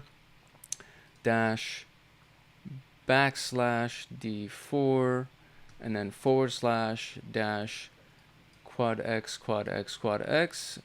x/g. Okay, I think that's good. And I'm going to write this, and that's going to be our new props configuration file. And I think that's it, right? From here, I should be able to just restart Splunk. So let's just run our restart command real quick. There we go. And while that runs, let's just answer these questions. So which stanza is used to break the event after the specified regex pattern? And it's going to be the must break after. I believe that was the one. Must break after. And then what is the pattern of using said CMD in the props configuration to mask or replace the sensitive fields? All right, so this is it actually. So they wanted this one specifically, s old value new value.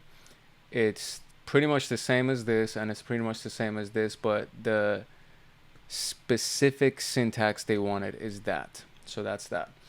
Our server has restarted, so now I can go here and let's go from the beginning and just restart this whole thing. There we go. Look at that. Number one, each purchase has been broken down into its own event, and number two, the actual credit card information has been protected. That is cool. I am very, very excited about. I love when things work, man. There's just something about it that's like really, really powerful.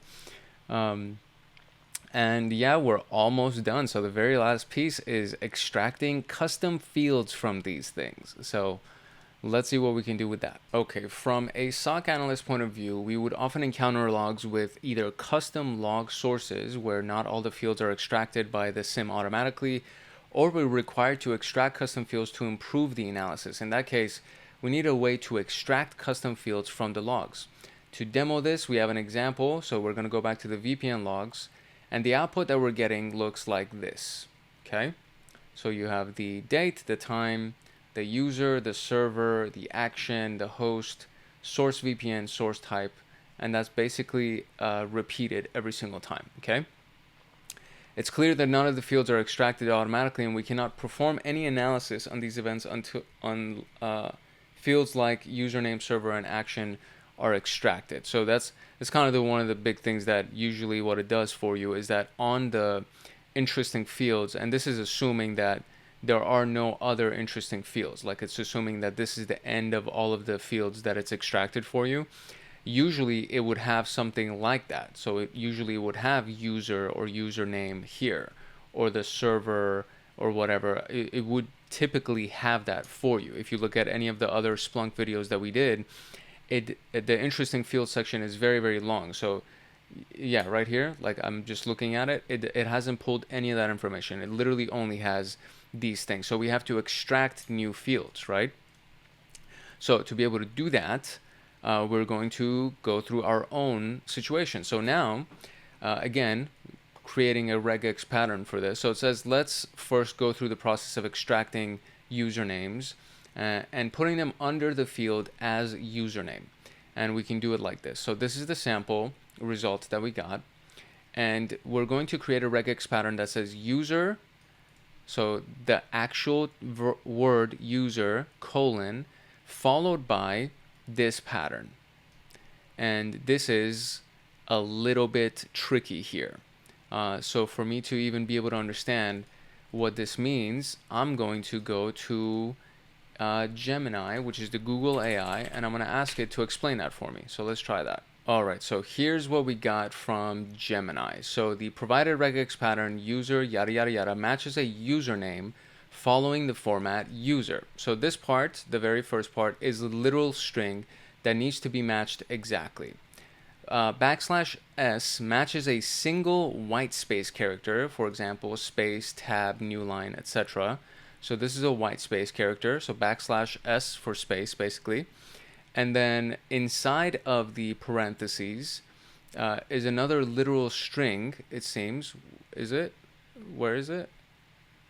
I don't see anything that's like that. So it says parentheses, colon, \s is another literal string requiring an exact match consisting of a colon. I see. Well, I mean, it doesn't have that. So this one isn't in our specific thing. So it's just, I think it's just trying to teach us something. So this is literal. This represents a space, right? This would be if you put a literal string requiring an exact match consisting of a colon. So there's a colon before it, followed by a space. That's what that means. So it's a combination, I think. So it's when you put anything inside of a parentheses, you're looking for this full combination of things. Parentheses create a capturing group. Exactly. Okay. So once we have that, then we're going to look at this piece right here. So \w\s inside of the square brackets followed by a plus sign. So it defines what can be captured within the group. So the character class matching a word character \w or a white space character \s. I see. And the plus quantifier matches the preceding character class word space or one more time. So in simpler terms, the pattern searches for the text user followed by a sequence of one or more word characters, letters, numbers, and underscores, and spaces, capturing that sequence in a group. So the pattern would match user John Doe or capture John Doe in the group. I would also match user another name, capture that. It wouldn't match username Alice because it's a username, so it has to be user, and potential use cases, etc. Okay, so I see. So basically, what it's doing is it's putting this whole thing inside of a group, meaning that it should be, once inside the parentheses, it means that all of these things have to match together. \w would be a word character, some kind of a letter or space or underscore, something like that. Not a space, excuse me, like a letter, underscore, something like that.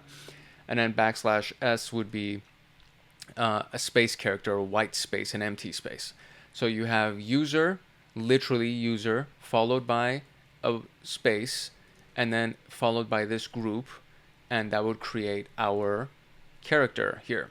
So that's what allows us to actually be able to find these usernames like this. So now we need to create and update the transforms.configuration file.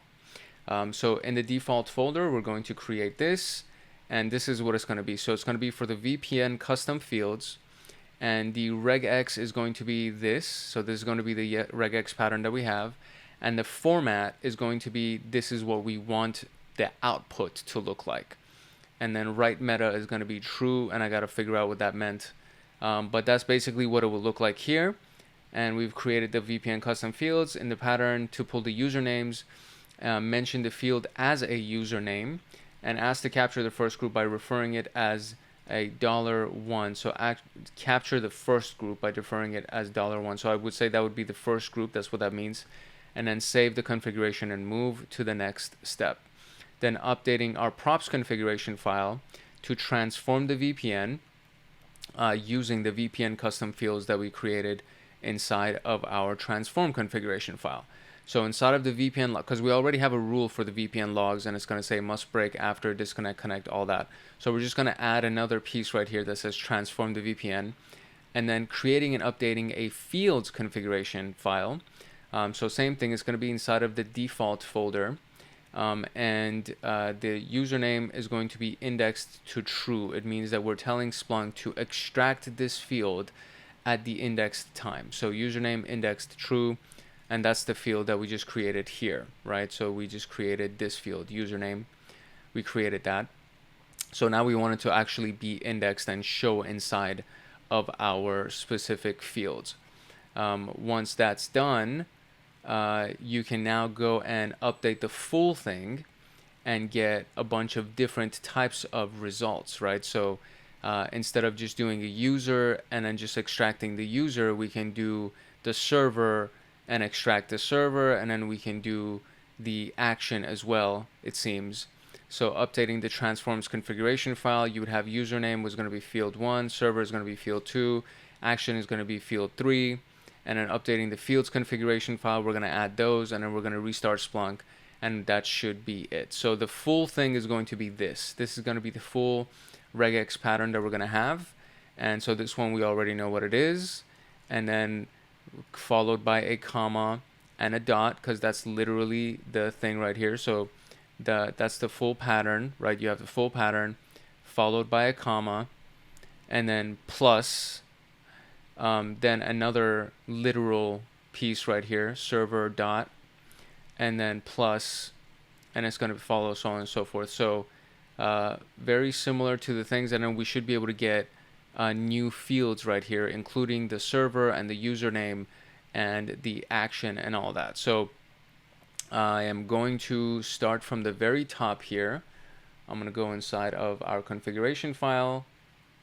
I've already transferred everything, so I don't need to transfer anything. I'm going to just stay inside of here, which is our default folder. And inside of the default folder is we're going to be doing most of our work today. So the first thing is we're going to create a transforms configuration file, and then we're going to create a fields configuration file, and then we're going to update our props configuration file. So we are going to go from here. So I'm going to do sudo ls just to see what we got in here, and let me kind of zoom in. Let me see. I feel like it might be easier for you if I did this. So if I open this up, cool beans, and now I can zoom in here and give you like a good view of everything. So we are going to, first and foremost, we are going to create a transforms configuration file. Then we're going to change the permission of that. And now I should be able to write into it. And what I'm going to do is I'm going to write the full pattern of the regex user and the format and everything. So let me go, and this is the first portion, so I'm just going to copy this one. Instead of writing it out, I'm going to copy this. And it'll start like this. So it'll be VPN custom fields. That'll be that. And then the regex is going to equal this piece. And then we have the format is going to equal username followed by 2 colons and a $, then server followed by 2 colons, $, and the number 2, and an action number 3. That's what that is. And then we're going to do write meta, and that's going to be true. So that is our transforms configuration file. So now we have the transforms configuration file. Great. So what we're going to now do is we're going to update our fields configuration file.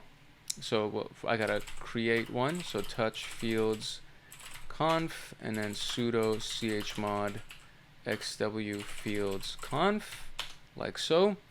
And now nano. And we're going to add a couple of fields here. So username is going to be indexed true. Then we have server will also be indexed true, and then we will have action. There we go. All right, so we got the fields configuration, we got the transforms configuration. I do need to update the props configuration file and add a piece to it, sudo nano props configuration. And for the VPN logs, there's going to be a new line that says transform VPN equals VPN custom fields, and that should be it. I think that's it. So let me just double check and make sure. I believe that is all I had to do for this. So what we are now going to do is we are going to restart, and now Splunk is going to restart. While that happens, we're going to answer our questions here. So it says extract the username field from the source type purchase logs we worked on earlier. How many users were returned in the username field? Okay. Extract credit card values from how many credit cards were, oh, I see. Damn it, I should have done that. I should have done that as well, man. Now I restarted the whole thing and I gotta go and do the whole freaking thing for these two. All right, fine. So what do we gotta do? I gotta extract the username field from purchase logs. So it would be inside of the transforms file, right? So if we run purchase details, it will show us this, and the format looks like that. So in the VPN log, there was a colon that followed user, but in this case, it's just a space. So user Jane, user Michael, so on and so forth. So we got user followed by a space. That's basically the pattern that we need for the purchase logs. And the credit card values from the source type purchase logs. So it's going to be, I would say, credit card like this. It's going to be credit card followed by the information here. And then it's going to say how many unique credit card numbers are returned against the credit card field. So those are the two things that we want to pull from, and it's all going to be from purchase details, so that's fine. So I'm going to now create it as a new file for that. So let's see what we can do here. Okay, so here is what we ended up with. So let me kind of zoom in a little bit here. First thing we did was we modified the transforms configuration file, and I added a purchase custom fields section, very similar to VPN custom fields. I just added purchase custom fields. The regex pattern, so this one was literally the only thing extra here that it had was the colon, and the follow-up of it was very similar to this. This piece right here, this is what I got from Gemini.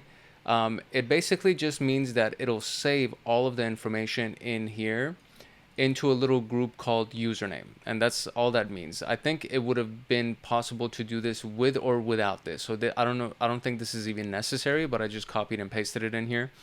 So it does user followed by a space, and then whatever the username would be, made a purchase with credit card, and then this is the credit card information. And so same thing, right? So inside of this pattern, inside of the parentheses, we have the information that's been saved to a credit card group, and it's the same thing, D4, D4, D4, etc.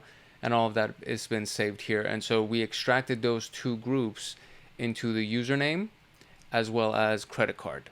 Those are the two fields that we extracted from this, and then we added meta true, same thing, pretty much the same exact thing as this one, except we just are saving the username as, again, usernames, and then it's all going to go to the purchase custom fields. So it's going to be separate from this group because this is the VPN custom fields and this is the purchase custom fields. And so where we declare that is going to be inside of the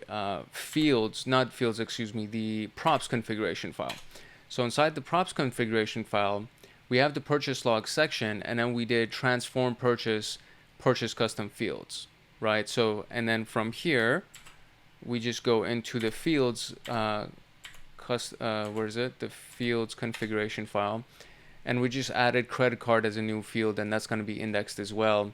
And all of this stays pretty much the same because we already had one for username, so it's going to index usernames, but the other one was going to index under the custom fields for the purchase logs. So this one is going to have the purchase logs custom fields coming from the transform purchase custom fields. And apart from that, I think that's basically all I needed to do here. So this is the moment of truth right here. I really hope that I don't have too many errors or any errors really, but I'm going to restart Splunk one more time, and I'm going to go here and see if we actually pull that information. Honestly, I feel like it should be fine. I think it'll actually get me all the information that we're looking for. And yeah, literally moment of truth. Okay, here we go. Updating to all-time real time. We are going to now get some new fields. Do we have the new fields? We have the username, we have punctuation, index, action, Splunk server timestamp. There's 10 more fields. There's no credit card field. Okay, so it didn't pull from the purchase logs, and the instructions that Gemini gave me were actually interesting. So it said inside of the fields configuration file, you want to do purchase logs, and then you want to do indexed, extracted, username, so on and so forth. So what I'm going to do is, instead of modifying the way that I did before, and I feel like I probably have to restart Splunk again, but whatever, we'll just do it. We're going to go into the fields configuration file, and instead of doing credit card indexed true, I'm going to change this to purchase logs, and then I'm going to index all purchase logs like that, and then I'm going to indexed, extracted, username, and credit card. So let me see. So there's that, and we'll see if that works. We're going to restart Splunk one more time. Okay, gang, unfortunately, no matter what I tried a lot of different variations of this, and I mean, I didn't have any luck. I changed the transforms file multiple times. I changed the props file multiple times because I thought maybe it had something to do with the props file.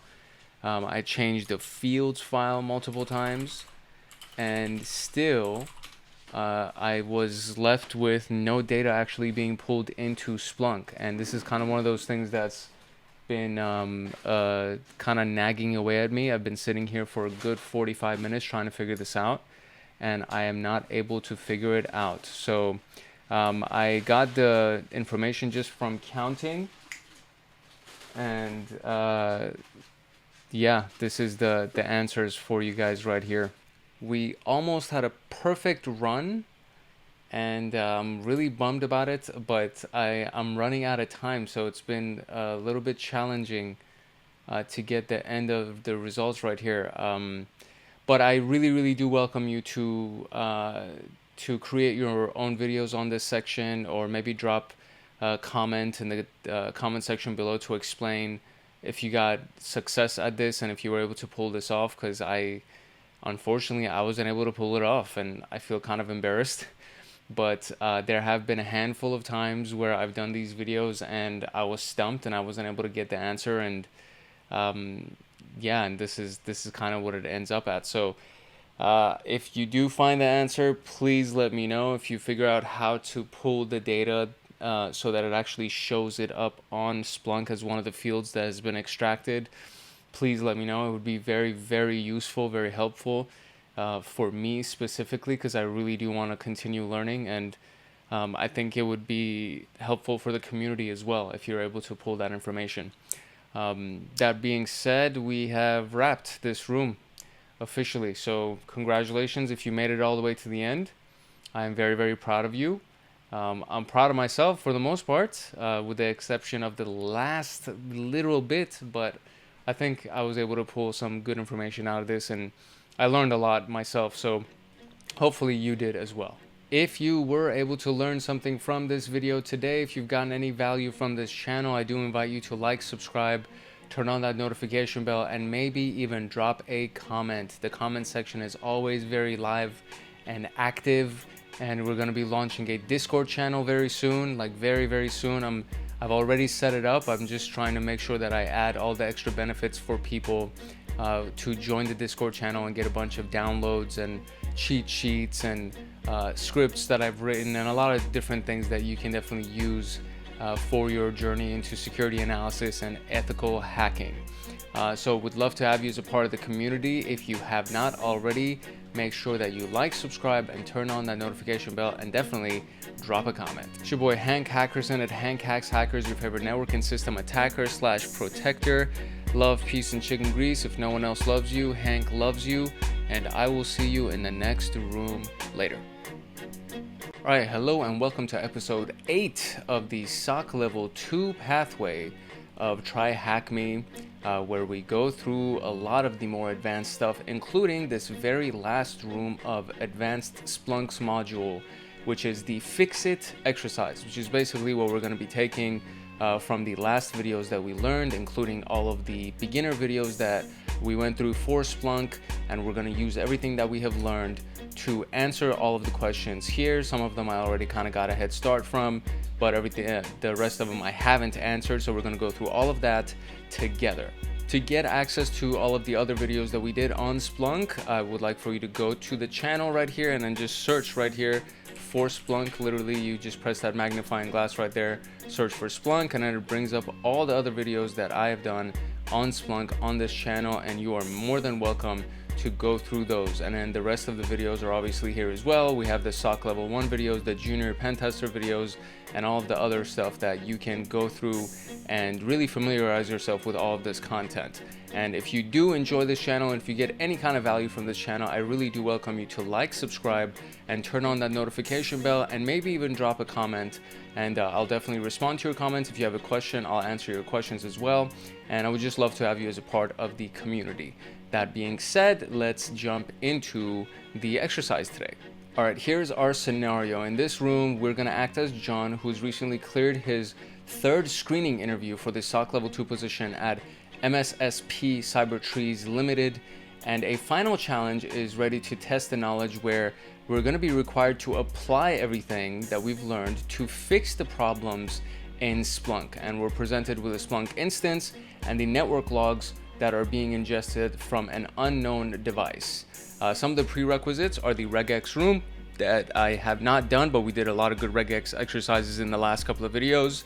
The Splunk Exploring SPL video I have done.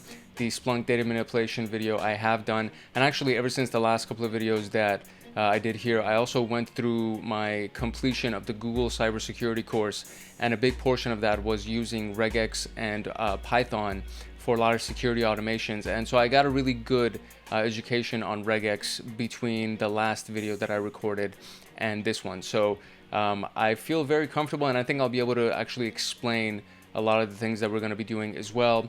The room machine I've already started, and this is the IP address that's going to be our Splunk instance, and all of our Splunk files are installed in the opt Splunk directory. So that's what we're going to be doing. So the challenge itself is called Fixit, meaning that we're going to be fixing Splunk. And the level 1 is to fix the event boundaries. To fix the event boundaries, we need to use something called stanzas. And I'm going to be showing you the stanzas. This is actually something that we did in the data manipulations room. And the stanzas are actually very useful because it's something that we put inside of our configuration files to be able to access the stuff that we need to access, and kind of really parse the logs the way that they should be logged. So for example, what you see here is that this specific log item, it should be one log item, but it's been split into 2 log items. and same thing for this one, and so on and so forth. So what we want to do is we want to use a certain type of stanza that will break only before this, right? So you want to only break before the network log phrasing right here and no other portion of it. So that way it'll break here, it'll break here, it'll break like that, so on and so forth. So that's how we're going to fix the event boundaries portion of this. In level 2, we need to extract custom fields, and this was something that I actually had some challenges with in the last exercise because we need to use regex patterns for this.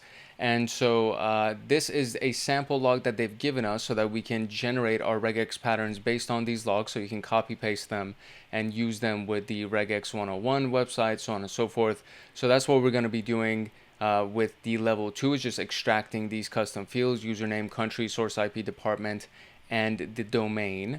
And finally, at level 3, we're just going to be doing analysis on the actual events that we have fixed. So we fixed the logs, we fixed the configuration files in these last portions, we extracted all the custom fields that we need, and then we can actually do analysis on the data itself to answer the final sets of questions. And that's pretty much it. So let's actually jump into it. I'm going to start my Splunk instance here, and I'm going to open this up in a full screen window so that it's a little bit easier for us to access. And we're gonna run and gun. It's gonna be fun. All right, cool. So I have started the Splunk instance inside of my Firefox browser in the back right here. And you see this is basically the IP address, the 10.10.166 at port 8000. So that's gonna be our IP address. And then we actually have our app already here. So this is the Fixit app that we're gonna be using, but we don't need that for the first series of questions yet. So we're going to basically focus on the first few questions, which want us to locate certain pieces of this exercise. So the very first thing I just did, I came into the opt Splunk directory, which basically is just literally running a cd, where is it? cd opt Splunk. That's all I did, right? And with that, I got into this specific directory. Now, the first question here says, what is the full path of the Fixit app directory? And the full path of this directory is actually the very same path that we had to go to for the directory for the application that we created in the last video, in the data manipulations video, which was the opt Splunk etc apps. And then this was the name of the app that we created, which is the data app. So it's the same exact path. So if I go into here, so it's etc or etc and apps. So if I do etc apps, I'll get in here and I do ls, and I'll see that we actually have the Fixit application right here. So I can now go into the Fixit directory, or sudo. There we go. This was a this was the previous exercise that we had. So it says I can't get in there because I don't have permissions to do it. So one of the things that I had to do last time was I had to change the permissions by doing change chmod. And then I'm going to give myself executable permissions over the Fixit directory. And now I should be able to go into the Fixit directory. Very good. So there we go. That's our path, is the opt Splunk etc apps Fixit. So I could just take this whole thing and copy that and go here and paste it, which is exactly what I did. So opt Splunk etc apps Fixit. And now it says, what stanza will we use to define the event boundary in this multi-line event case?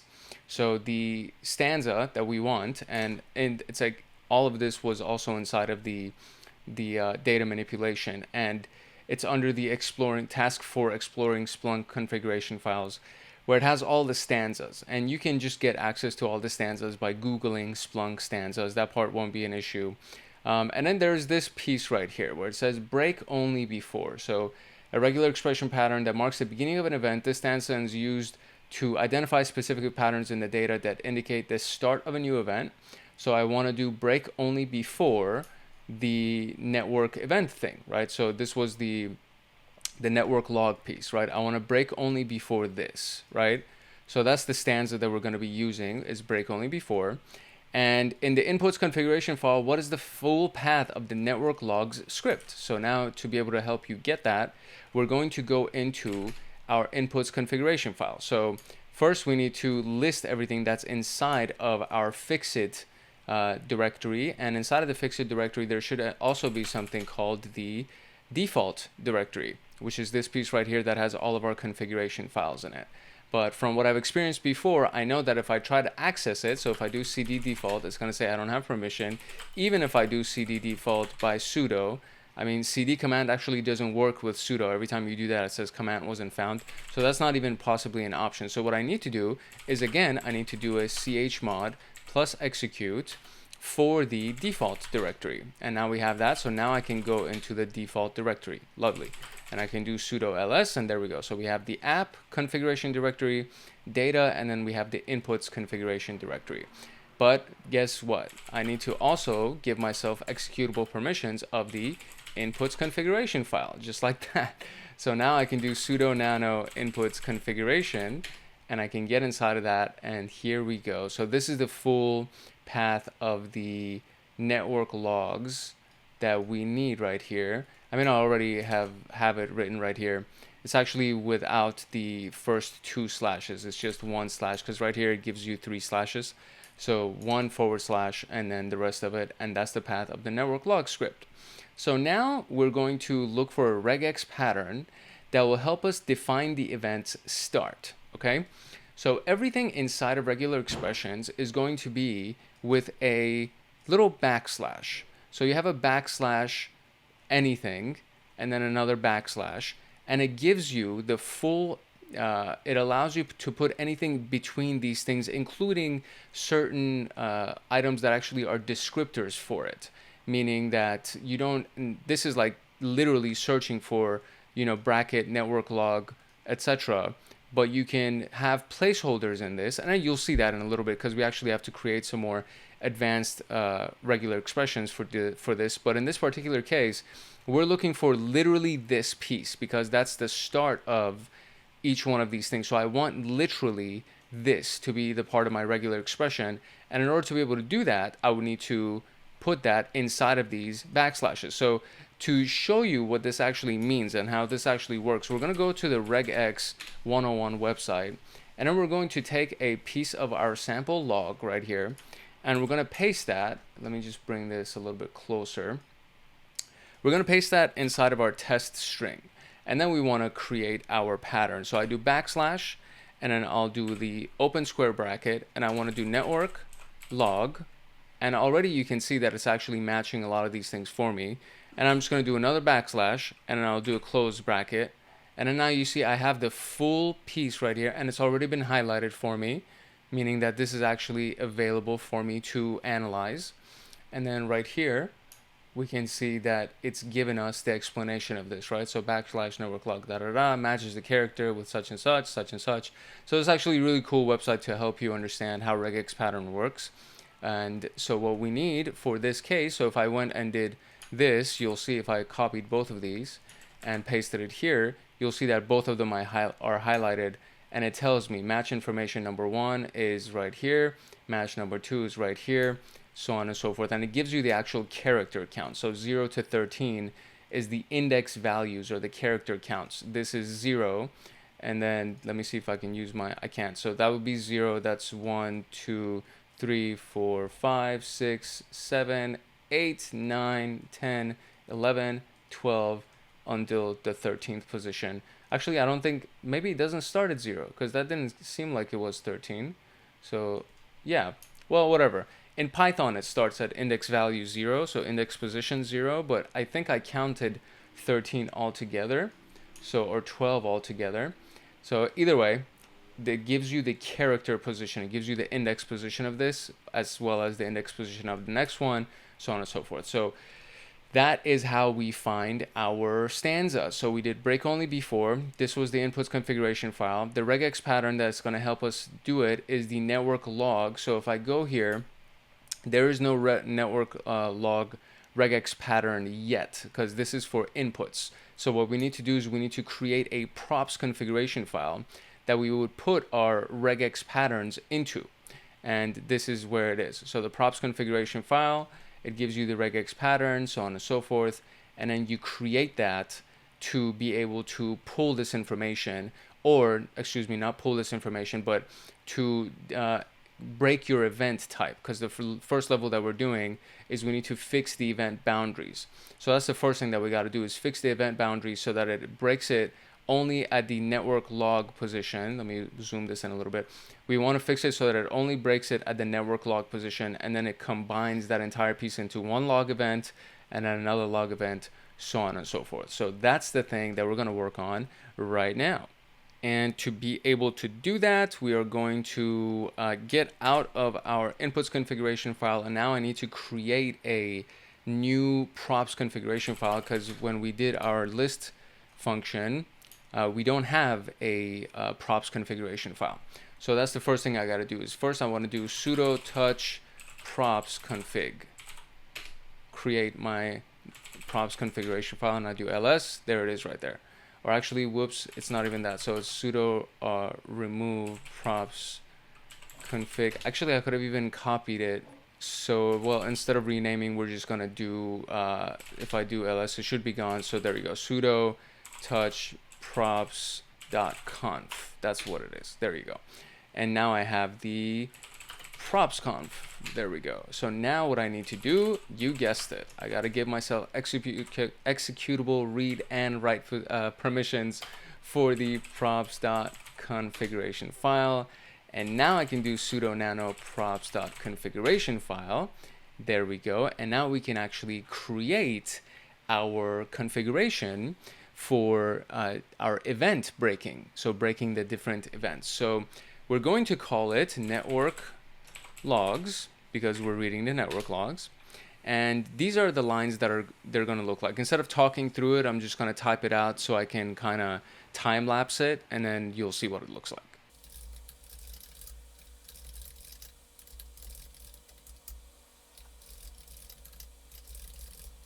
All right, so the first thing, we just had to declare the name of it. Are the lines going to merge? Yes, they are going to merge. That's why we have true, but it's only going to break before this specific regex pattern shows up in the log items. And then this is for when we actually create our custom fields. This is something that we just need to have. But this is what it's going to look like in our inputs. No, excuse me, not inputs. It's going to look like in our props configuration file. So this is our props configuration file. I'm going to do that, and I'm going to press enter. And we are going to exit out of that. And we're going to come back and review that later on. So what we need to do is we need to figure out the next piece of this, which is going to ask us for the captured domain. Now, looking at this directly, you can actually see the captured domain. So if you were to kind of look at it, you'll see, oh, okay, there's some kind of a domain here. Where's the domain? There's the domain. Where's the domain? There's the domain. But we want to be able to pull that information using regular expressions. Ideally, you don't want to have to look at it visually like this. You want to actually pull using regular expressions. So now what we need to do is we need to create a transforms configuration file, because that's what you put your regex patterns for your custom fields, and then you go and create a fields configuration file that will allow you to extract each of the individual fields that you've declared. And then you'll see exactly what all of that looks like as well. So again, I'm gonna time lapse it so that you can see what it all looks like, and then we'll explain each piece of it. So the first thing that I gotta do is I gotta create a transforms configuration file, and then I'm going to also just create a fields configuration file, and then we're going to change the permissions of those. Okay, there we go, and we have all of that. So now it should exactly look like this. So we actually have a fields configuration file, we have inputs that was already here, we have the props that we created and made already, and then we have the transforms configuration file. So the first thing that we got to do is actually fix the or fill in the transforms configuration file, because it is empty. So this is where that parameter that we created, or that variable that we created for custom fields, this is where that comes in. Okay, so here's what the transforms configuration file is going to look like, and this is what the pattern looks like. So it's actually fairly simple. Okay, so I'm going to just show you here because it's a little bit easier to explain it instead of explaining it from the command line right here. I'm actually going to take all of these items and we're going to go and paste it here so we can see if it works against everything. And I think it will, because it worked against all that stuff. Yeah, there you go. So it works against everything, thankfully. So here's the pattern, right? So everything here is literal, right? So we're starting with the / network log, yada, yada, yada. We're starting with this piece. And then this is all, again, literal. It's just been separated by space. So I just put a space, literally pressing the space bar. And then I typed in all these things except when it got to here, because this is a piece that I want to extract. So these are groups. Everything that's inside of a parentheses is a group, or a set of parentheses. It's a group. This will be the first group. This will be the second group, so on and so forth. Third group, so on. So for the first one, I wanted the username, and the username comes in 2 words. You have Johnny Bill. I mean, I guess it's all just Johnny Bill. It's all Johnny Bill for this specific place, but it could be anybody, right? So when you do /W, W stands for alphanumeric, and actually says it right here. So it says any word character equivalent to A through Z, uppercase, A through Z lowercase, and then 0 to 9, and it also includes the underscore. So /W matches any of those things. And then when you add the plus sign next to it, it means that it'll repeat the last pattern as many times as necessary before it gets to this pattern. And this pattern is /S stands for a space. So it's the space between these two. And then there goes another piece right here, which is exactly identical to this piece, that shows us, again, /W. So any alphanumeric pattern repeated as many times as necessary before it gets to the word from. So we're literally looking for this chunk between named and from, and we put it inside of these parentheses, and it's being separated by a /S for space. So /W plus, /S, /W plus would get any username combination that's separated by a space. And it could be Johnny Bill, it could be David Bryan, it could be whatever. So, and then it could also, they could have numbers inside their usernames, they could have underscores, all that stuff. So all of these things, as long as it's separated by a space, right? That part's very important. So /W, say space, /W plus, and this group right here will be our first group, which is the username. And then what's really helpful here is that it actually shows us right here. So it says from the first match, we have a match right here. And inside of this match, inside of this entire piece of line, the first group that we pulled was Johnny Bill. Perfect. And then the second group that we pulled was development, which is going to be the next group that we created right here. So Johnny Bill from, and then this is the name of the department, right? So in the department right here is development, marketing, HR. And so this one is also very, very simple. So /W plus, meaning any series of letters and numbers, followed by a space is what I want, and then department. And I could have even removed this piece and then just put a space right here, and it would say department. So this part, again, very, very simple. This probably the simplest pattern that we have. And then department, access the resource. All of these are exactly identical. And then this is the one that we have for our domain name. So this is our third group.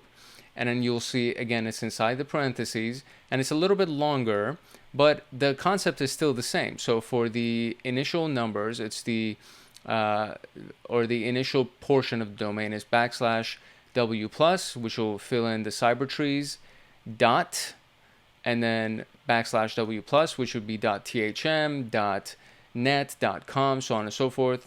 And then you do a // because you need to break out of this pattern by doing a /, and then you put a / for our literal / that we have here, and then another /W plus, and that will give us everything for our about or login or admin, any of those things, and then /dot to be able to separate it with a literal dot, and then again /W plus .html, .php, .xml, any of those things. So this is the full pattern to extract the entire domain name for us.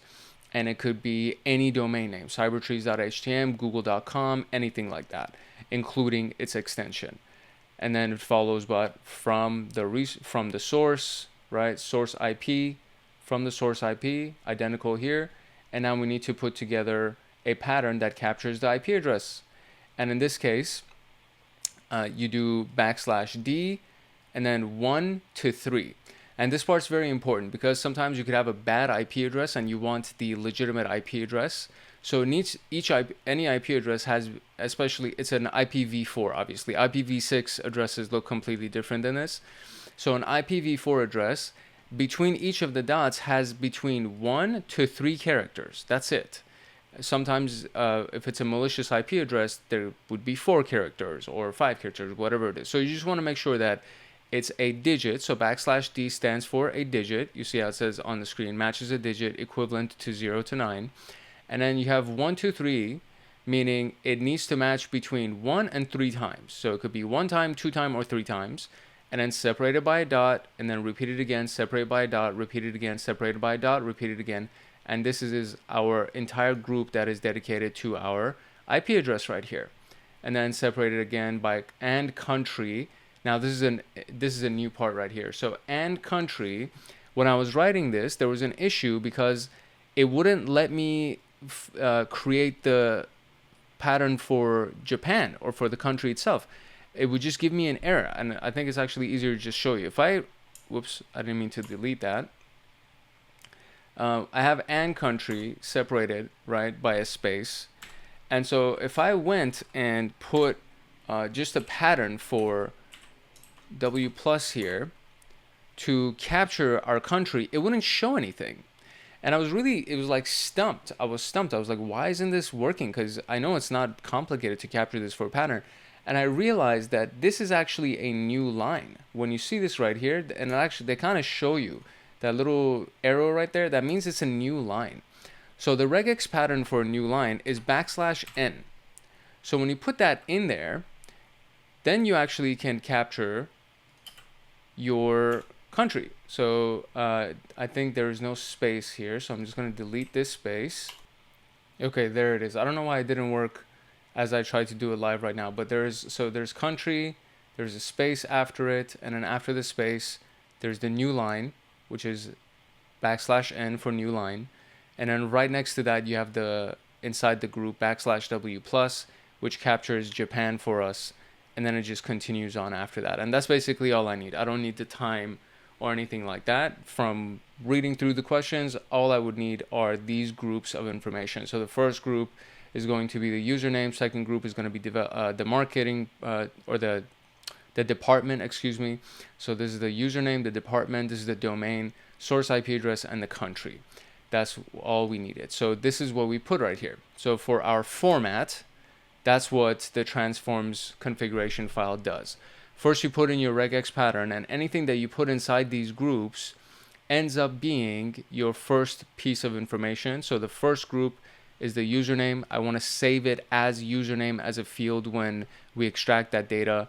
The next one is going to be the department. So the department is going to end up being development or marketing or HR. The next one is going to be saved as a domain, which is the address, the URL. The next one is going to be saved as source IP, and then it's going to be saved as country. And then from there, we just want to write it. So obviously we want to write it, and it's going to end up being true. So that's going to be the entirety of our transforms file. So we're going to write that, and we're going to exit that. And so now we should have all of our files right here. The last thing that we need to do is we need to fix the fields configuration file. So what I'm going to do is I'm going to do the same thing, sudo nano fields.configuration, and I just need to add those fields that we just created from our transforms file. So very, very simple, nothing complicated for this one. This is actually probably the easiest one that we're going to do. So for each one that we created, we just need to make sure that it's been indexed. And that's what that looks like. So username was indexed, right?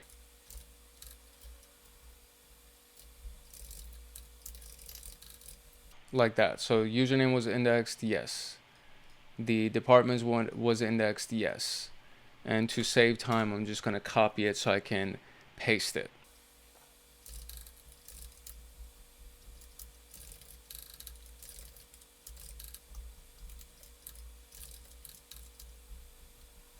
Okay, there we go. So the username was indexed, the department was indexed, domain was indexed, source IP was indexed, and the country was indexed. And we're just going to write that, and we should exit that.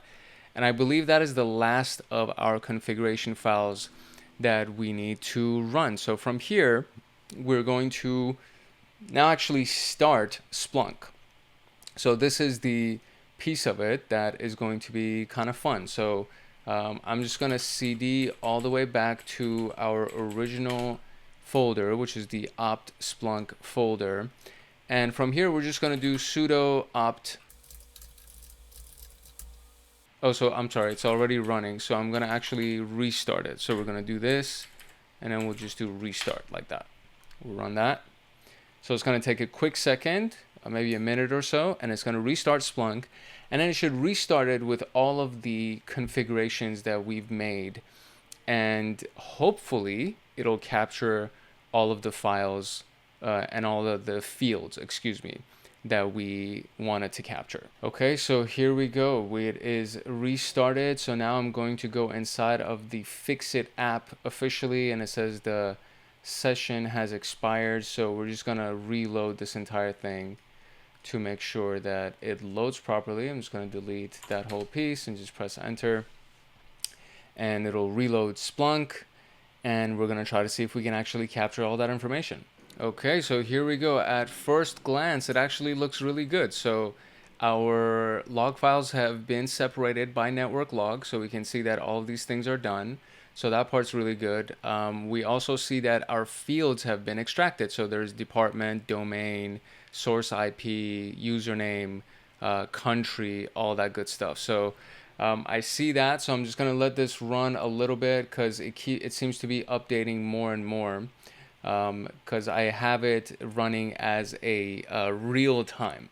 I wonder if I just did all time, if it would be more information, because it's doing all time real time. So I'm just going to do all time.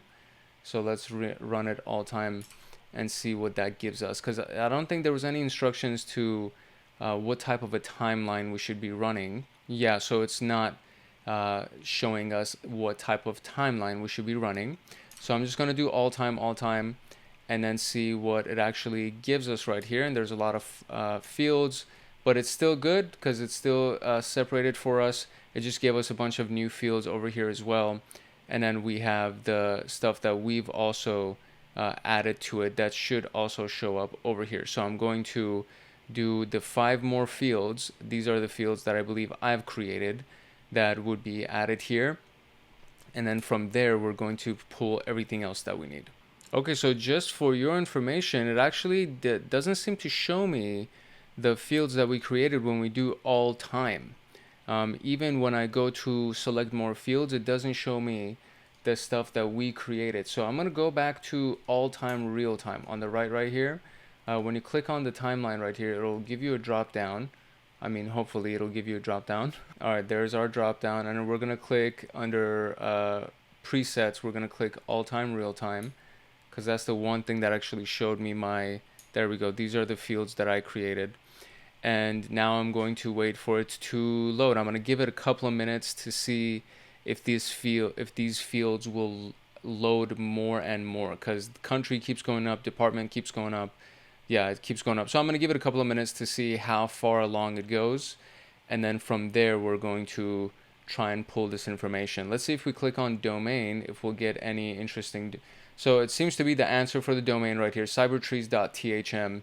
And then there's just a variety of different extensions that come after it. So I would say I'm confident that the answer for the domain, obviously it's here and it's a correct answer. So that part is fine. It says cybertrees.thm. And then it was also here because this was part of the sample. It could have been a different log file that I was looking at. So that part's not good. But the rest of these things I don't have an answer to. So how many countries are captured in the logs, how many departments, how many usernames, how many source IPs, what configuration files were used to fix our problems, alphabetic order. So this I could actually answer right now. So alphabetic order. So let me see. We have the props configuration file, the transform configuration file, and the fields configuration file. So that would be fields.conf, props.conf, and then transforms.conf. Those are our answers right there. And what are the top 2 countries the user Robert tried to access from the domain? So I got to see that from the breakdown. And then which user accessed the secret document.pdf on the website. So there we go. Now we have all of that stuff, and I still got to give it a little bit more time to see what other data we can pull from this. So I'll give it like 5 minutes. Okay, so here we go. I let this run for 37 minutes straight, as you can see right here. And I actually restarted it once as well, because I changed it from index equals everything, like asterisk, to index equals main, because that's what the instruction right here showed me, like index equals main. So I changed it to that, and still I don't think I got all of them. So we're gonna go through all these answers, but based on some Googling that I did with other students, I feel like I don't have all the answers. So right here, it even actually shows you right here. So it says how many countries are captured, and it's a 2-digit number, as you can see from the answer format. It's a 2-digit number, and I only got 9 countries. So I don't know exactly if that's right. It says how many departments are captured in the log. I'm gonna do 6 and see if that's actually right. So 6 is right. We have a question where it says how many usernames are captured in the log. I have 27 here. I don't know if that's right. I don't think it is. So 28 is the answer. So I only have 27. That's the piece that that's the part where I'm like, okay, well, I don't know if I have all the right ones here. How many source IPs are captured? So right here I have source IPs 52. 52 is the right answer. The country is just wrong. I think the country is incorrect, because it says 9 and the answer format is a double-digit answer. So it's not 10, it's not 11, it's 12. So the countries are 12. And then we have the final 2 questions where it says, what are the top 2 countries that the user Robert tried to access the domain from? So if we go to username and we try to find Robert, so that's the thing that we're going to try to find here. So username equals Robert is what I got to do, because he's not in the top username list. So that's what I'm going to do. I'm going to go here, index main, and then what we're going to do is we're going to go username equals Robert. We have Robert Wilson, so let's do Robert Wilson. Okay, so it actually so it restarts the search, and it resets the timeline. So you gotta wait for I guess his results to start populating. So we have Canada. That's definitely one of the answers, and that's, oh man, I didn't even realize. So Canada, Russia, and it's gonna come in. So it feels like I have to wait for some time for that to also populate. Oh man. I believe the answers are Canada and United States. That is actually the answer. And then finally we have which user accessed the secret document.pdf on the website. So secret document.pdf on the website. That's what we're trying to do. So that's going to be a domain search. So let's see. And that would be Sarah Hall. There we go. And just like that, oh man, now I'm stuck on the zoom in. That just like that, we got our answer. Can I zoom out? I can't zoom out. But yeah, that's pretty much it. So the hard part was to be able to actually create that regex pattern, in my opinion. That was like the hardest part of this entire thing. Once you actually had the regex pattern, you update the props configuration file, the fields, props, and transforms configuration files, and then you can extract all the data that you want to, and then the rest of it is just a waiting game, to wait for all of the data to populate, because it was constantly updating. And even as I waited at like the 37th and 38th minute, it was still populating. And that was the kind of the big thing that was a hindrance in this entire thing, was the waiting of the data to load. Because once you wait for the overall data to load, you would get a certain amount of information, and then once you fine tune your search and you search for, the user Robert, trying to narrow down to what countries he visited, you would have to literally wait for the whole thing to populate again. So there was a lot of waiting that was done, and it didn't work when I went to all time to just look at all of the data instead of waiting for the all time real time to load. When I did to all time, my fields weren't loading, and I think that's the fields and all those configurations actually have to do with the all time real time format of the search inside of Splunk. So apart from that, it was a relatively straightforward and easy room. Like, the hardest part about this was the regex part, the regular expressions, and then the rest of that was the actual wait time for the thing to load. But other than that, I think this was a pretty easy room. So hopefully you were able to learn some good stuff from this, and hopefully you actually got the answers as well, and you were able to pull it off. And with that being said, we are officially wrapped for this room. Pretty excited about it. And that also wraps us for the Advanced Splunk module. So the next thing would be the Advanced Elk module, because we literally just finished the Advanced Splunk. And I wonder if I get a badge for this as well. I like collecting badges and things like that. So that is it for Advanced Splunk on SOC Level 2. I'm going to be releasing the compilation video for all of these rooms that we did right here, so you have all of those and you can click through those timestamps. But that's it for that one. So hopefully you got a lot of value from it and you learned a lot from it. If you did indeed learn from this video, and if you got some value from it, I do encourage you to like, subscribe, and turn on that notification bell so that you get notified the next time that a video comes out. And I would love to see you as a part of our community. It's been a nice growing community.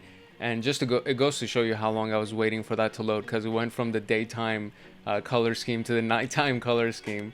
And yeah, it was a pretty long wait time.